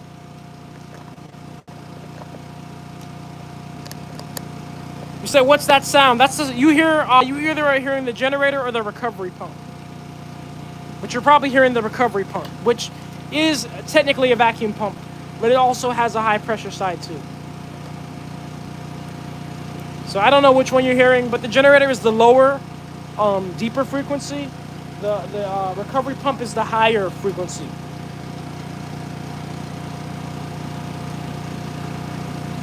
Thank you for the 99 stars, chokes, it flows. So guys, I told you, we in here for the long run, guys. All right, we're all on charge. We're in here for the long run today. Hey, yes, I told you guys from the beginning. I had a mission to make as much plastic fuel as I can. And I had a mission that we're gonna do it tonight online. So we're here for the long run. We got the chargers. The temps are looking good. I didn't even turn on. I didn't even turn on the other magnetron I said I would. Man, this thing is hot right now. This front of the body is hot. I guarantee you. I'm not gonna touch it because I'm not gonna burn myself. Yeah, I learned that I could be burned. I didn't think I could be burned before. I thought you couldn't burn charcoal, but I learned that if you burn me, I actually turn white. All right. Anyways, yeah, that's hot. But let's do my test again, right? Because this is double the temperature of boiling water. So this is hot. See that? Insta steam.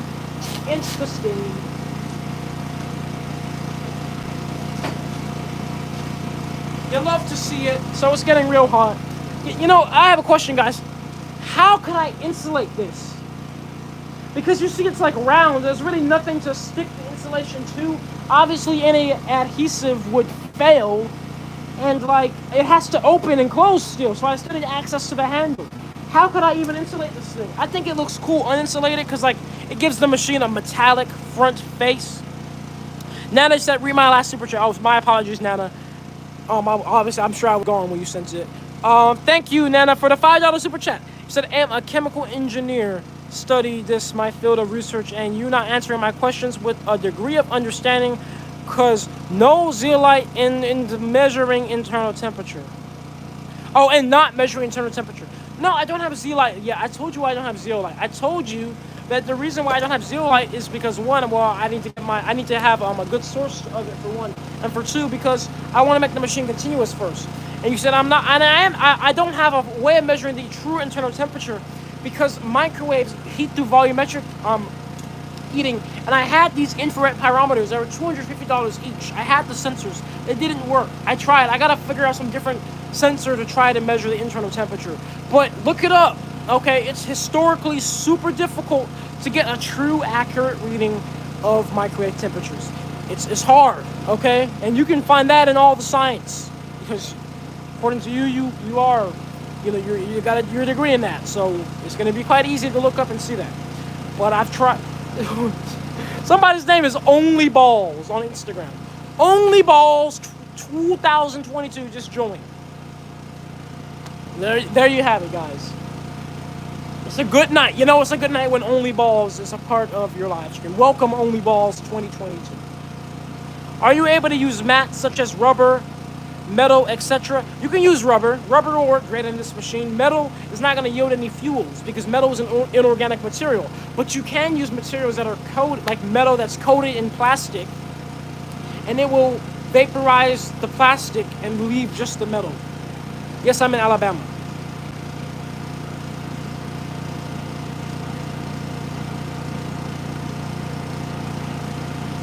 Yeah, it's a great example, Alton. You're trying to read the temperature of even the mantle of Earth is hard enough. And it's kind of like what we're kind of doing here. Like, reading internal temperatures and being truly accurate is very difficult. Very difficult. And microwaves, they interact so sporadically with things, it's even harder. then even, it's just difficult, And you can't just put a sensor probe just right up in the plastic, because then when the blade spin, it's going to mess it up.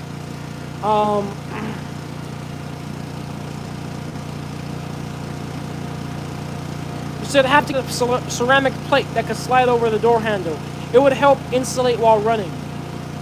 Shouldn't need to stick it since it won't touch anything during operation.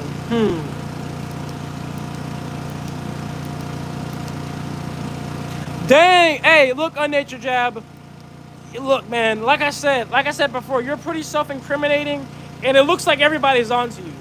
I know you like made this whole page trying to be secret, but we all know who you are and who you used to be. You literally exposed yourself, and you always have, because like you just like talk too much.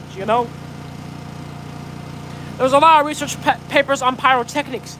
Yes, there is, Nana, and I got an infrared pyrometer. I got 3 of them, $750 worth of sensors, and they failed me because they pretty much read this and displayed the same temperature as the outside body temperature. So I had to figure out a different, maybe a better quality one or something. But you do have to remember, a lot of my budget goes to upgrading the machine too, like making it continuous. So I can't spend all my money on sensors, especially because sensors are not affecting how the machine works. They just let me know how good the machine is working.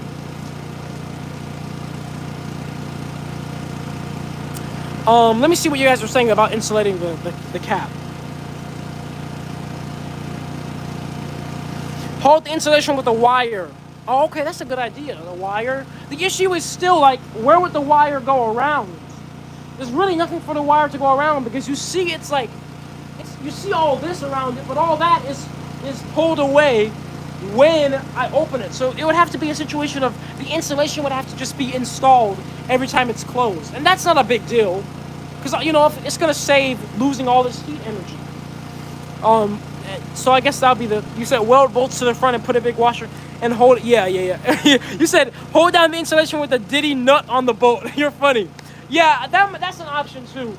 I was just trying to keep the face of this smooth and stuff, but of course, at some point we have to forsake looks and instead partake in functionality. And so welding it will be easy. I believe it's 316 stainless. It'll be an easy weld to just put some nuts on or something, blah, blah, blah.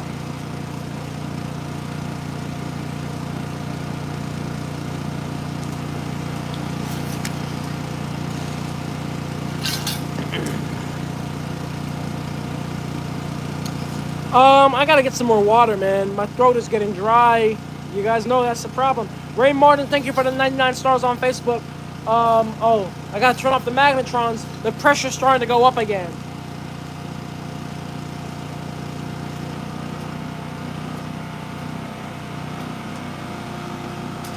So the pressure rising like this has never been a problem until we loaded the machine completely full of plastic.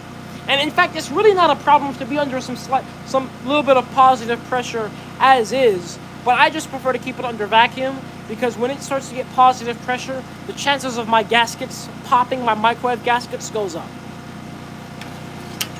Stay focused. Thank you, Julio. Yeah, I have been pretty distracted this whole live stream, I won't lie. Just amongst everything.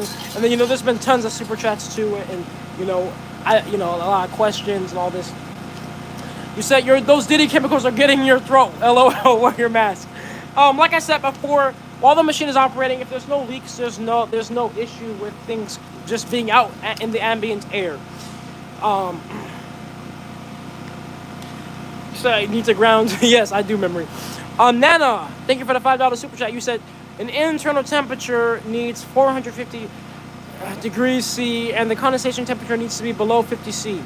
Oh, you were asking for my condenser temperature earlier. I thought you were saying for the vapor output pipe, like when it starts. So my condenser is actually at, right now it's at 5 C. And for the last time, then I'll say this one, I'm not going to say this again.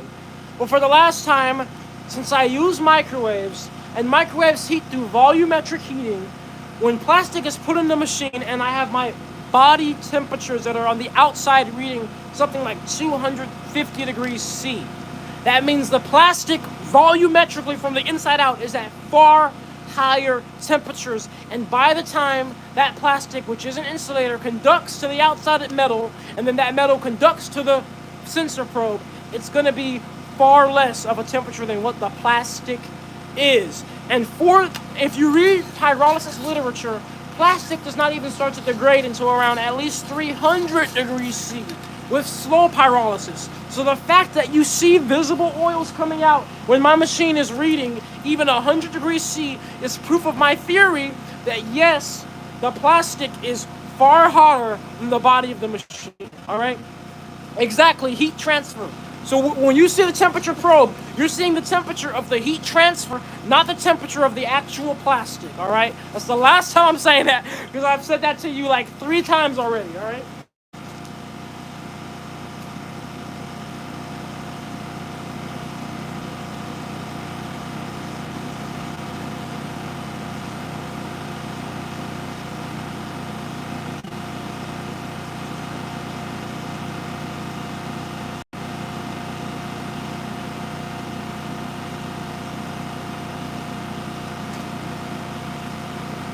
I found my gloves, by the way. My fireproof Nomex gloves. Got them.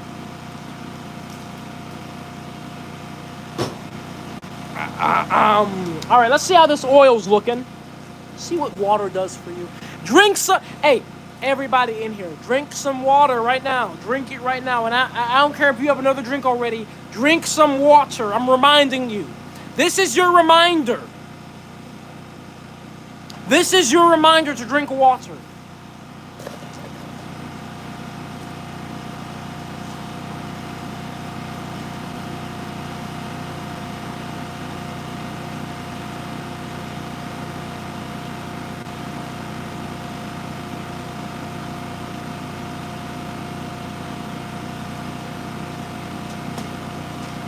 All right, we got a real consistent flow of oil, and it actually is a really cool shot. When I was down there, the condenser coil is actually like, let's see what it's at. The condenser coil, this is at 5C right now. And so it's like, it's not that cold outside tonight, thank God. So you can see like the vapors falling off of it, like, you know, the cold mist vapors. It's pretty cool. I don't know if you can see it on camera, but I can't even see it from up here, but you can see it like when you're down here. And you can actually see how much condensation is on it. I guess this thing is like dripping with condensation. We got it real wet. We got it real wet. Both of them actually. Because like I said, it's not that cold out here tonight. You know, sometimes guys, it's a fight out here. You know, when I'm out here like this and it's like freezing your tits off, nipply cold, it can get real tough. But you see all this condensation on this thing? It's pretty wet. You see? Pretty wet there. So it's cold. It's doing its job. Matter of fact, yeah, the way I can tell if this is doing its job is because I have some indicating molecular sieve beads in my filter over here. Let me show you my filter dryer system, and those beads are blue. And if they ever turn any color other than blue, then I know that I'm getting moisture inside of my tanks. But they've been blue for the past many runs, and they're still blue. You see this filter dryer system over there that has a little window? And that's where the molecular sieve beads are, and they're still blue.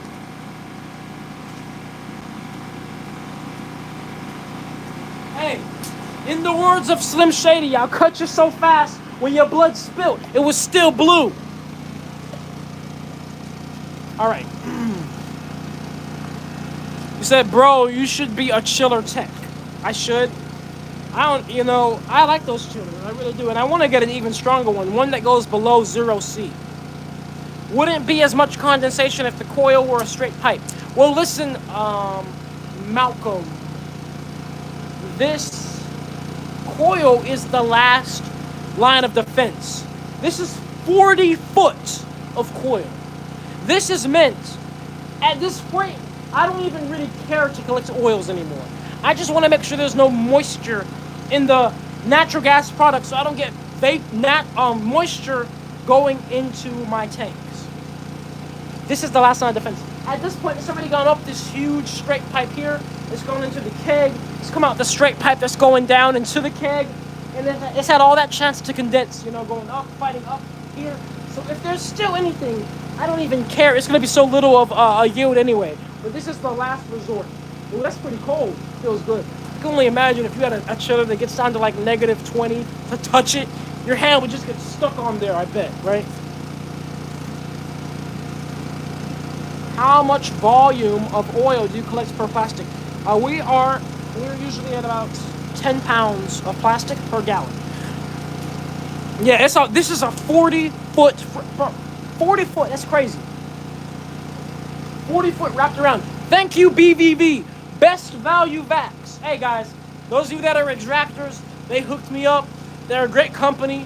You guys need extraction equipment. Even my recovery pump is a BVV recovery pump. They're great. They're great guys. So, much love to them. Their quality has not failed me, okay?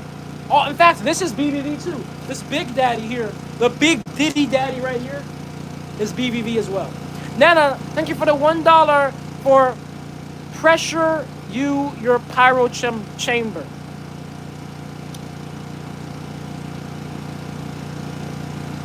I'm confused. You said pressure your pyro chamber. I don't know what you're trying to say. And I'm not trying to at all, be rude. But I genuinely don't know what, you're trying to say. And I'm trying to think. Pressure your pyro chamber. Let's try to decipher this. Maybe he tried to write pressurize, right? Because the U. Pressurize your pyro chamber. No, I'm not going to do this under positive pressure. I do this under negative pressure. Why? Because doing it under positive pressure doesn't really have many benefits until you get up to really high pressures. But doing it under negative pressure has a lot of benefits at even relatively low negative pressure. All right. So we're looking good. Everything's hot.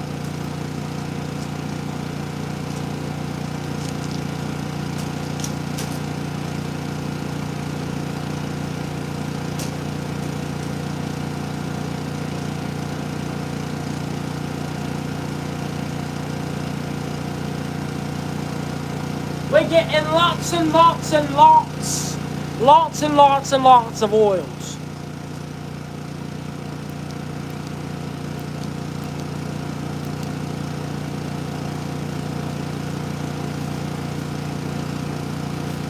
You said, I'm not even trying to glaze it, man, but he low-key got stuff figured out. I remember seeing his shorts and always thought he was a con artist, but I'm glad I was proven wrong. Well, thank you so much, Sus.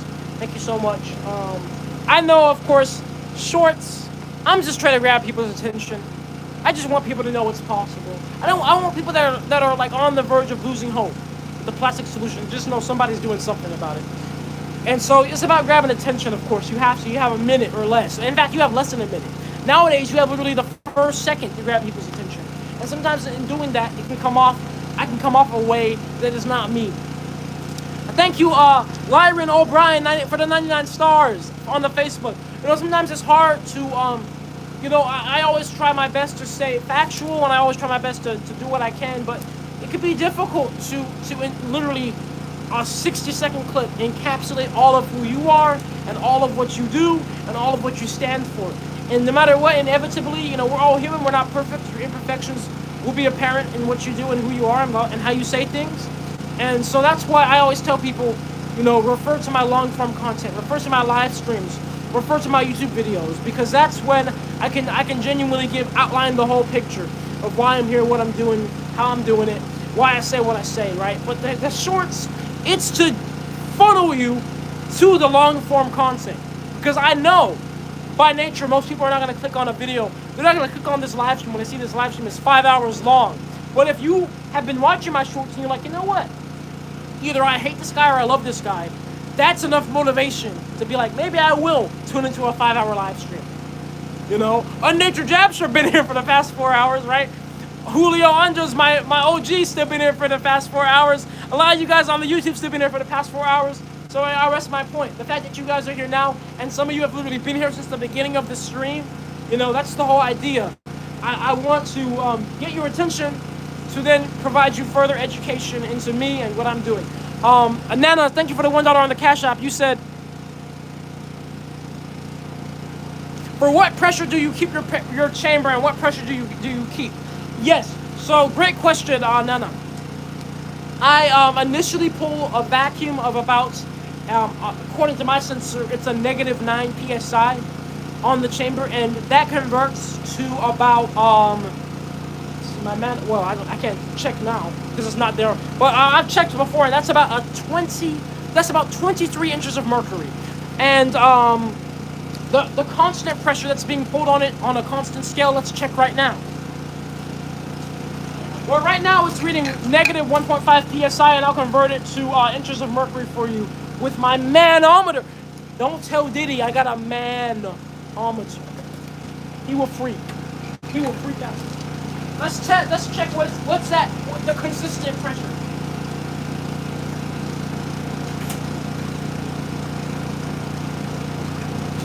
Okay, we are at 3 inches of mercury consistent. That's the constant pressure we're at, 3 inches of mercury. So it's not, you could barely consider it a vacuum, but it is still a vacuum. Thank you for the $1, Nana.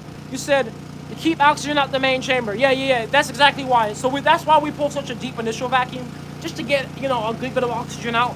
As I explained before, since we're, the plastics are becoming vapors, the vapors are literally the opposite of a vacuum by nature. If a vacuum is a lack of molecules in an atmosphere, vapors are literally the exact opposite of that. So the vacuum can only be so deep, right? It can only be so deep going on. So the initial vacuum is just to get the oxygen out, and the consistent vacuum is really just to keep a decent suction on the machine, not really to be super deep, right? Now I do have a strong. BVV hooked me up with a stronger recovery pump, a 4-cylinder. I'm using my 2-cylinder. And the 4-cylinder will pull a deeper vacuum on the machine. The catch is the 4-cylinder also pulls vapors through the whole machine way faster. And that could be an issue because then it's harder to condense everything. Things are being sucked through way faster, right? But I actually never tested the 4-cylinder with my new condenser here. But maybe we could do that tonight and see what happens, because we should see more oils come out at once. Desert Capra Sorel, thank you for the $20 super chat on YouTube. He said, peace to the young god, peace to you. I apologize if I pronounced your name incorrectly. I tried my best in the moment, but thank you so much for the $20 super chat. Thank you so much for the love and support to the project.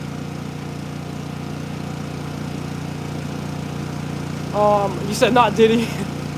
Yo, what's up everybody on Facebook? Good to see you guys. What's up, Dylan Sage? You said you can recycle it into gas on Bitcoin machine that germs a greenhouse warm. Yeah, at the end of the day, there's a lot of things you can do with this.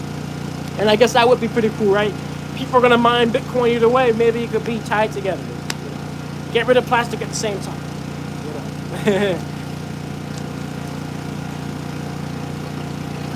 Hey guys, I'm gonna leave it up to you. Should I hook up my stronger 4-cylinder recovery pump and see what happens?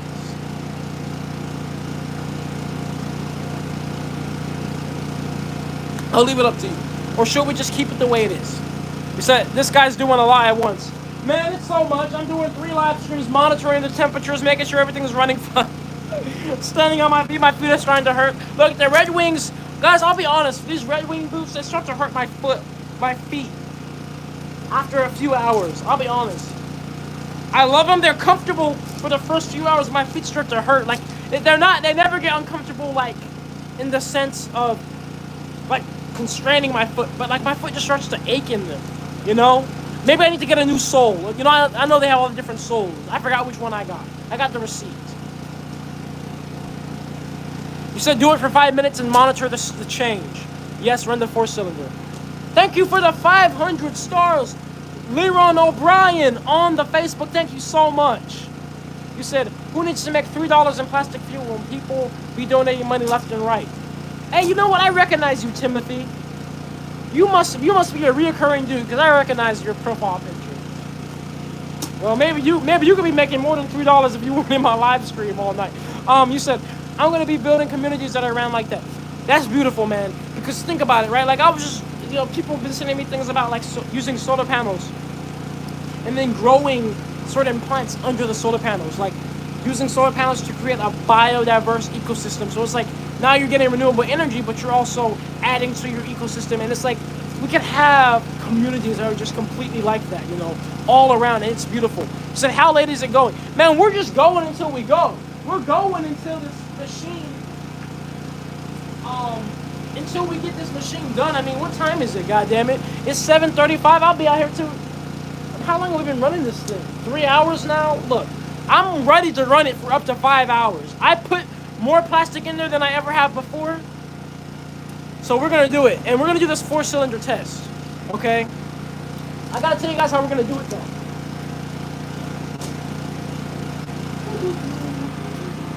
All right. So I will turn off all the magnetrons, all of them. So that way we can get this negative pressure in the machine to build. Because when I go to turn this recovery pump off and replace it with the 4-cylinder, what's gonna happen is the vacuum's gonna start to break a little bit. We don't want it to break too much, and then something can pop or bust.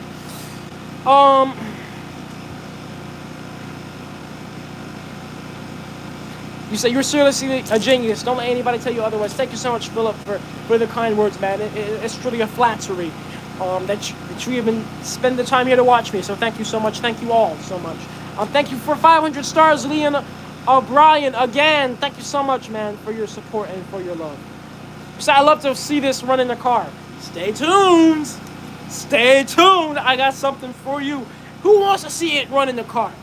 Because I got something for you guys soon. Before the end of the year. All right, let me get my pump.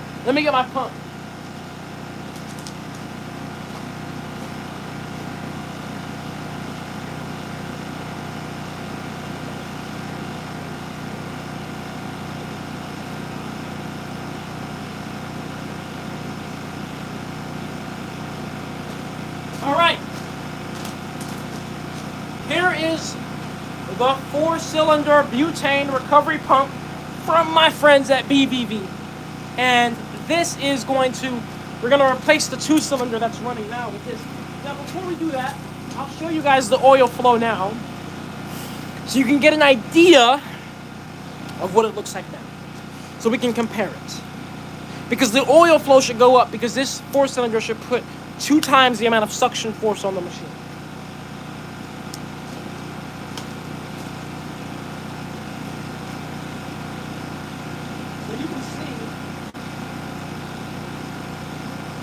Well, I don't have the magnetrons on, so it's not quite a good representation of the oil flow. In fact, I wonder at this point if these pipes are so hot. Yeah, you can see there's condensation falling down from here. So we should see more condensation. You saw right now, guys, there's not much visible condensation forming on the pipes anymore. Most of the condensation is actually coming down from this condenser here. But nonetheless, the point is when we swap this out, whatever condensation there is should go up. So guys, I could bring you over there with me, as a matter of fact. We can do this together. Let's do it together. What are we at? -6, -1.6. All right, so here's the thing, guys. I have a time frame, okay? Look at this. As soon as I turn this recovery pump off, this number here, see this negative number? It's going to be rising, okay? You see the negative number on the screen? It's going to be rising, and I'm going to have to fight and do this before that negative number gets to 0. Because once it gets to 0, it's going to be building positive pressure, and I don't want my gaskets to bust. Because if my gaskets bust, then the whole operation is done. Because then I got to repair the gasket and screw all that. It's too late. I can barely see myself out here. No, thank you for the $2 super chat. You said you know about an engine clogging since you don't need to heat it to 450C. Well, I distill it after the fact, and I don't just put the raw pyrolysis oil in the engine. I distill it into plastoline, plaster diesel, plaster jet fuel, plaster kerosene, whatever. All right, let's go, guys. Let's do this. You guys ready? I'm actually gonna have to depressurize these lines too. Let me go ahead. I need to turn this off and depressurize the lines.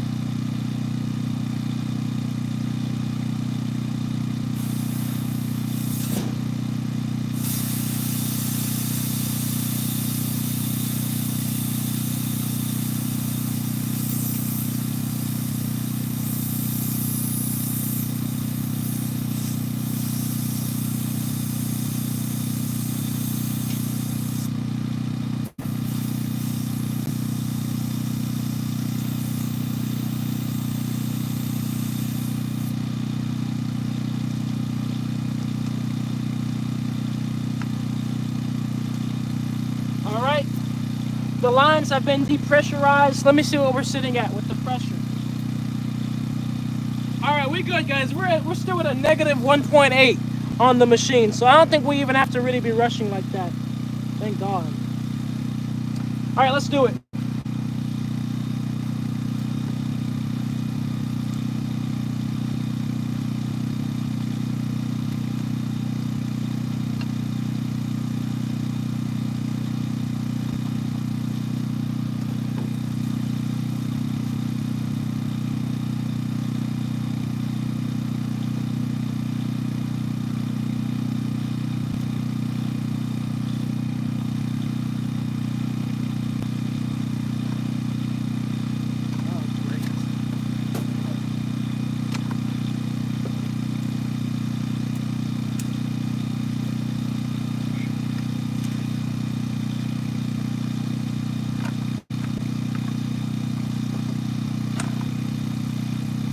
These things are almost identical in size.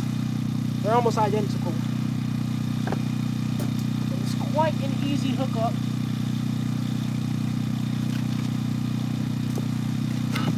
This box is to protect it from rain, and then it deadens the sound a little bit as well.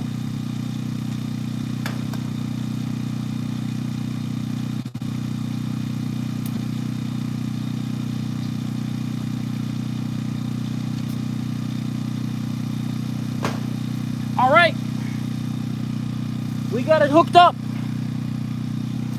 We got the pump hooked up. Now we just got to turn it on, and we will see what happens. Let's get back in the light. I'll turn it on, and we'll get back.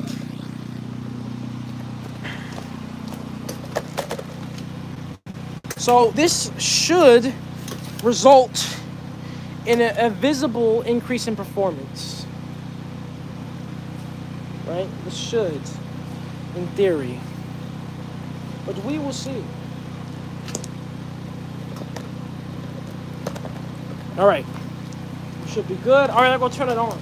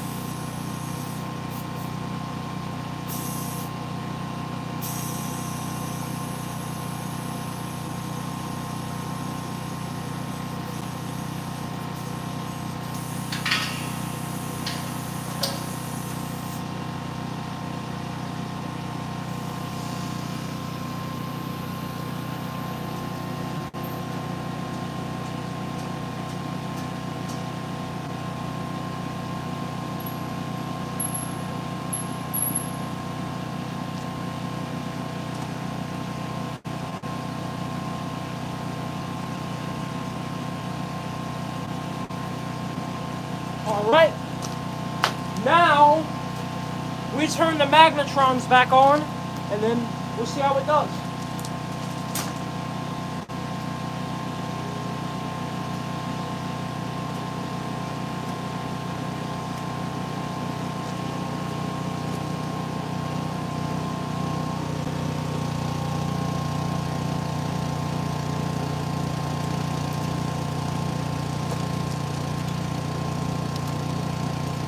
All right, let's get these chargers back in all my phones, because like I said, we're here for the long run, guys. We're here to do this to completion. No, there will be no microplastics in the air, no. By the time it's fuel, it's no longer plastic at all. It's a completely different chemical product. So this is just chemistry.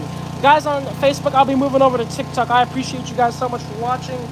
If you want to continue the live stream, you can either join my TikTok, you can join my Instagram, or you can join the YouTube. But we are moving over. All right, guys on Facebook, thank you so much for your donations. Thank you so much for your support. Thank you so much for coming into chat. And we will be moving over to the TikTok. All right.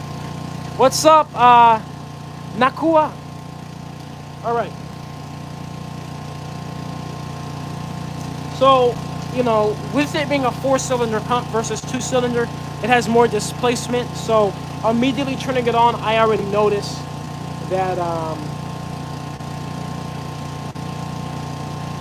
one second. I thought I got hacked for a second on Facebook because I saw some weird text. I have been hacked on Facebook before, so. Anyways, being a 4-cylinder pump over a 2-cylinder pump, it has more displacement. So with more displacement, it's going to pull a stronger vacuum, right? So right after turning it on, I immediately noticed that our vacuum is at a -3 versus the negative 1.48 we were at before. So, and it's already done that in just a few seconds of being on. So with it being a stronger suction force on the machine, that means that the vapors are moving through all the plumbing very quickly, and with them moving through all the plumbing very quickly, well, that means that more oil is being condensed out. So therefore, we will see more visible condensate, more visible oil, right? That's what that is. So,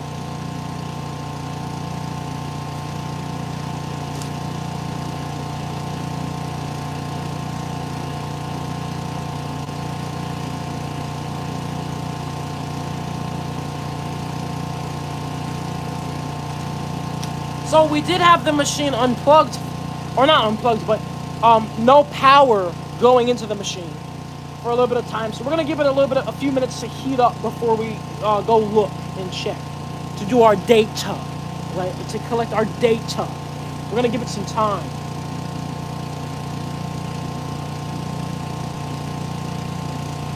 But let me get this TikTok started again. And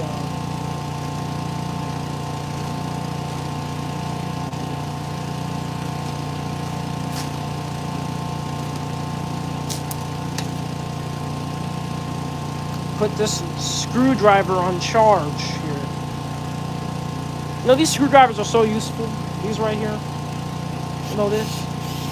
Look, some things you just can't get in with a little drill or even on an impact driver, but this will do it. I got that from back when I was a handyman. And I still use it on the Reactor to this day. So this will be positive on energy output versus input on a larger scale. Yeah, the larger it gets, this thing works right with the economy of scale. You know, you need a bigger and bigger machine if you want to get the best efficiency numbers. It needs to be continuous as well. Aren't you pumping methane, for example, too, with that vacuum pump? Yes, so I'm pumping usually a mixture of methane, propylene, hydrogen, and then there's some other light hydrocarbons that could be in there, like C4, C2s, blah, blah, blah. The list goes on, really. But the point is, they're all volatile vapors, so they're all flammable.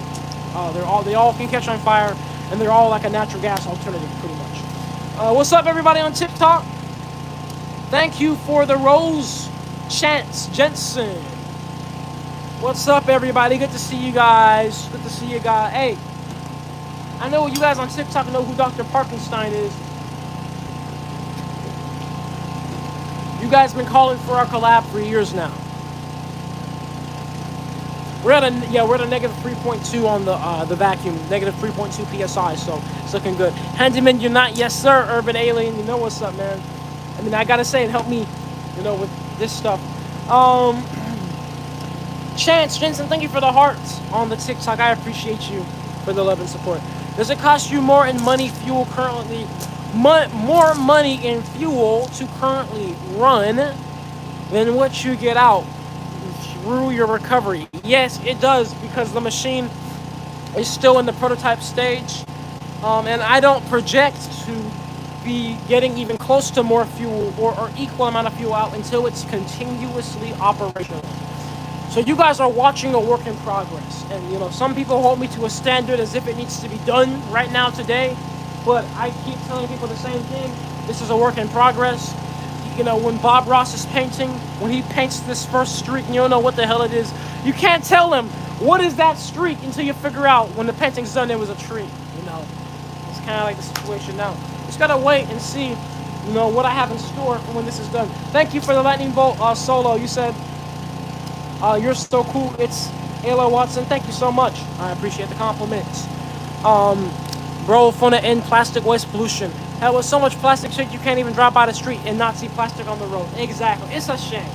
It's a shame the disrespect to Mother Earth.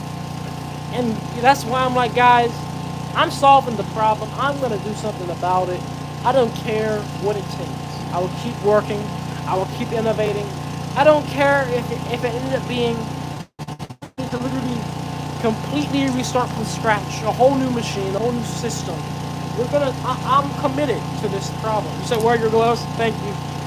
Yes, my fireproof Nomex gloves. Yes, guys. I come with the PPE nowadays.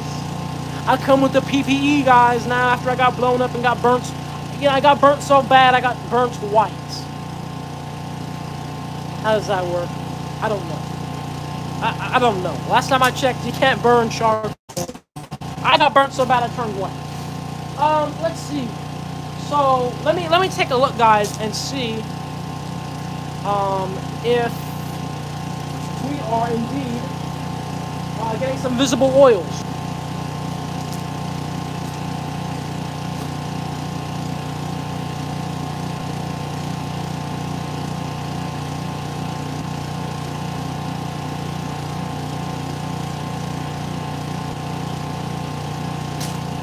So it's quite interesting. Since we replaced the pump with a stronger pump, the oil flow is actually the same, but the vapor flow, you can see the vapors flowing, being pulled through. The vapor flow has gone up, of course, because there's more of a suction force on the machine. And I think what's happening is this. Since the vapors are being pulled through so much quicker, they don't really have much time to lose their heat with the metal, so they're not really condensing much any better, right? And that's not really a big deal as long as they are condensing at some point. And they may not condense where the sight glass is. In fact, that's not what's really happening. There's some condensation, but not to a crazy degree. So not much more visibly than there was before. You said he got burned so bad he got turned white. Yeah, I'm serious. My ankle literally, even still to this day, has white skin on it. Like I'm a white, like literally like a white person on my ankle. I'm so serious. Let me check our energy consumption.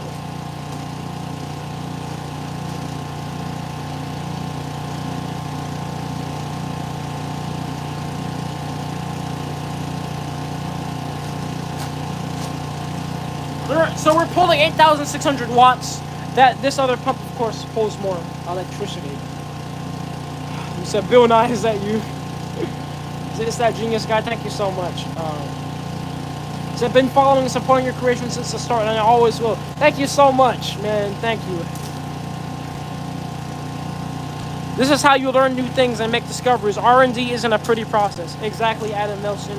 And so that's why, sometimes I'm surprised when it's people that are, they'd say they're scientists or degrees or whatever, blah, blah, blah.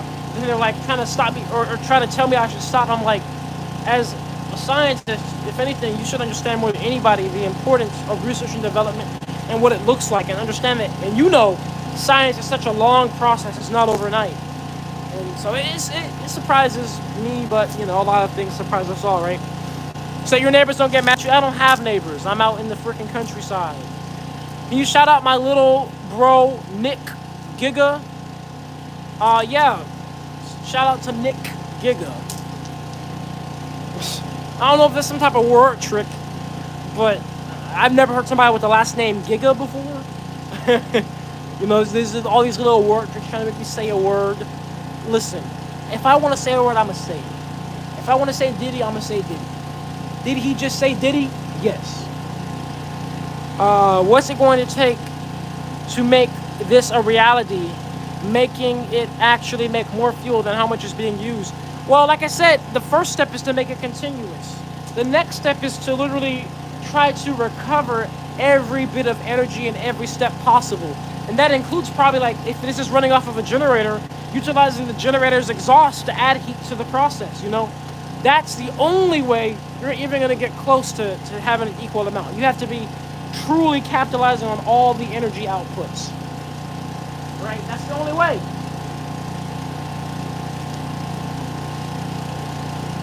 3 hours, 4 hours. Hey, I'll be honest. I know I always keep my energy up. I've been up for over 12 hours now. 13 hours? Been working on this for most of those hours.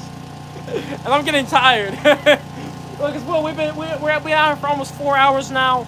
The live stream started for longer than the machine's been running, so definitely the live stream's been 4 hours. It's definitely starting to get a little bit tired.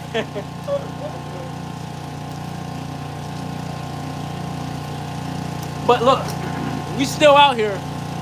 We still got work to do. There's still plastic in this machine that's to be broken down. Let me spin the blade.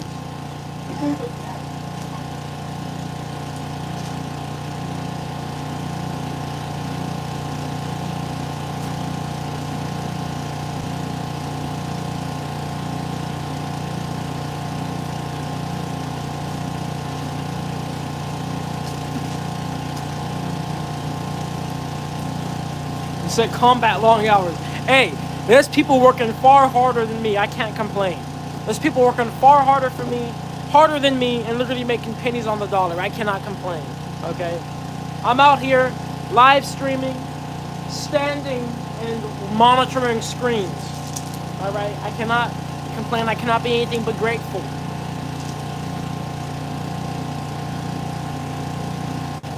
You said I've been a fan for about 3 or 4 months now. Now the hurricane threw off my time frame. Oh man, you were man, I hope everything's okay, man. That hurricane was crazy. You know, crazy. But thank you so much for your support over the 3 or 4 months, man. Seriously. Stay safe, no more accidents, please. Yeah, man. I mean, look, I got the gloves, head cover, safety glasses, boots, fireproof socks, fireproof overalls at all times.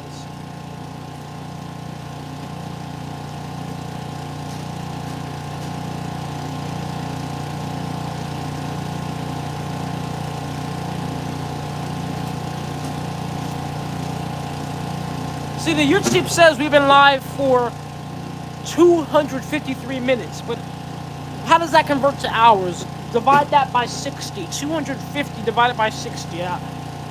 What is that? That's 4 hours. Yeah, pretty much 4.5 hours, right?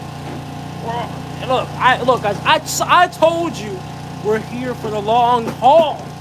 I'm here to get as much oil as possible.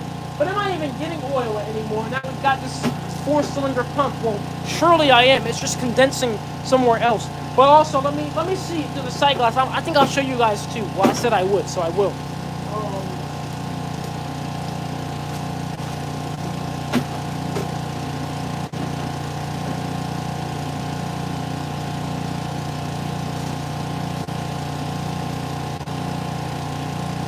All right, yeah. I'll show you guys. To show you all individually, like usual. We'll start with the YouTube here. So, the oil flow, as you see, well, the oil flow, at least in the sight glass, is the same as it was before. Didn't really go up that much, or maybe it did a little bit. But you also have to remember, there's oil condensing on the inside of the keg. There's oil condensing all up through here, and then, you know, through that coil too. So there's a lot more oil than just this that's condensing right now.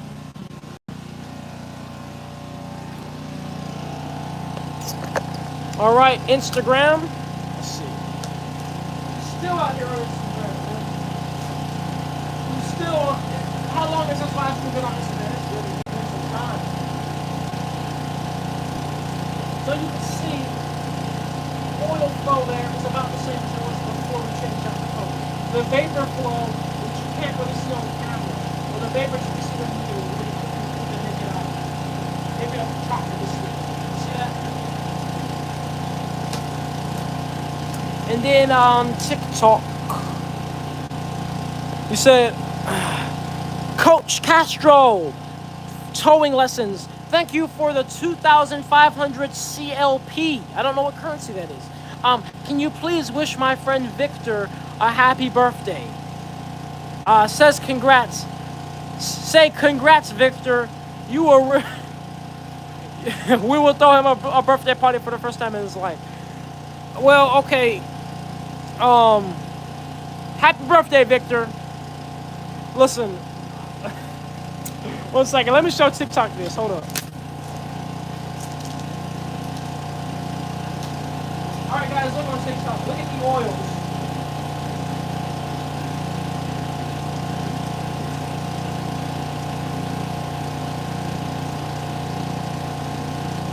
Alright, so as you can see, we have oils here. And as I was saying, the flow is about the same as it was before we switched out the pump. Now I did switch out the pump before I started the TikTok live stream, so you probably don't even know what I mean. But let's get back to it. Yes, happy birthday, Victor. You're a real nigga. Zane, give him 100. Wait, who is Zane? Or maybe that was a super chat from a while ago. Whew. Oh, it's starting to get a little bit cold out here. So yeah, you missed. I missed him showing the oil. My app closed. Oh, I'll show it again. I'll show it again. I happen to see your comment. So here's the oil.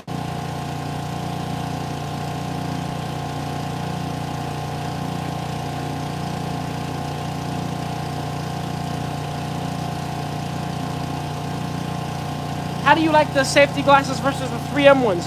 These safety glasses are very comfortable. I don't even know what these are. Oh, these are Milwaukee's. They're very comfortable. I've been wearing them for hours now, and they don't give me a headache or anything. Like I said, my only complaint is these Red Wing boots. My feet are aching pretty bad in them. And, you know, I've been on my feet for the past 5 hours. I don't know if it's the sole in them or what, but my feet are not comfortable right now. And like I said, they're really comfortable for the first hour or two, but after that, my feet really start aching pretty bad in these Red Wing boots, to be honest with you guys. So I'm actually looking to getting another sole, going back over to the Red Wing stop and letting them know, you know, because I know they're very attentive to their customers, which is great. You said, much love, brother. You're doing amazing work. Thank you so much, Cardone John. All right, let's spin the blades again.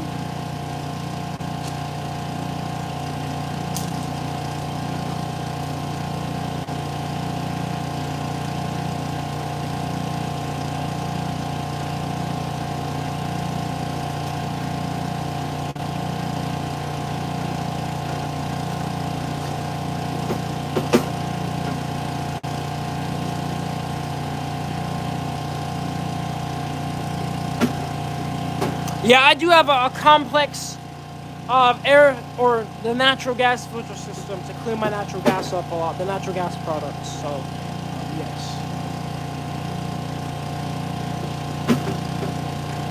You said anything but Red Wings nowadays? Ah, I see. Yeah, I probably will be investing in a different brands if I can't get this sole problem fixed. Cause yeah. You said just join the subscription. Great job, brother. Proud of you. Thank you so much, Zillion88. For your support, man, and welcome to being a subscriber on the Instagram to Naturejab. Thank you so much, man. All right, go turn these blades off.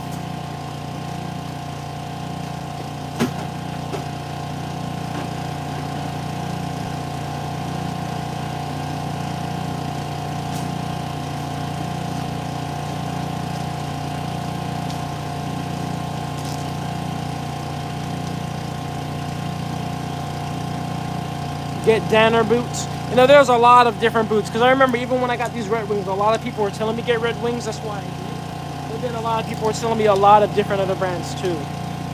So it was like, well, most of the people told me Red Wings. But then, you know, Red Wings has so many boots.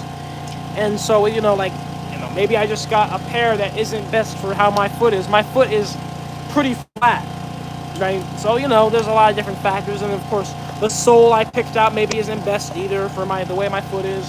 So I'm not going to necessarily say Red Wings are bad. The quality of the boot is great, truly. And it is comfortable with my foot shape. That was done very well, right? The only issue I ran into is just standing in it for hours. I start to get cramps and stuff on my foot. It's very uncomfortable. Can you use old plastic pipe like PVC pipe or HDPE pipe? Yeah, you can. You gotta utilize, if you use PVC, you need to put something in there such as calcium oxide or garden lime to react. Oh, is it also oxide? I forgot which one I can't think right now. But either way, it's calcium something, aka garden lime. And it's going to react with the chlorine and the PVC to form calcium chlorate. If you don't do that, you're going to end up with chlorine byproducts. So chlorinated fuels, chlorinated natural gas products. So if you're going to put PVC in, you need to add the garden lime. And I think it's a good idea to just add the garden lime regardless if you're doing mixed plastic runs, because Some things are PVC and you may not even have known they're PVC. Like some wires are rubber and some are literally PVC, right? So can you answer my previous question? Thank you, man. Let's see.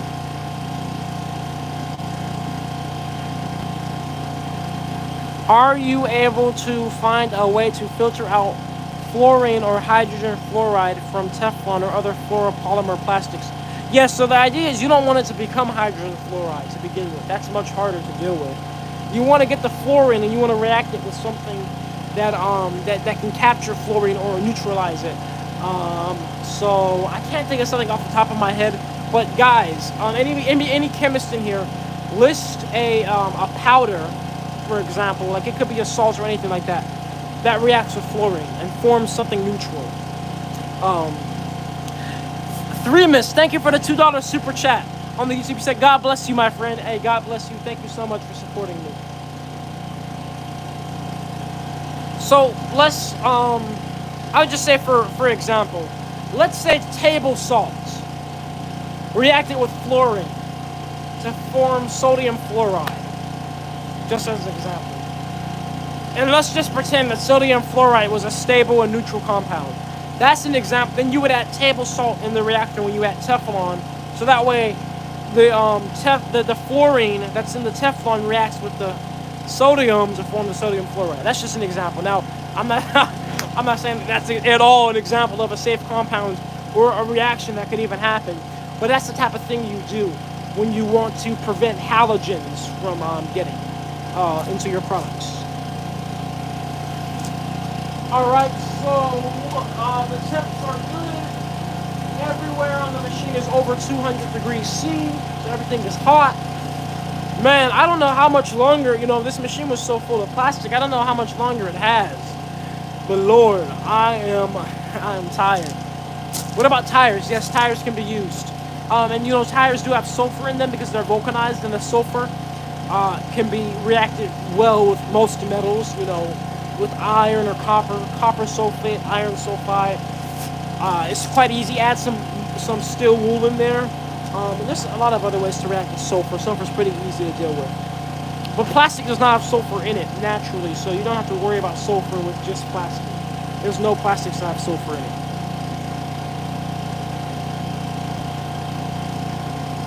So how long did it take you to complete a starting prototype? I completed the main objective goal. I would say the first reactor that really started to get things really good was Mark IV, and I built Mark IV 3 years in. So yeah, it took 3 years before I started to really build the first machine that got me where I want to be. Calcium reacted to fluoride. Oh, okay, so yeah, calcium fluoride. There we go. You said you could help me reach my investing goal or my GoFundMe goal. Well, please send me an email. Thank you. How are the test results? You can check out the test results with Mass Spec Everything. Look them up on YouTube. How do you remove solids after the process is complete? The solids can be removed easily. There's actually a chute at the underside of the machine that they could fall into a collection tank if I install it. Or I can just spin the blades to push them out and have a tray underneath to collect them when they fall. So you're going to change the world, bro. Peace be upon you. Thank you so much, Dre Sean 3K. Goodness gracious. All right. You said that Mass Spec Everything has your test results. Yes. On his YouTube channel. Check it out. You said your older machines are really fun to look into. Glad there's footage of that evolution. Yes, I'm so glad too. Garrett, I'm so glad too, seriously. That's why I record so much beyond everything else. What's the viscosity? The viscosity of the oil is pretty thick. The crude product, once it goes through the distiller, then it's very, the viscosity goes down a lot. So it becomes very, fluid, you could say. I don't know what the right word is for that. So I'm glad to see your journey, by the way. I'm a huge fan. Thank you so much, John Wayne. Zane said, is there any way I could help contribute and help you do this? Are you talking like physical in the flesh? Like virtually, the best way, of course, is to donate. and just share and be here. So thank you very much for being here. So you're already doing part of that. If you're talking about helping in the flesh, it's tough because I'm very, very, very, very particular who I let around this machine, who I let know the location, because my privacy is very important for my safety. So it's tough. You have to send me an email, and we have to start there. That's the only possible way, and that doesn't guarantee anything. Sometimes it's hard to do a lot of things alone, but I'd rather do things alone than to compromise my safety and compromise, the integrity of the location. So please don't mix potassium and sodium. That creates a liquid that's very combustible. Man, chemistry is so cool. You look like a coal miner, dude. A guy that does coal mining, he sent me one of these overalls. And he also sent me a 5 kilowatt magnetron from Panasonic.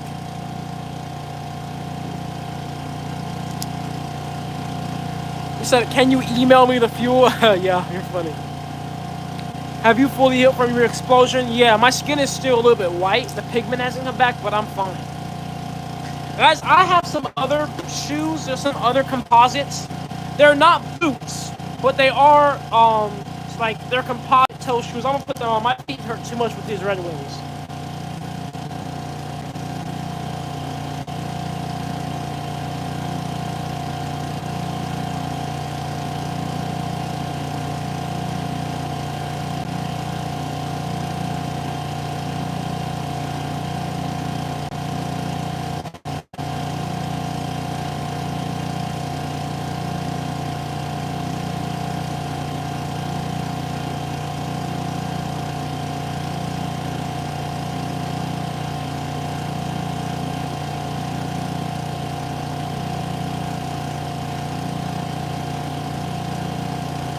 And this is not at all a diss to Red Wing at all. Like I said, there's so many factors with a shoe, and everybody has different, so many different types of feet. Like, my feet are more flat, barely have an arch. Some people have more of an arch. So, I love the quality of them. I love the BOA laces, the BOA laces. It's so cool.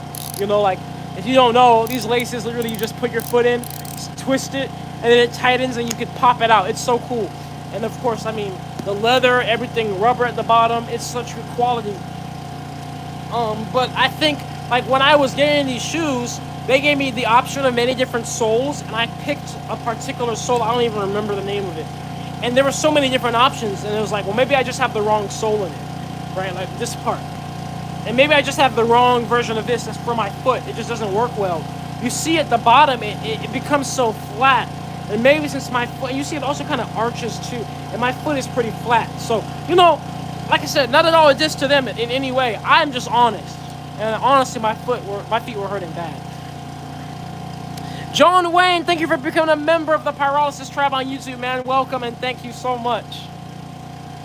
He said, "Can I pay you 100K so you can build in at my house?" Hey, well, if you pay me a 100K, send me an email. We can get things started. Depends on where you are, like what state you're in and stuff. But if you actually are serious, send me an email, and we can work something out. If you genuinely want me to build a machine for you, we can make it work.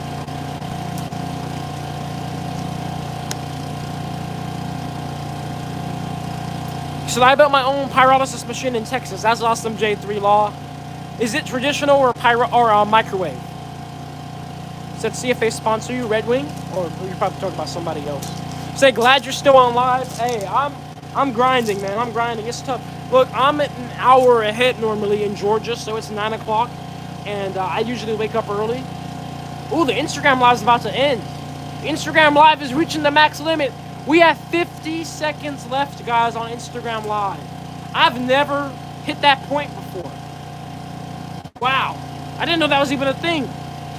I guess Instagram is like 5 hours is the limit, dude. Or 4 hours. They're like, too much. So we'll only be on YouTube. Guys on Instagram, move over to the YouTube. I appreciate you guys so much for stopping by. They're cutting your boy short. I'm not going live again. I'm starting another 4-hour live stream. But thank you guys so much. I never knew this was a thing, but thank you so much, everybody, for the badges, for the support, for the love, for the members. You guys, take care. Oh no! You gotta be kidding me. Damn it! The live stream ended and it didn't let me save it. I was talking too much. At least it's gonna be saved on YouTube, but I got another like 4 or 5 hour live stream to do tomorrow anyway. Damn it, but I wanted to post it to the Instagram, so people that didn't like, if people wanted to sit there and watch a 5 hour live stream on Instagram, they could. Give it them the option. But it ended itself. It's seppuku itself.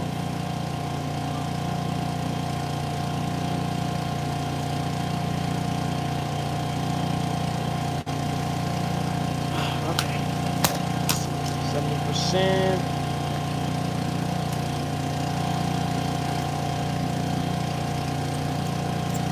So we're only on YouTube now. So where are you in Alabama? I cannot disclose, unfortunately. Back from Instagram, what's up, what's up?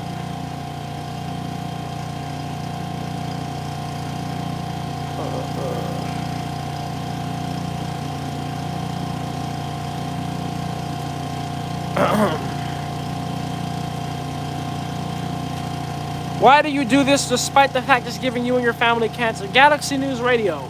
I'm doing this isolated, man. If it's giving me cancer, I'm the only one getting it. And why do I do this? Because I truly want to find a solution to plastic waste, truly. Man, how much longer does this damn machine have? Oh my goodness, I'm getting so tired and sleepy. Have you thought about using microwaves to heat your reactor to a vacuum-insulated body instead of heating the materials directly? I am using microwaves. The body is not vacuum insulated though, but I'm using microwaves. This is a microwave reactor. You said, are you active on Snapchat? I have a Snapchat. I'm not really particularly active. I'm working to become more active. Truth be told. Truth be told. Hey, I gotta give a huge shout out to you guys. We got like 900 likes on the stream. We've had a consistent 200 people in here the whole time. Much love to you guys. Thank you so much. Seriously.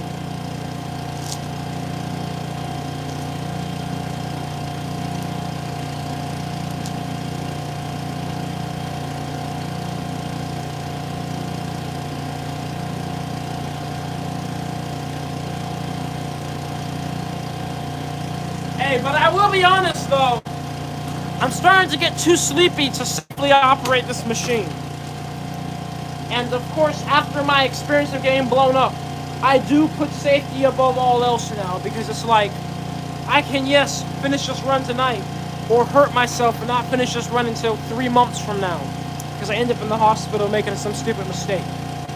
My leg did heal, but it's still discolored. I still look like a cow, like I'm from Chick-fil-A. What the freaking mosquito? Are you kidding me, guys? Mosquitoes in the freaking wintertime. I'm starting to just get woozy. We've been running the machine for 4 hours now. Let me spin the blades. We're not gonna finish this run. There's so much plastic put in that machine. I don't know how long this machine takes to process a full load, because we've never done a full load any other time than today. But clearly, we're not gonna finish this tonight. Like I said, I've been working for about 13, well, almost 14 hours now. So would you ever work with someone to keep it solo? I'm not opposed to working with people, but it's just, I'm so particular. You know, it's tough. It's tough to get in my network. Because I've been doing this for 5 years, and I've been doing it solo. Because it's like, anything I can do solo, I will. So it's like, working with somebody is almost like my last resort. Because, you know, when you bring people in, and, you know, there's other things that are brought with that too, inevitably, right? So it's tough. Hey, brother, I respect your work ethic. Thanks so much, Jason. So we've been live for 275 minutes. You said, could you put the video in full screen, please? How about this? I'll do my next live stream tomorrow in full screen. Horizontal. So, yeah, with that being said, guys, I'm going to go to sleep now. I'm going to get sleep. I'm going to stop the machine 4 hours in for the safety of myself. Because I don't want to make a stupid mistake being drowsy and sleepy. But, you said, I'm tired too, man. Call today. This has been awesome. Thank you so much, Shinobi. And thank you all so much for all your support, all the love, all the super chats, everybody that's a member, everybody for just watching, everybody sharing, everybody that liked. Just thank you all so much. Life has been crazy. And like I said, guys, I'm on a mission to make as much fuel as I can over the next 3 days. So it's going to be the same thing tomorrow. Long live stream tomorrow. So stay tuned. Thank you guys again so much. And have a great night. Peace to you all. And much love to you all.